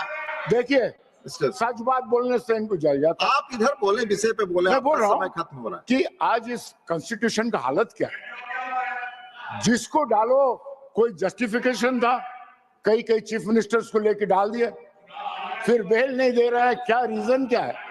तो जरूर ये एक किस्म का इमरजेंसी चल रहा है इस देश में. और जोर से ठोक के बोलूंगा. So, आप बोले प्लीज. मैं बोल रहा हूँ. ठीक है. Sorry, maybe I've hurt your sentiments, but it's fine. In this whole journey, the federal structure was not mentioned. Thanks to Trichy Shiva, he did speak about it with Tamil Nadu. Here we have Odisha till recently it was being ruled by regional parties for 5 terms. Navin Babu's BJD rules the state. Now we have a different government. We accept it in this democratic structure. But you know, the neglect of states, we are supposed to have an inclusive center-state relationship to have this constitution being healthy. It is not only about favored states where there is a double engine sarkar that they get favored And there, even in Orissa, is frequently visited by disasters. And to mitigate this disaster, we have been always seeking the center's help. But you know, each and every time we have been refused, as if we are not part of this federal structure, as if we are not part of India. But we have implemented our own schemes on our own. They talk about empowering women. Navin Babu has empowered 1 crore women under Mission Shakti. He has took a vow that I'll empower the women of Odisha, because empowered women, हारेंगे तो आप भी, मत घबराइए, हारेंगे। आप इधर बोलिए, please आपस में बात नहीं, आप इधर बोलिए। See, sir, please speak. Sir, ये जब अपने चेयर पर बैठकर प्लीज ना कमेंट करें, please. When we spoke about empowerment of women, we proved it also.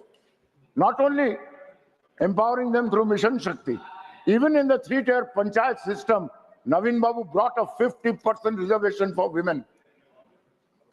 And no mention of the empowerment of women. And today, I don't know, the parliament has approved the 33% reservation for women. If it will see the day of the light of the day, I don't know. So these are my observations in this journey of our Samvidhan, which somewhere has gone out of the track. And none of us are willing to address it.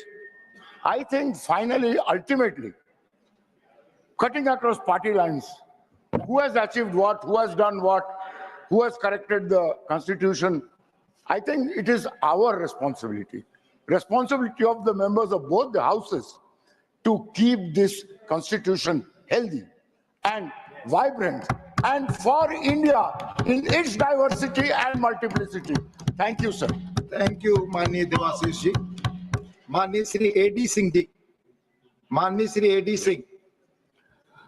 Thank you, Deputy Chairman, sir, to give me this opportunity to speak on this Constituent Assembly debates. What Dr. B.R. Ambedkar said in the concluding address of the Constituent Assembly, we are entering into a life of contradiction. In politics, we will have equality, and social and economic life, we will have inequality. How long shall we continue to live this life of contradiction? This is becoming very true, more so in the last 10 years. The preamble to the Constitution is the most eloquent chapter of the vision of India. It describes the democratic and progressive values of the Indian Republic, the concept of justice, liberty, equality, and fraternity, which frames the vision of India.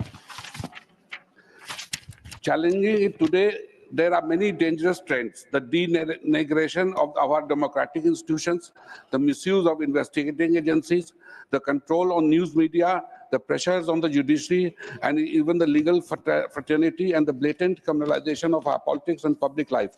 All these represent our constitutional makers' worst fears. Also, I want to bring to the notice of the House the statement of our Honorable Finance Minister regarding the First Amendment. The First Amendment was necessitated on account of the views expressed in the Constituent Assembly regarding land reforms, SC/ST reservations. What has been presented by the Honorable Finance Minister was misrepresentation of facts, which was adequately clarified by Kharge ji. Now, coming to directive principle of state policies.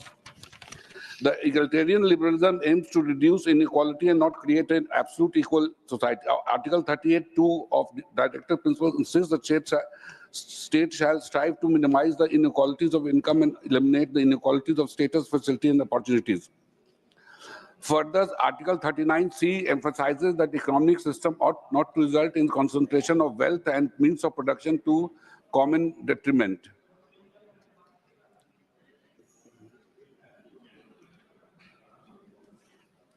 Please continue. Further, I want to bring to the notice of the House that how the Act of 1991 regarding the places of worship have been violated. There were some sensible comments by Shri Mohan Bhagwat ji advising fraternity that there is no need to go digging each and every mosque to find out a temple there. It seems that everybody has forgotten his advice, and there are new disputes pertaining to mosques and dargahs in Sambal, Ajmer, Badaun, Dhar. The places of worship Special Provision Act of 1990 has put a full stop on questioning any place of worship as it existed on 15th August 1947. Of course, the Ram Janmabhoomi was made out an exception in view of the ongoing dispute. However, of late, it has been seen that many lower courts are passing orders for the survey of mosques by bypassing the Places of Worship Act. The recent Sambal Sahib Masjid controversy is a cleverly engineered conspiracy to keep Hindu-Muslim pots simmering. The way the petition was filed and the speed with which the survey was ordered all raises question about the sanctity of the due process. कहना चाहता हूं मंदिर भी ले लो मस्जिद भी ले लो इंसान के खून से मगर अब न खेलो. Regarding Viksit Bharat, what the treasury benches have always repeated. Now, I just want to know the Viksit Bharat relates to India or Bharat, because we have two Bharat, we have two sections of the people. 6-7% are the people in the organized sector who benefit for everything, and about 93-94% of people are in the unorganized sector, mainly farmers, landed, unorganized labor, whose position is becoming bad to worst. And if you see the number of billionaires which are increasing in India, I think it has reached from 9 to about 120 today. So what are we doing for upliftment of the 94%? Zero. I don't think any effort is by just doling out 5 kg anaj. I don't think they want employment. They don't want free anaj. I can tell you in my state of Bihar, because of that anaj, we are not finding workers having any desire to work. So I don't know how will we become Viksit Bharat. Maybe the Viksit Bharat relates to 6 to 8% of India, and the rest is becoming poorer and poorer, and the gap between the wealthy and the poor is increasing day by day. Another thing I wanted to bring to your notice that the way the government is behaving is only dividing the society, and I do not know what will happen in the future. The way the minorities are feeling too left out, they are in absolute fear, and they don't have the support of any authority where they can go to there.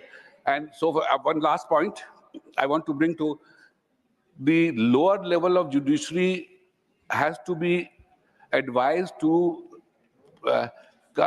take the cases fast, and so that the lower level judiciary can give judgments, whichever case, civil or criminal. Because I find that lower of the judiciary, what they can do in 1 or 2 years, it takes 10-20 years for the cases to come to an end. I'll give an example. Please conclude now. One last point. I'll give an example. My family has filed a partition suit in 1991. Nothing has happened till now. Not that I am affected in the sense that this is the way. Thank you, Mani D. Singh ji. Thank you. Thank you, sir. Mani Honorable Sri G.K. Vasan. Honorable Deputy Chairman, sir, thank you for giving me an opportunity to participate in the discussion of the 75th year of the glorious journey to the Constitution. Sir, we should not forget that it has taken more than 2 years of hard work and dedication for our leaders, scholars, philosophers, and people from different walks of life to give us this precious Constitution. Sir, our Constitution has given the power to our people to elect their own representatives and be governed by popular governments. As a result, sir, today we have a stable government in the country, elected for the 3rd term under which the Constitution is safe and secure. Sir Winston Churchill once said, "No constitution will hold India together because of its divisions, differences based on religion, caste, community, and language." His thoughts and thinking has completely proved wrong, sir, because we are proud as a countryman. We stand united after 75 years of adoption of Indian Constitution. Sir, India is growing stronger day by day. We are becoming a guiding star and source to other nations, even leading nations of the world. Sir, this is possible only because of our leaders. The Constituent Assembly was constituted from leaders of all parties from various states. All the leaders had a national look. That is the reason drafting committee had given an excellent and extraordinary document to the country. Sir, our leaders examined two important aspects before drafting constitution: stability and accountability. Sir, I would like to say the chairman of the drafting committee, Dr. Ambedkar, and his colleagues, we should thank them for an excellent and great contribution, sir. We should also thank the team and members of the drafting committee, sir, for the dedicated work. Sir, finally, sir, I would like to say the committee's objectives were food to the starving poor, clothes to the needy poor, to provide shelter to the homeless, to provide equal opportunity to all the people in the country, sir. I am sure, sir, keeping in mind the government today is functioning, and it is all our public, sir, to uphold the spirit of Constitution, which is the most sacred book of the nation. That is the ultimate homage we can pay to the framers of this wonderful Constitution. Thank you, sir. Thank you माननीय जी के वासन जी। माननीय श्री हरदीप सिंह पुरी जी। Honorable Deputy Chairman, sir. Sir, I was born 2 years and 2 months after our constitution was adopted. As India grew under the canopy of a protective constitution, so did my generation. The first to be born in independent India, for us the constitution is sacred. I cannot think of any occasion in my professional life going back more than 50 years which could even remotely rival the solemnity and the honor of being asked to speak in this august house to discuss the glorious 75 years of the Constitution. For this, I shall remain eternally grateful to the Honorable Prime Minister and the leadership of my party. Sir, this discussion must start with paying a tribute to the visionaries of the Constituent Assembly. They produced a constitution that drew upon our history, our culture, our civilizational experience of 7,000 years, ensuring that it was not overpowered by a mindset born of 190 years of colonial rule. The framers of the Constitution, therefore, sir, deserve our eternal gratitude.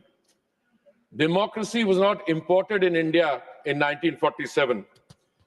India has had democratic traditions from way back to the 6th century BC in places like Vaishali, which was the capital of the Republic of Vaji. One of the oldest democracies, the mother of democracies, our democracy, sir, predates the Westphalian order by a very long period. In the run-up to and after independence, there was no shortage of the prophets of doom, those who prophesied that India was bound to fail. The honorable leader of opposition today recalled statements attributed to the then Prime Minister Winston Churchill. I have similarly come across a statement by Claude Auchinleck, the former Commander-in-Chief of the British Indian Army. He wrote in 1948, and I quote, "The Punjabi is as different from a Madrasi as a Scot is from an Italian. The British tried to consolidate it, but achieved nothing permanent. No one can make a nation out of a continent of many nations."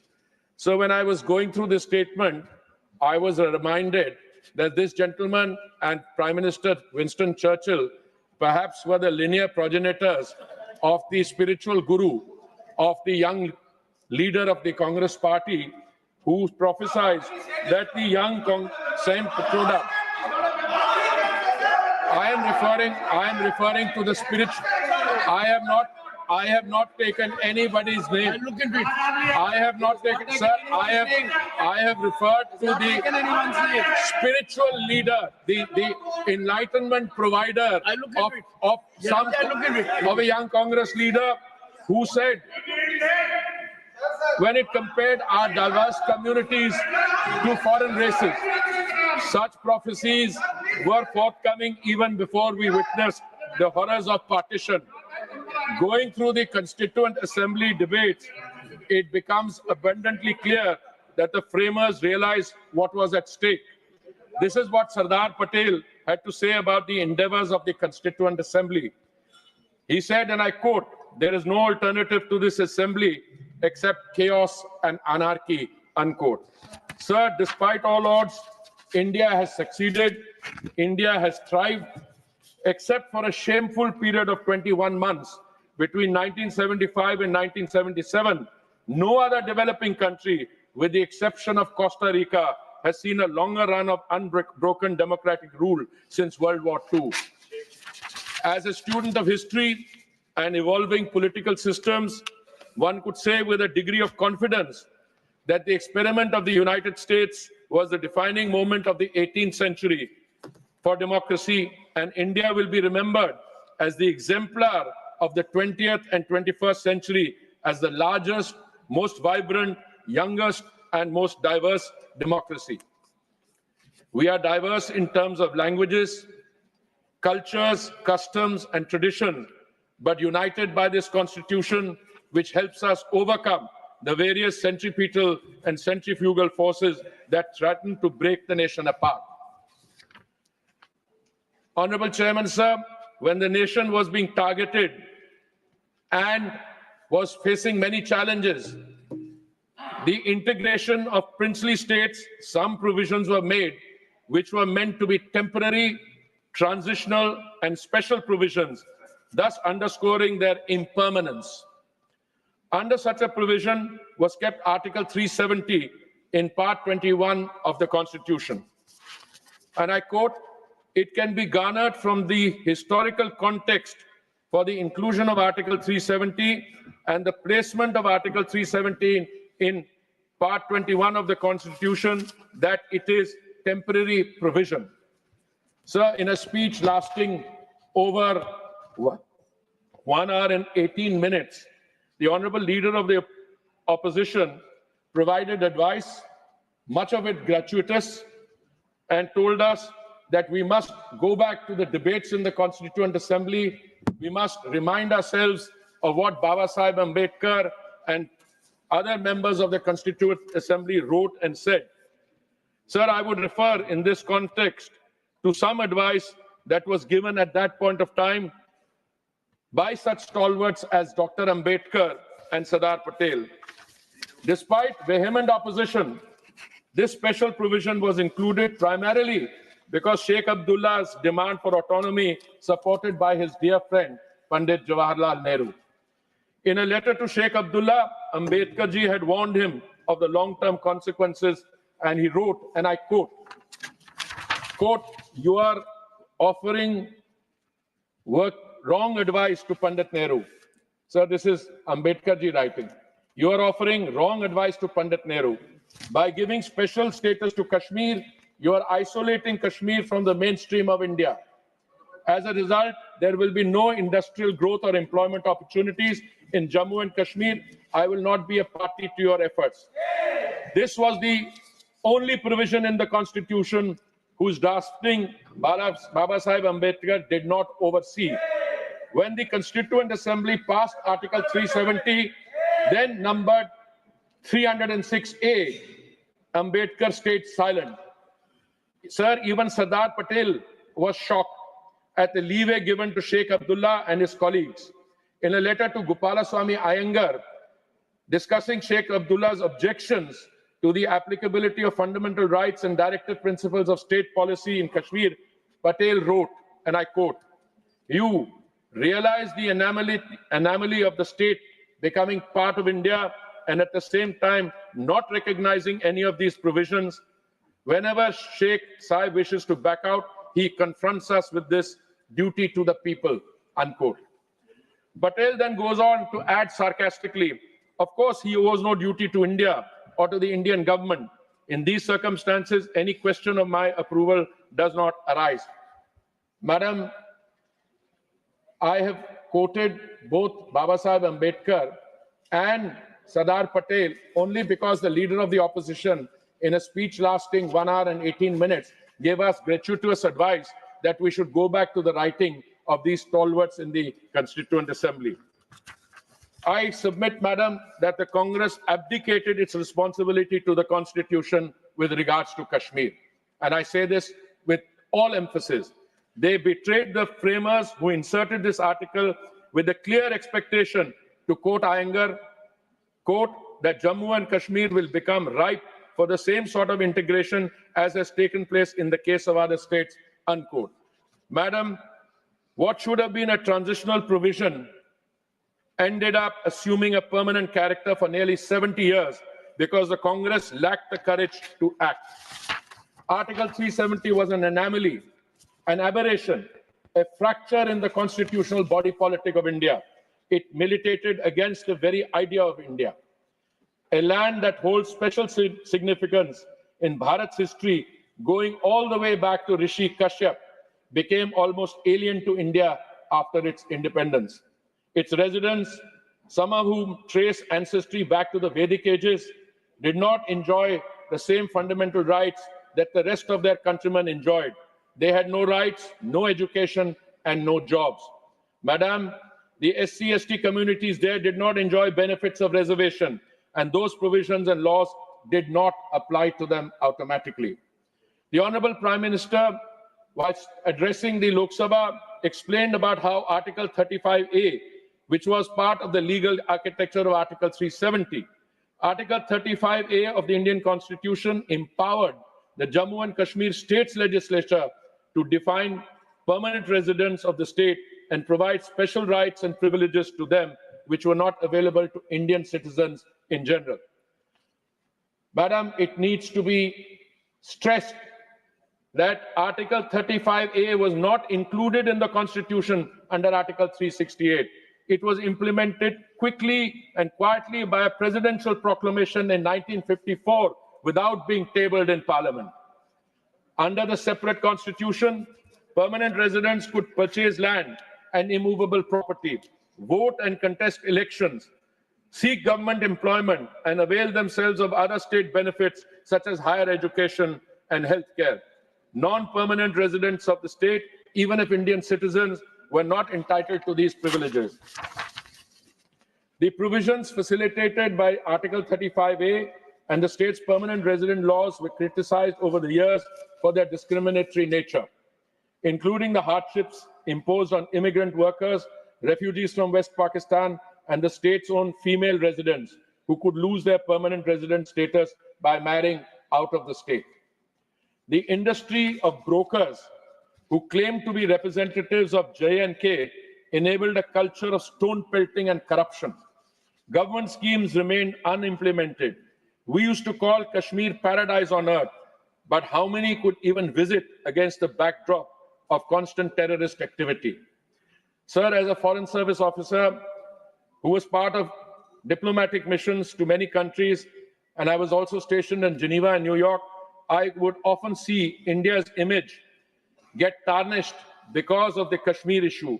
Countries with terrible human rights records deign to lecture us. On 5th August 2019, President of India, Shri Ramnath Kovind ji, issued a new presidential order whereby all the provisions of the Indian Constitution were made to apply to the state without any special provision. This implied the state's separate constitution stood inoperative, including the privileges granted by Article 35A. Madam, it took the indomitable courage and resolve of the Honorable Prime Minister, Shri Narendra Modi ji, to abrogate this article of the Constitution, which though intended to be temporary, was made de facto permanent by appeasement politics. Only Prime Minister Modi could have dared to do so. Before he took the final decision of 5th August 2019, many of the so-called representatives of the state had dared him, saying that if anyone even touches Article 370, aag lag jayegi. Leaders had tweeted, and I quote, long after the Modi government is a distant memory, either J&K won't exist or as a part of India, or Article 370 will still exist.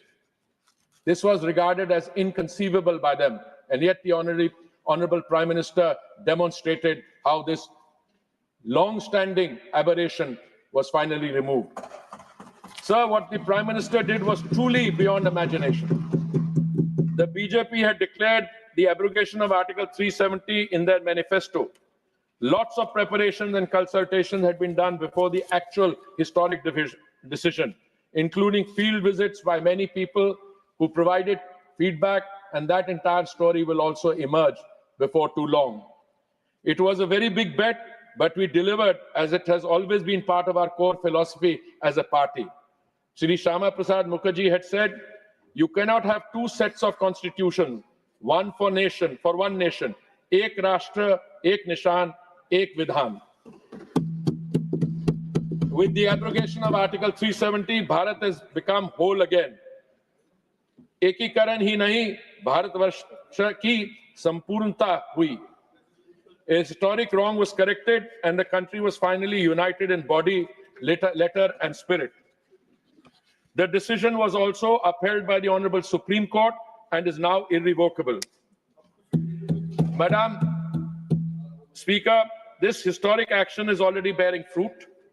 Now every citizen of the two union territories enjoys his and her fundamental rights and receives myriad welfare benefits, including upward social mobility from reservation. The same Lal Chowk in Srinagar, which was once the hub of stone pelting, is now a vibrant public space. Tourism in the region has reached an all-time high, with more than 15% annual growth rate observed in the tourism sector in the last 3 years.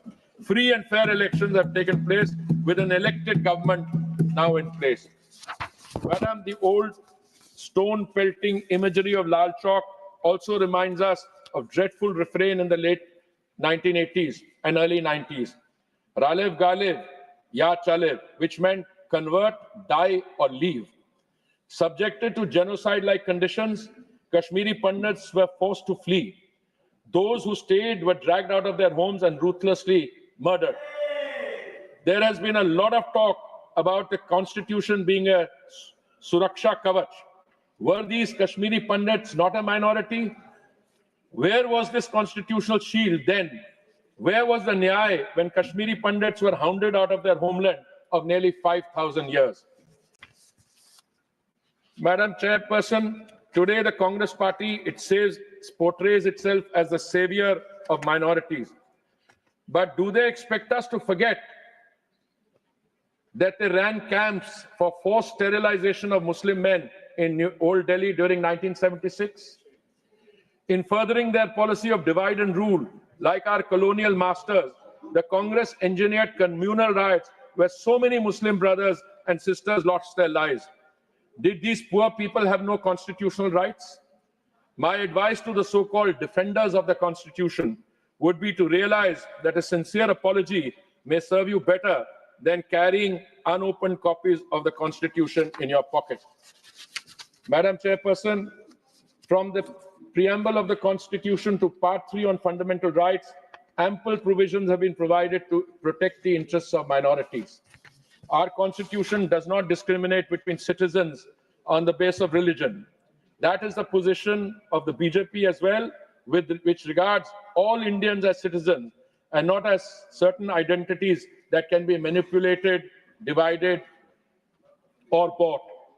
Like the Honorable Prime Minister mentioned in his speech in the Lok Sabha, the Congress overturned the Supreme Court decision on the Shah Bano case because they felt it might appeal to the hardline elements of the Muslim community. They pandered to the revanchist and anti-progressive elements of the Muslim community. In reality, they failed our Muslim sisters and brought a regressive law which would not have passed muster in any Islamic country of the world as well. This was completely against the letter and spirit of the Constitution. To the Congress, minority welfare has just been a slogan of appeasement. For the Modi government, it is about inclusive development of every citizen. Facts speak for themselves. It was the Modi government which abolished the inhuman practice of triple talaq to offer a life of equality and dignity for millions of Muslim women. The Modi government has provided employment and self-employment opportunities to crores of minority communities. The minorities have immensely benefited from various schemes of the central government. Anywhere between 22 and 37% beneficiaries of the Mudra Yojana, Jan Dhan Yojana, Ayushman Bharat, Kisan Saman Nidhi, Ujjwala Yojana, and the Swachh Bharat Mission belong to minorities. In some regions, up to 60% of the benefits have been received by the minority community directly. To those who suggested that the Constitution provides the Suraksha Kavach to citizens, I would ask them what the government did when 3,000 members of my community, innocent Sikhs, were killed in cold blood on the streets of Delhi. The then newly appointed Prime Minister made this callous statement, "Jab bhi koi bada ped girta hai, to dharti thodi hilti hai." What cold-hearted indifference with regard to constitutional values, the lives of thousands of Sikhs were equated to an afterthought. Sir, it fell upon the Modi government, madam, to provide justice to the families of the gruesome tragedy, including providing financial relief of 5 lakhs to each family and bringing the perpetrators to book. Their cases had not been pursued for many decades and were taken up after the Modi government came to power. Madam, I'm surprised how several members of the Sikh community in the Congress party continue to associate themselves with a party that desecrated Sari Harmandir Sahib, that also was responsible for the cold-blooded killing of 3,000 members of my community. On the other hand, when the government in Afghanistan, it was the Modi government that rescued thousands of Sikh brothers. Please conclude. Your time My is up. party is giving me time. Please conclude. It is the Modi government which started celebrating 26 December as Veer Bharat Bal Divas to honor the brave sacrifices of the Chote Sahibzade and the 2 youngest sons of Guru Gobind Singh Ji, who chose to be bricked alive by Wazir Khan, the Mughal Faujdar of Sirhind.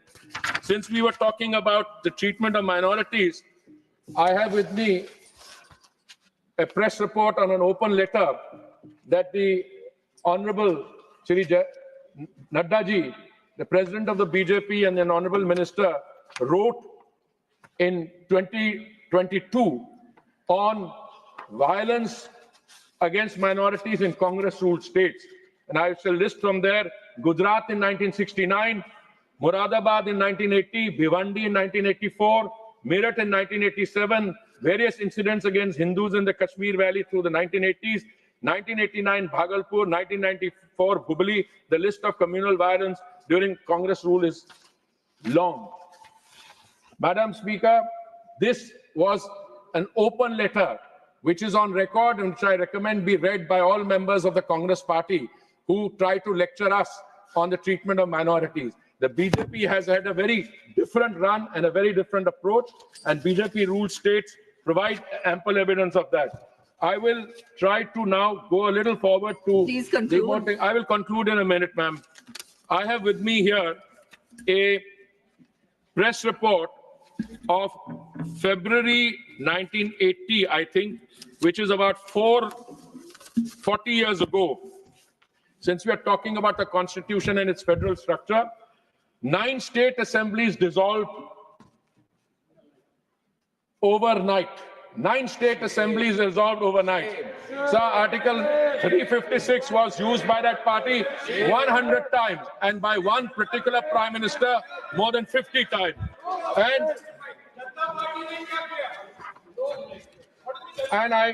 since we are now ready to listen to some introspection, and we should, I have before me a book, PMO Diary, Prelude to the Emergency, and I will just read out what the author says in this book. The author was a very distinguished civil servant, Shri Bishan Tandon, who served in the Prime Minister's office as a joint secretary, and he said, and I quote, "A cloud of fascism and dictatorship is hovering over the country.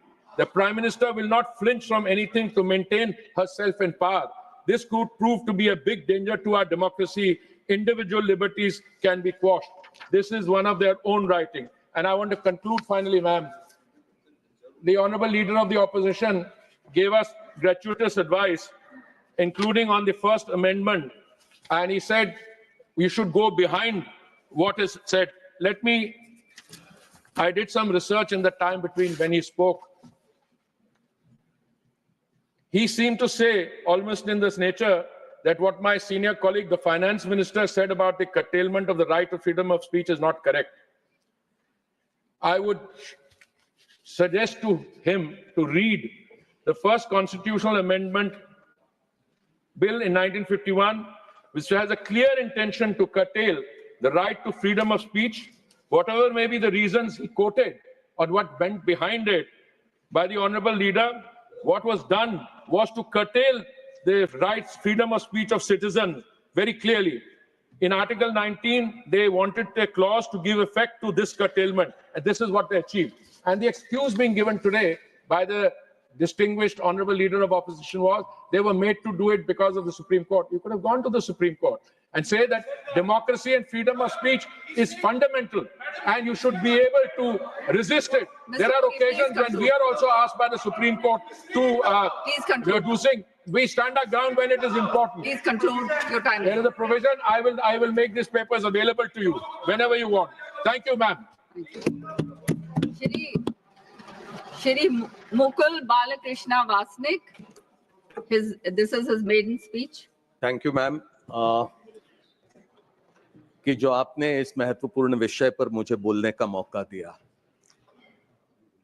पहले के कुछ वक्ताओं को मैंने सुना, सत्ता दल से 2 वक्ताओं ने अपने विचार यहां पर रखे। संविधान के प्रति उन्होंने अपने बयान में आस्था जाहिर की, जिसकी वजह से मुझे बेहद खुशी हुई।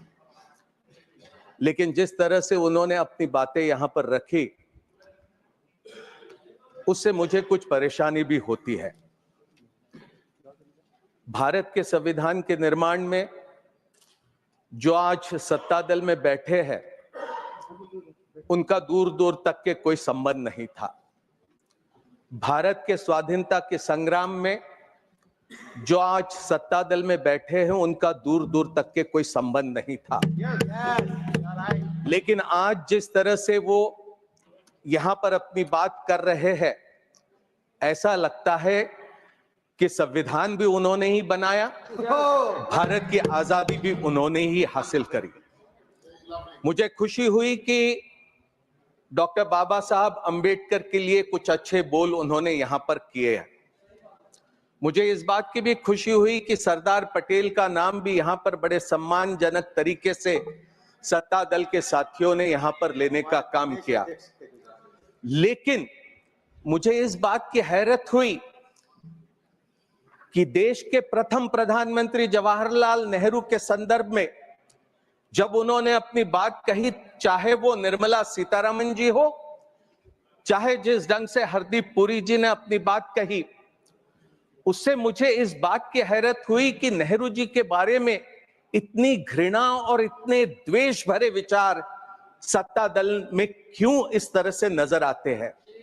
क्या जवाहरलाल नेहरू ने बहुत बड़ा अपराध किया था कि स्वाधीनता के संग्राम में उन्होंने 9 साल से अधिक का समय भारत की जेलों में काटा? क्या जवाहरलाल नेहरू का यह अपराध था कि 1929 को लाहौर में रावी के तट पर उन्होंने रात के अंधेरे में भारत का ध्वज वहां पर लहराया और इस बात का ऐलान किया कि अब हम पूर्ण स्वराज के लिए तैयार है, अब हमारा संघर्ष पूर्ण स्वराज हासिल किए बगैर रुकेगा नहीं। क्या जवाहरलाल नेहरू का यह अपराध था कि यही बगल में सेंट्रल हॉल में उन्होंने 13 दिसंबर 1946 का संविधान सभा में ऑब्जेक्टिव्स का रेजोल्यूशन रखा? क्या जवाहरलाल नेहरू का यह अपराध था क्या कि भारत के निर्माण में, एक आधुनिक भारत के निर्माण में उन्होंने नींव रखी? मैं समझता हूं ये सारा द्वेष, ये सारी नफरत जवाहरलाल नेहरू जी के प्रति वो इसलिए है क्योंकि जब भारत का विभाजन हुआ, इस्लाम के नाम पर जब पाकिस्तान बना, तो हिंदुस्तान में भी कोई हिंदू पाकिस्तान निर्माण करने के पक्षधर थे, जिसके खिलाफ में जवाहरलाल नेहरू ने अपनी पूरी ताकत झोंक दिया। क्या ये कभी हिंदुस्तान भूल सकता है? क्या कभी हिंदुस्तान ये भूल सकता है कि विभाजन के दिनों में 5 लाख से अधिक लोगों की मौत हुई, 60 लाख से अधिक लोग विस्थापित हुए, लेकिन वहां पर देश के प्रधानमंत्री प्रथम अपने तमाम साथियों के साथ, सरदार पटेल, मौलाना आजाद, राजेंद्र प्रसाद, इन तमाम साथियों के साथ भारत में शांति बनाने का काम कर रहे थे। 500 से अधिक प्रिंसली स्टेट्स थे, उनको भारत के साथ जोड़ना था। कश्मीर के क्या हालात थे? यहां पर हरदीप पुरी जी जिस तरह से बात कर रहे हैं, ऐसा लगता है इतिहास से इनका कोई सरोकार नहीं रहा। कश्मीर के हालत चिंताजनक हो गए थे और ऐसे हालात में जवाहरलाल नेहरू और देश की पहली सरकार ने जो फैसले किए, मैं समझता हूं कि बड़े सम्मान से हमने उनकी यहां पर याद करने की आवश्यकता है, लेकिन सत्ता दल से कोई बहुत ज्यादा उम्मीद करना मैं नहीं समझता हूं कि मुनासिब होगा। संविधान सभा में 299 सदस्य थे, 70 रजवाड़ों के और 208 ये कांग्रेस पार्टी के, बचे 21 सदस्य या अन्य दूसरे दलों के थे, जिसमें सीपीआई भी था और जिसमें शेड्यूल कास्ट फेडरेशन भी था। शेड्यूल कास्ट फेडरेशन से डॉक्टर बाबा साहब अंबेडकर संविधान सभा में आए थे और संविधान सभा में आने के बाद कांग्रेस पार्टी का संविधान सभा में पूर्ण बहुमत रहने के बाद, स्वाधीनता के आंदोलन का नेतृत्व करने के बाद जिस तरह की स्थिति थी, उस समय संविधान सभा ने यह फैसला किया कि हम बहुमत और अल्पमत देखेंगे नहीं, हम ये देखेंगे कि किसमें क्या काबिलियत है और हिंदुस्तान के निर्माण में हम उनका पूरा का पूरा उपयोग करेंगे। जब 29 अगस्त 1947 को मसौदा समिति की घोषणा हुई, तो वहां पर डॉक्टर बाबा साहब अंबेडकर शेड्यूल कास्ट फेडरेशन के एकमात्र सदस्य वहां पर उस समिति के अध्यक्ष करके चुने जाते हैं। बाबा साहब अंबेडकर जब 25 नवंबर 1939 को संविधान सभा में हुए संविधान पर जो बहस चली थी, उसका जवाब देते हुए कहते कि संविधान सभा में आने के पीछे मेरा बड़ा मर्यादित उद्देश्य था, और वो उद्देश्य था कि अनुसूचित जातियों के व्यक्तियों के अधिकारों की मैं रक्षा करूं। मुझे तब आश्चर्य हुआ जब मसौदा समिति पर मुझे सदस्य करके चुना गया, और मुझे तब और भी आश्चर्य हुआ जब मसौदा समिति का मुझे अध्यक्ष चुना गया। बाबा साहब अंबेडकर के ये बोल है। बाबा साहब अंबेडकर की जो क्षमता थी, जो बुद्धिमत्ता थी, जो विद्वत्ता थी, जो पूरे दुनिया भर का ज्ञान उन्हें प्राप्त था, और एक समाज के किनारे पर खड़े हुए व्यक्ति को, जिन्होंने अपने काबिलियत से दुनिया में नाम कमाया था, उसका उपयोग हमारे संविधान बनाने में संविधान सभा ने पूरी तरह से किया। अंग्रेज क्या कहते थे? अंग्रेज कहते थे कि हिंदुस्तान राष्ट्र नहीं बन सकता। हिंदुस्तान ये एक भौगोलिक अभिव्यक्ति है, जियोग्राफिकल एक्सप्रेशन है, ये कभी राष्ट्र नहीं बन सकता। इतनी भाषा है, इतनी रीति रिवाज, इतने धर्म, लेकिन हमारा स्वाधीनता आंदोलन ये इंक्लूसिव था, ये सेकुलर था, ये प्रो पुअर था। ये आंदोलन तमाम लोगों को साथ में लेकर हिंदुस्तान के निर्माण के काम में लगा था। कोई ऑर्डर नहीं। Madam, speech, nobody can interrupt. Point of order. Mr. Jangra, this is his maiden speech. Madam, ये maiden speech है. This is his maiden speech. Point of order है. Maiden. He's speaking. This is maiden speech. बोलिए. ये जो सूचना दे रहे हैं बोलने दो जी, बोलने दीजिए। वो उनका मेडन स्पीच है। मैडम, मेडन स्पीच के अंदर इंटरप्ट आप इसके बाद बोलिएगा। उनकी पहली स्पीच है, आप उसके बाद बोलिए। आप प्रोसीजर की बुझा रखी आपने, उसको करो पहले। मेडन स्पीच में इंटरप्शन कर रहे हैं आप। मैडम, आप बैठिए, 2 मिनट बैठिए। आप 2 मिनट बैठिए। आप बैठिए 2 मिनट, जांगड़ा साहब। Yes, please continue. Please continue, Mr. Vasnik. Mr. Vasnik, I will allow him then. यार, मेरे स्पीच में इंटरप्शन, दिस इज रॉन्ग। और वो भी हरियाणा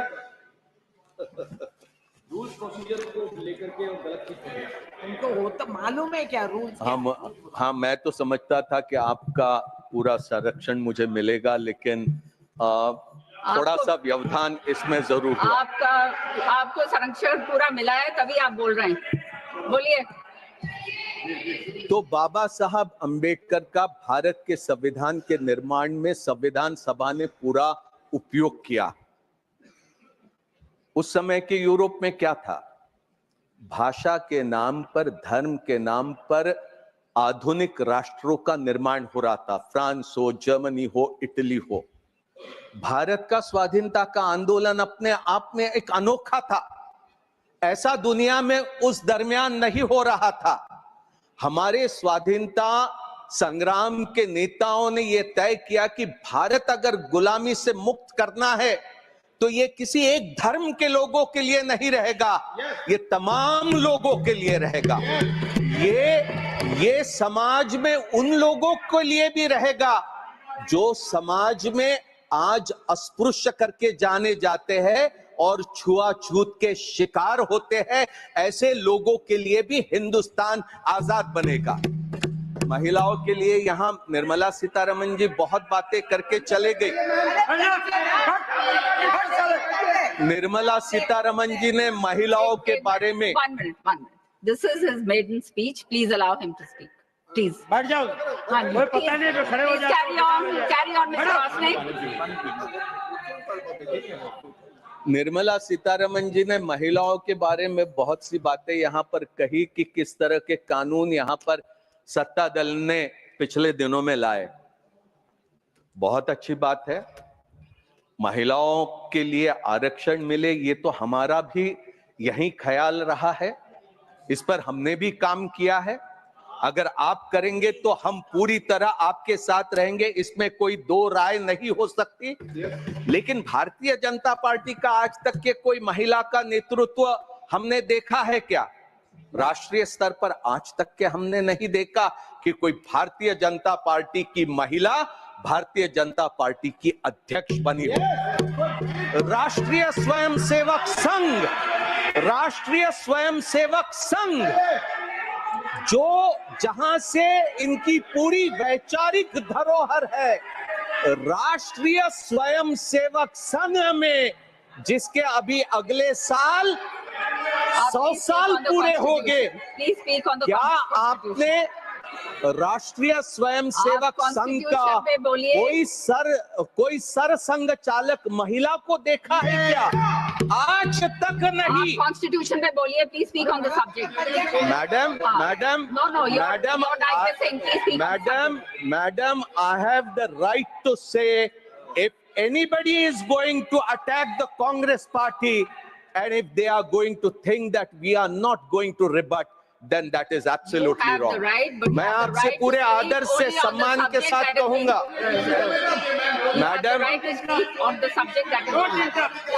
मैडम मैं पूरे आदर और सम्मान के साथ कहूंगा कि अगर कांग्रेस का नाम जब लिया गया तब उन्हें रोक देते, मैं भी चुप रहता, मैंने अपने वाणी पर इनका नाम नहीं आने दिया होता। राष्ट्रीय स्वयंसेवक संघ के अगले वर्ष 100 साल हो गए। पुरुषों के अलावा महिला वहां पर सदस्य नहीं बन सकती।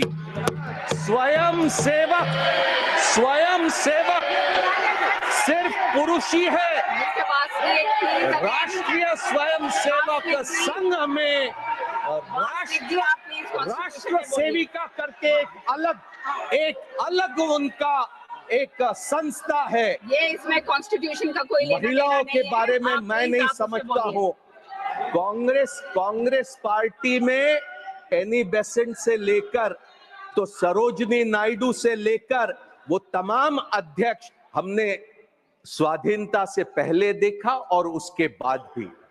जवाहरलाल नेहरू ने जिस तरह से भारत की नींव रखी और जिस तरह से हमारे संविधान सभा ने, जिसमें बाबा साहब भीमराव अंबेडकर की एक अत्यधिक महत्वपूर्ण भूमिका रही है, मैं बड़े गौरव के साथ, बड़े अभिमान और शान के साथ कह सकता हूं कि भारत जो आज भी आजाद है, भारत जिसकी आज भी एकता बनी है, आज इस संविधान के वजह से वो सभी मुमकिन हुआ है।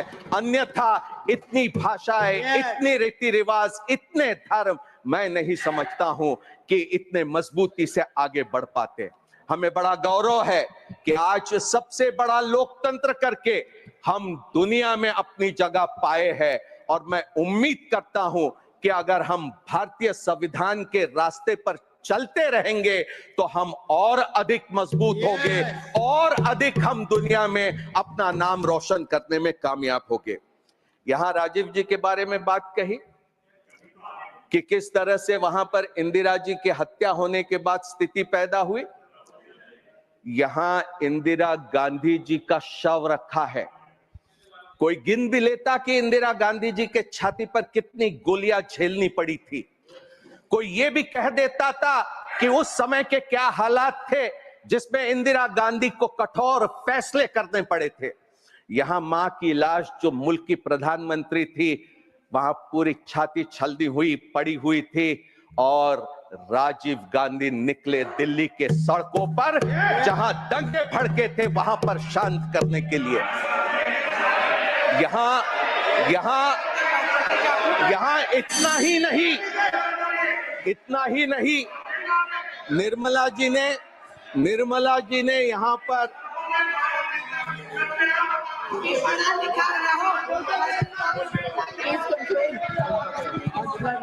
देखिए शेखर जी ये आपके पिता थे।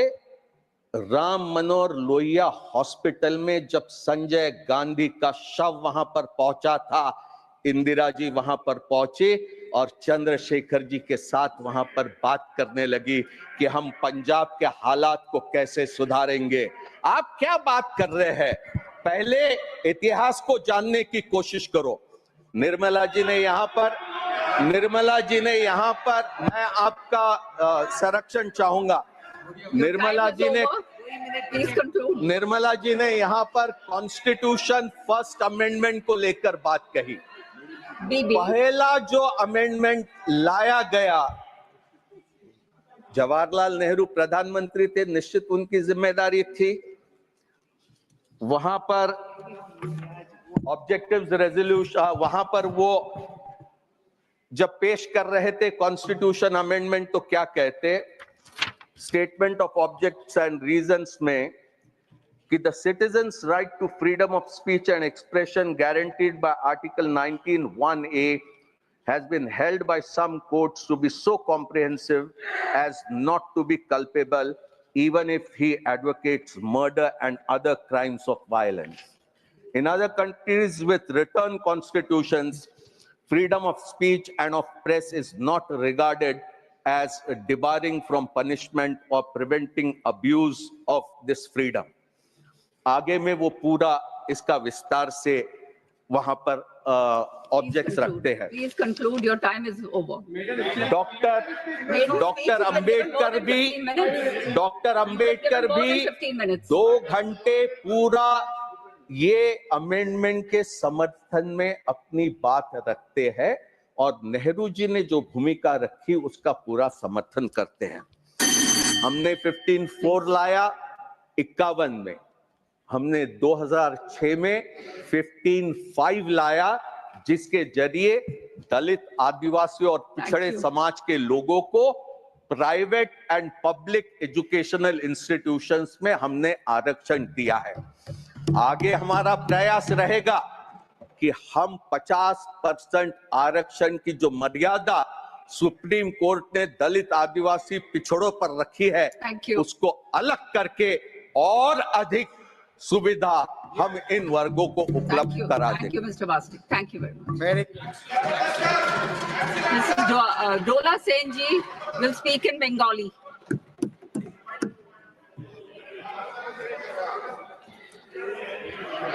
Thank you, Vice Chairperson, sir. Just one minute. हाँ जी हाँ, please बोलिए।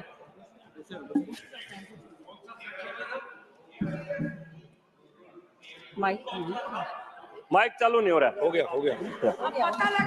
इसमें संविधान के प्रारूप समिति के विषय में माननीय ने जो जिक्र किया है,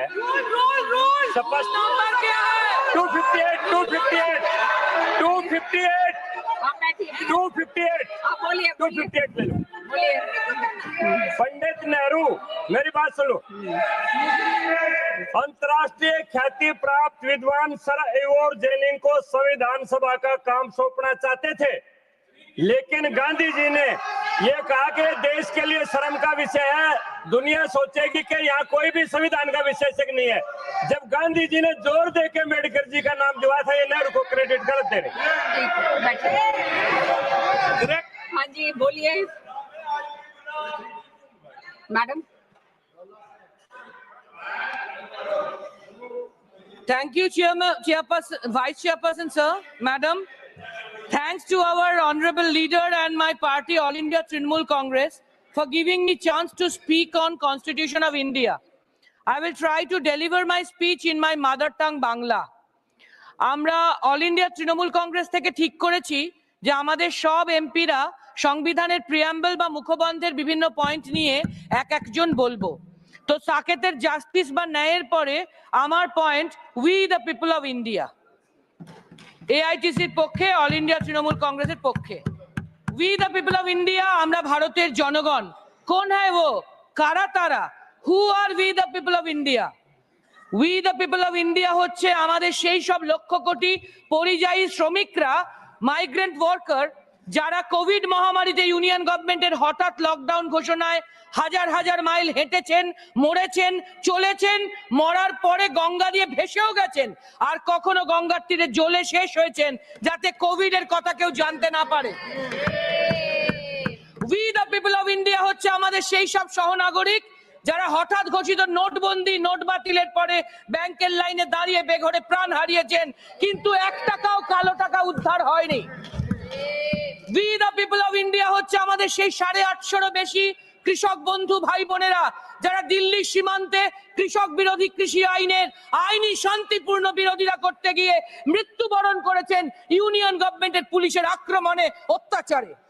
যখন কৃষকরা আজও মিনিমাম সাপোর্ট প্রাইস এমএসপি পাননি, যদিও প্রধানমন্ত্রী কথা দিয়েছিলেন।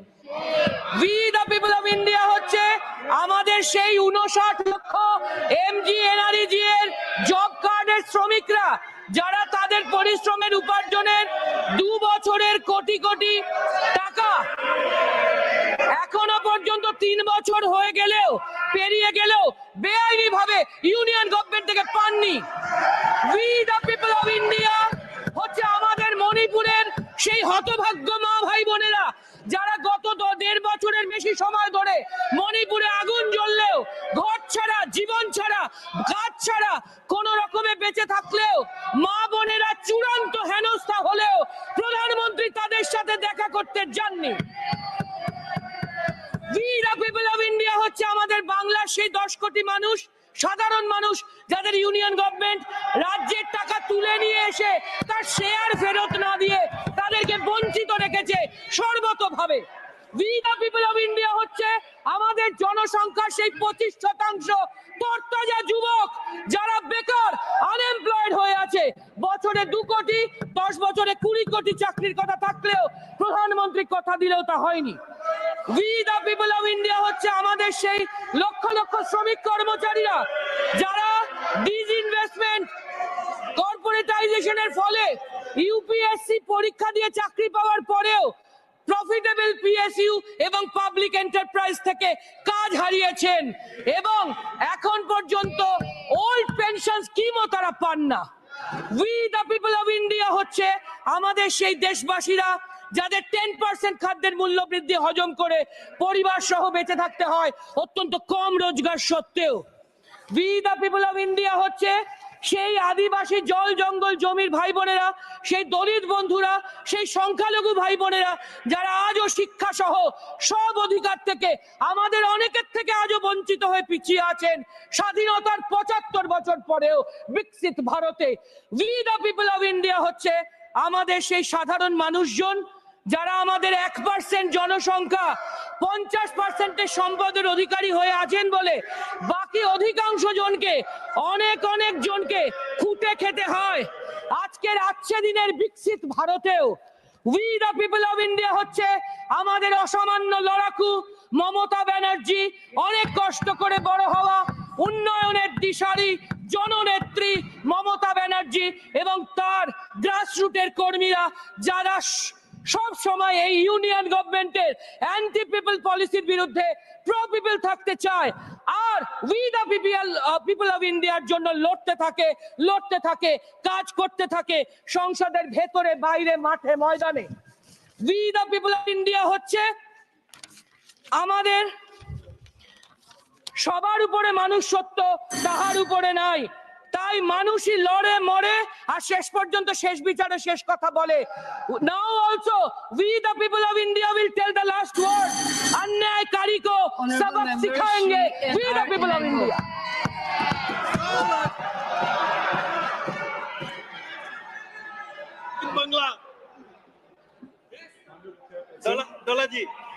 Esteemed members of the Rajya Sabha, I stand before you today to commemorate 75 years of our Constitution's adoption. That I, from a humble background, can address this august house, it's itself a testament to the transformative power of our democracy made possible by the Dravidian movement and its leaders and countless other champions of social justice who envisioned India as a federal, democratic and republic. I am reminded of a moment in history when Benjamin Franklin, emerging from American Constitutional Convention, was asked whether they had bestowed upon their nation a monarchy or republic. His response resonates deeply with our own journey. He replied, "A republic if you can keep it." These words echo with profound relevance for India today. Today, we must ask ourselves, are we preserving its basic structure for future generation? Are we upholding the federal democratic republic our founders envisioned? Madam, we have to have this debate beyond politics. It is not us versus you. It is we versus the future. The pressing question before us today is whether we, the people of India 2024, will preserve and pass on to the future generation the same constitution with its basic structure intact that the people of India bestowed upon us in 1950. as we mark this historic milestone, I must bring this House attention few critical challenges. First, the integrity of electoral system. The recent Chief Election Commissioner and Chief Election Commissioners Appointment Act 2023 fundamentally altered the judgment of the Supreme Court, replacing the Chief Justice of India with a cabinet minister. A pliable election commission serves as a gateway to power consolidation, striking democracy's heart. The commission's recent reluctance to act against model code violations, investigate forced withdrawal of nominations, the working of EVM have to be put under greater scrutiny. The union government have to rethink and withdraw the bill on one nation, one election, as it poses great threat to the democracy. Second, the federal structure of our constitution faces unprecedented strain, particularly on the fiscal relations. Third, our approach on water sharing between states require immediate attention. The River Boards Act has to be implemented with rigor, and I request Union to ponder over giving effect to the River Boards Act. Just a minute, madam. The directive principles of state policy is an area of our concern. Article 1 minute, madam. Madam, 1 minute, madam. Madam, 1 minute. Please, one more minute, madam. One more minute. I'll conclude it. Madam, though an atheist, Aringer Anna said, "Yere in sirpil iravanai kanala." That means you can see the God in the smiles of the poor. But unfortunately now, some people are searching for the God underneath the mask.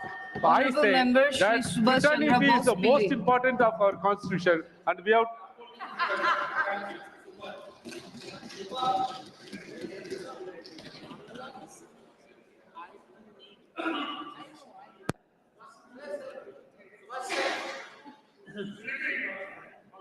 Honorable Member Shri Subhash Chandra Bose Pillai.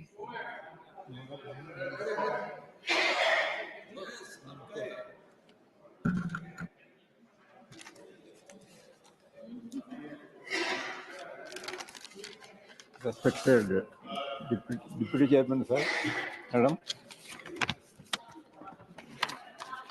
ఈరోజు మన భారత రాజ్యాంగం మీద Telugu I have given letter to the Honorable Chairman, Madam. Please arrange a translator. It has already been done. Okay. Respected Madam, ఈరోజు భారత రాజ్యాంగం మీద చర్చ టేకప్ చేయడం చాలా సంతోషదాయకమైన విషయం. దాదాపుగా మరి చాలా కాలం తర్వాత ఈ చర్చ జరుగుతూ ఉంది. 75 సంవత్సరాలు అయినటువంటి రాజ్యాంగం మీద మా అనుభవాలను ఒకసారి చూసుకున్నట్టయితే ఈ 75 సంవత్సరాల్లో ఒకసారి మనం ఈ దేశంలో ఎన్ని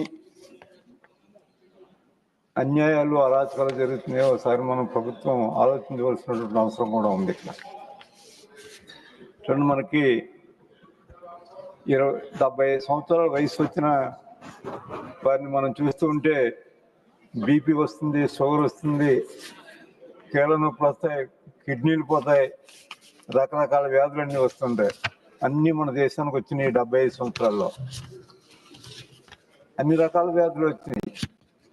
దీన్ని కంట్రోల్ చేయడానికి ఏమాత్రం కూడా ప్రయత్నాలు ఎక్కడ చేయట్లేదు.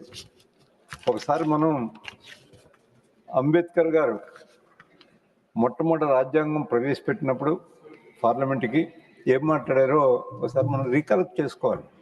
ఆ రోజు ముందుగానే ఊహించి చెప్పారు ఆయన. భారతదేశంలో ఈ రాజ్యాంగం అమల్లోకి వచ్చినప్పటి నుంచి ఏమేం జరుగుతాయనేది చాలా ముందుగానే ఊహించి చెప్పారు. దాన్ని మనం ఒకసారి రికలెక్ట్ చేసుకోవాల్సినటువంటి అవసరం కూడా ఉందమ్మా. ఒకసారి ఆలోచన చేయాలి దాని మీద ప్రభుత్వం. ఆ రోజు సభలో అంబేద్కర్ గారు మాట్లాడితే ఉన్నారంటే 1950 జనవరి 26వ తేదీ నుండి భారతీయులైన మనం వైవిధ్యాలు కూడినటువంటి జీవితంలో ప్రవేశిస్తూ ఉన్నాం. రాజకీయాల్లో సమానత్వం లభిస్తుంది కానీ ఆర్థిక అసమానత్వం మాత్రం అట్లానే ఉంటుంది. రాజకీయాల్లో సమానత్వం లభిస్తుంది కానీ ఆర్థిక అసమానత్వం మాత్రం అట్లానే ఉంటుంది. కొందరు ఆగర్భ శ్రీమంతులు అయితే సిరి సంపదలతో తొడుతూగే ఆగర్భ శ్రీమంతులు ఉంటారు. ఒక పక్క నిత్యం దారిద్ర్యంతో జీవన పోరాటం చేసే పేదవారు కూడా ఉంటారు. అంటే మన సమాజం ఆర్థిక అసమాన పునాదులపై నిర్మాణమైంది. మన సమాజం సామాజిక సమానత్వం, ఆర్థిక అసమానత్వం నిరంతరం మన వాయిదా వేసుకుంటూ పోతే ఈ రాజ్యాంగం కూడా ఫెయిల్ అయ్యి మరి మనకు కూడా ఈ రాజ్యాంగం ద్వారా మనకు లభించినటువంటి రాజకీయ ప్రజాస్వామ్యం ఆపదలో పడే ప్రమాదం ఉంది అని కూడా మరి అంబేద్కర్ గారు ముందుగానే ఊహించి చెప్పారు. ఆయన ఒకసారి మనం ఇటువంటి అన్ని కూడా దృష్టిలో పెట్టుకోవాలి. కులాలు ఈ దేశానికి పెట్టినటువంటి పెద్ద చెడ. వారు చెప్పారు, కలెక్టర్ గారు చెప్పిన మాట, మనకి అనేకమైన కులాలు ఉన్నాయి, మతాలు ఉన్నాయి, మరి సాంప్రదాయాలు ఉన్నాయి, విభిన్న సాంప్రదాయాలు, విభిన్న మరి ఈర్ష్యా ద్వేషాలు పెరిగినాయి. ఈ కులాల విభేదాలను పెంచాయి. మనమంతా ఒకే జాతిగా అవతరించకపోతే మరి ఈ విద్వేషాలను అధిగమించలేము. మనకు లభించినటువంటి స్వేచ్ఛ స్వాతంత్ర్యాలు పైపోతగానే మిగిలిపోతాయని అది కూడా ముందుగానే హెచ్చరించారు ఆయన. మనం ఏం చేస్తూ ఉన్నాం దీని మీద? ఏ ప్రభుత్వాలు ఏం చేస్తూ ఉన్నాయి? జనవరి ఇవన్నీ మనం రికలెక్ట్ చేసుకోవాలి. 75 సంవత్సరాల తర్వాత కూడా ఇంకా అవన్నీ కూడా కొనసాగుతున్నాయంటే 75 సంవత్సరాల తర్వాత కూడా ఇంకా ఈ జాతి వైరాలు కానీ లేదా కుల విభేదాలు కానీ ఈర్ష్యా ద్వేషాలు కానీ ఇవన్నీ కొనసాగుతున్నాయంటే దానికి మూలం ఏంటి? ఆ మూలాన్ని అరికట్టవలసినటువంటి అవసరం ఉంది. దాని మీద ఏ ప్రభుత్వం అధికారంలోకి వచ్చినా ఎప్పుడు దాని గురించి పట్టించుకున్న పాపానే పోలేదు. అదేవిధంగా మంది ప్రజాస్వామ్యం కొత్తగా వచ్చింది. 1950 సంవత్సరంలో మన రిపబ్లిక్ ఆఫ్ ఇండియాగా మనం డిక్లేర్ చేసుకున్నాం. ప్రజాస్వామ్యం అంటే మనకు తెలియదు. చాలా కాలంగా భారతదేశంలో ప్రజాస్వామ్యం అమలులో లేదు. ఈ అమలులో లేనప్పుడు మరి మనకి కొన్ని అవరోధాలు వస్తాయి. మనకి మన పాలనలో కొన్ని అవరోధాలు వస్తాయి. చెప్పాలి ఉపయోగం ఏంటమ్మా? నేను ఈరోజు ఇక్కడ మాట్లాడడానికి ప్రధాన కారణం అమ్మా, అది కూడా మీకు వివరాలు చెప్తాను. ఆర్టికల్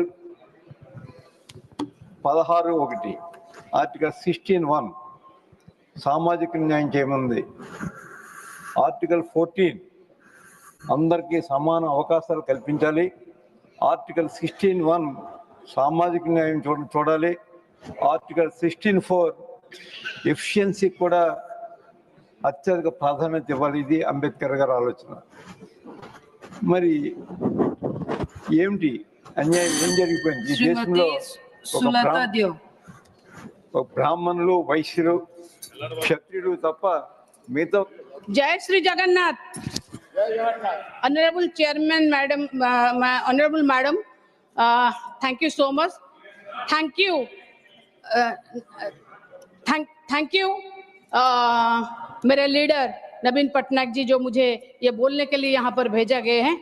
मैं टाइम नहीं है, 4 मिनट का मुझे समय है, मैं डायरेक्ट मुद्दे पे आती हूँ। मैं एक कोट अनकोट बोल रही हूँ। 1998 में एनडीए की सरकार थी, सरकार चल रही थी, लेकिन कुछ लोगों को हम नहीं तो कोई नहीं, ये जो एक परिवार का खेल चल रहा है, अटल जी के सरकार को अस्थिर करने के लिए खेले चले गए। वोट हुआ, खरीद फरोख्त तब भी हो सकता था, बाजार में माल तब भी बिकता था, लेकिन संविधान के भावना के प्रति समर्पित अटल बिहारी वाजपेयी जी की सरकार ने एक वोट से हारना पसंद किया, इस्तीफा दिया, लेकिन असंवैधानिक चुकते नहीं किए। मुझे यहाँ पर अटल जी को मैं यहाँ नमन करती हूँ, ये संविधान को नमन करती हूँ, एक गृह के हाउस का मैं नमन करती हूँ। मगर मुझे एतराज है माननीय प्रधानमंत्री जब ये बात बोले लोकसभा में कि हम माल है। माल कौन है मैडम? माल कौन है? हम लोग एमपीज है। अटल जी को हम नमन इसीलिए करते थे क्योंकि वो हमको एमपी समझते थे, इसीलिए एक वोट से हारना सही समझे मगर खरीदारी नहीं की। आज हम लोगों को माल बोला जा रहा है, मुझे ऐतराज है माल से। और सारे एमपीज को माल बोलने के लिए क्या रखा हुआ है? ये सही नहीं है। मुझे खरीदारी में बिक्री खरीद से भी मुझे ऐतराज है। मैं एक बात बोलूंगी, आप माननीय प्रधानमंत्री जी ने ये जो बोला, ये इसमें मुझे बहुत दुख हुआ मैडम, बहुत ही ज्यादा दुख हुआ। ये वो भी बोले कि हमारा इतिहास है, ये हमारे संस्कार है, ये हमारी परंपरा है। आज कहाँ गए ये सब? ये संस्कार, ये परंपरा, ये बातें मैं इसीलिए बोली मुझे ऐतराज है क्योंकि आज हमारी पार्टी से जो इस्तीफा दे रहे हैं आप उनको ले रहे हैं। आप ही के हिसाब से जो माल है वही बिकते हैं, हम नहीं बिकेंगे बिकॉज हम एमपीज है, हम कोई भी एमपीज है जो हम नहीं बिकेंगे। इसीलिए मैं बोल रही हूँ मुझे ये जो बात बोला गया है लोकसभा में इसको नहीं है। और एक बात है मैडम, आरजी कर मैडम देखिए, महामहिम राष्ट्रपति ओडिशा की लड़की है और महामहिम राष्ट्रपति जी ने जब आरजी कर मेडिकल के रेप केस में अपनी व्यथा व्यक्त की तो हम सब ये रह गए। मगर कहाँ गए जब आरजीकर हॉस्पिटल के लिए महामहिम बोल सकते हैं तो मणिपुर में आज 1.5 साल हो गया, क्या हो रहा है? क्यों चुप्पी साधे हुए हैं महामहिम? आज संभल में जो हो रहा है क्यों चुप्पी साधे हुए हैं महामहिम? आज ओडिशा में 6 महीने में 1250 रेप हुए हैं, कहाँ गए